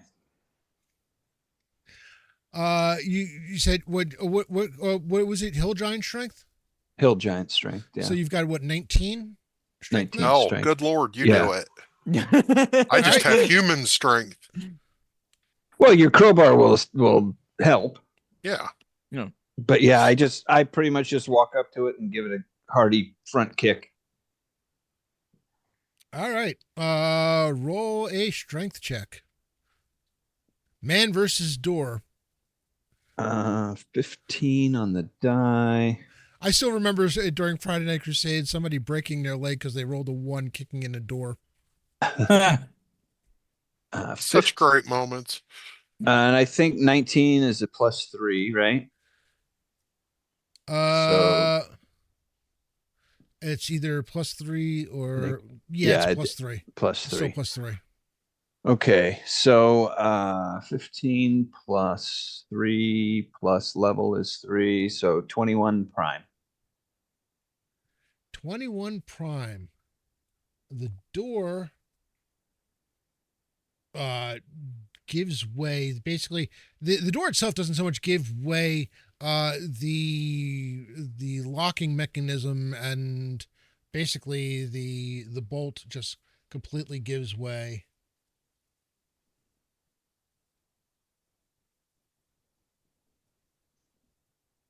Good job. Thank you. And you said there was water or there was light coming from there that we could see previously? Yes, and as you look, you note that not only is there candlelight, but from where you're standing, there is an eerie red glow filling the chapel.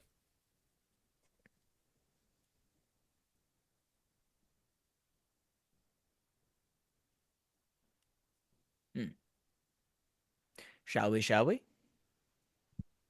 Move in. Wonderful. Oh yeah, Da-da-da-da-da. let's check things out, right? Crowbar back in the pack. Let me lock this back down again. Oh, actually, yes.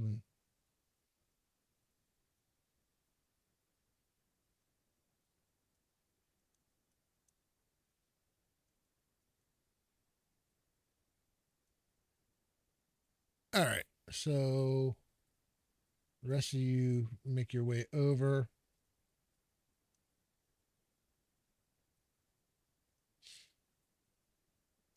And I would as like you to. head inside, Mm-hmm. you see that the light, the glow, is a portal just by the altar. There is a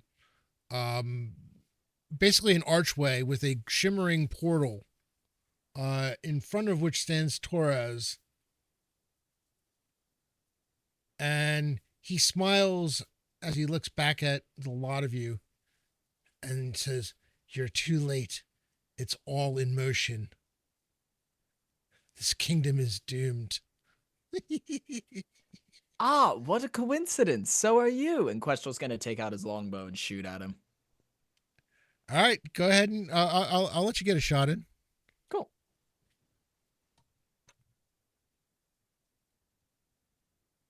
Well, I rolled a 5. My plus to hit is 6, so that's an 11 total.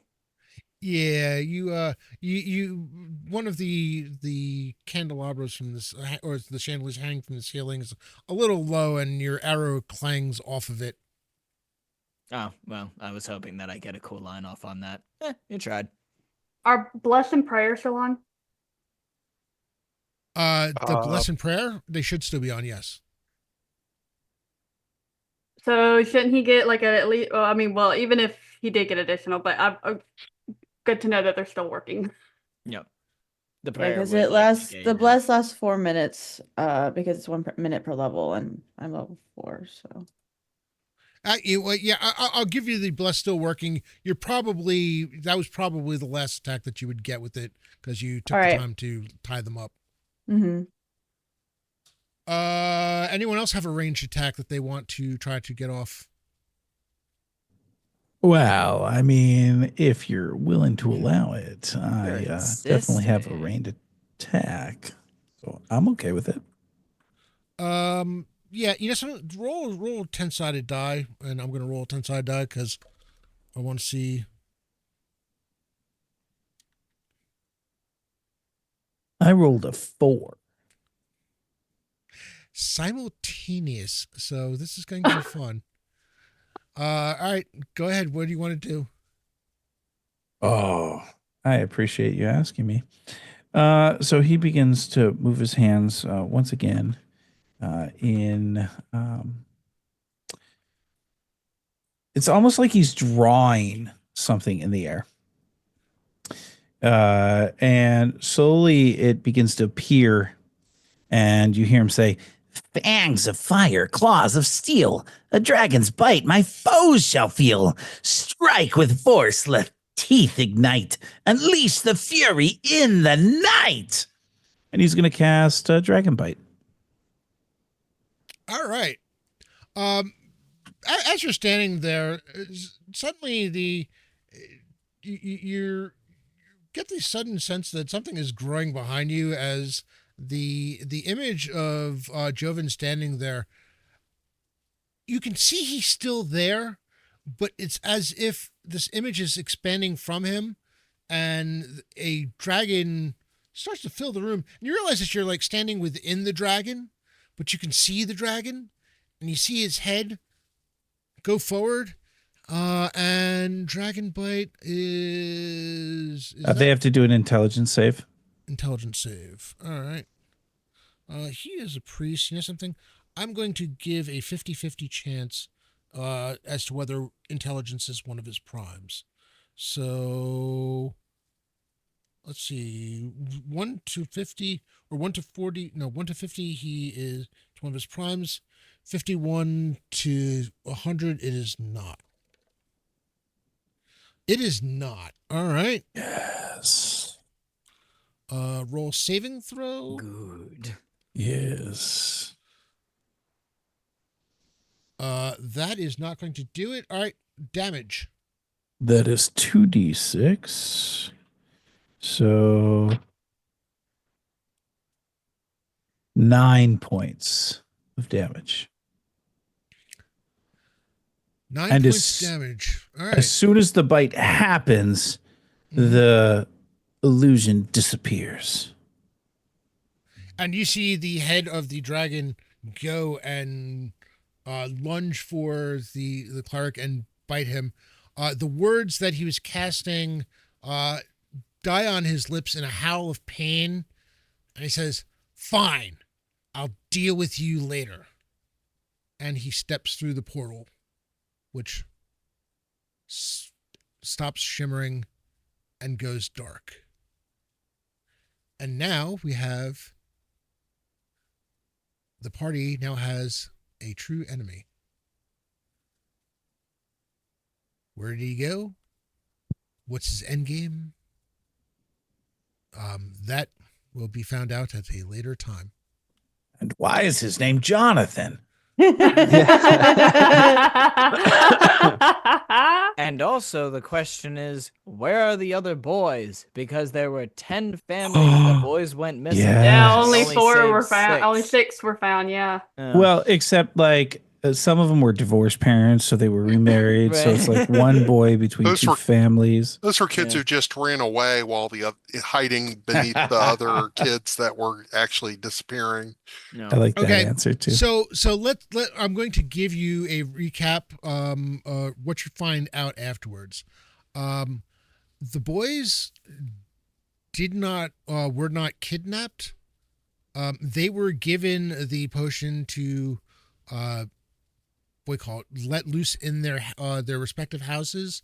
They're also given an antidote to keep them from succumbing to it, or basically something to counter it, along with some So kind they of were just mask. little jerks instead, huh?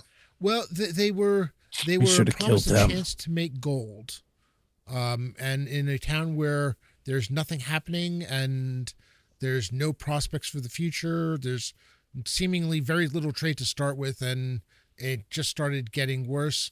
The first couple were the most willing. Unfortunately, 4 of them decided that they didn't want to do it anymore, and they were sacrificed. Sadly, it was Jerks. the brother was one of the 4 when they realized what was happening. They don't know what Taurus is up to. All they know is that they were promised gold, they were promised power, and they felt that they were on their way. All they had to do was to continue to prove themselves. They So know he had basically- designs on the town. What those designs were is also not clear. He works for the mysterious V that we've been warned about. Funny And you they should didn't. And they didn't know the reason why this town. funny you should mention that.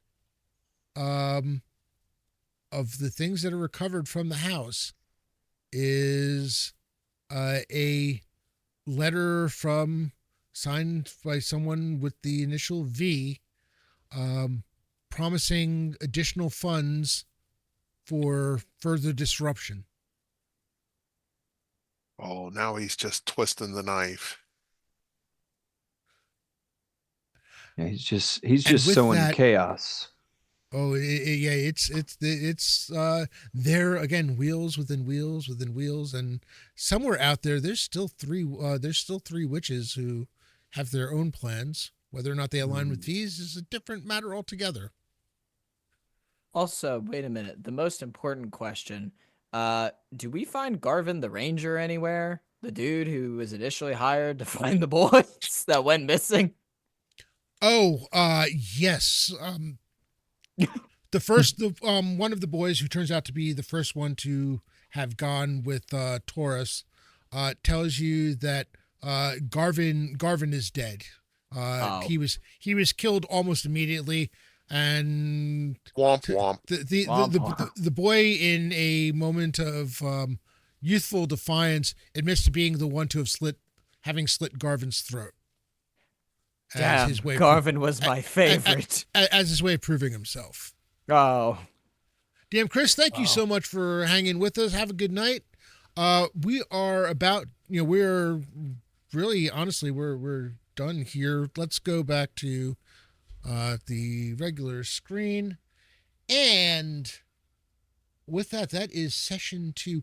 Thank you so much, my players. We got a little bit slightly late start and much later ending. Thank you for hanging with, and so much fun role playing. 2 hours. You're fun, Rob, and you'll put up with anything. True. Oh man, I mean, listen, 2 hours in the tavern. Honestly, the biggest issue is the fact that this is coming on, being session number 3 for me today. It is a little long, and I have to keep coming up with things. Right. I get it. All right, Orc Skull is running deep into the night, so we do have the giveaway. I want to thank all those who have donated. We are at $1,500 of my goal of 6,000, and the total for the fundraiser. The total for the fundraiser is up to $7,185, and people, we still have 2 more days of this.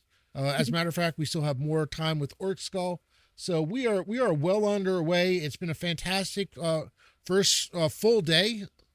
And let's get to the giveaway. Last chance to enter, ! ticket. And I am going to close the giveaway. All right, there we go. That's the last one in. Closing the giveaway now. Drawing 2 winners.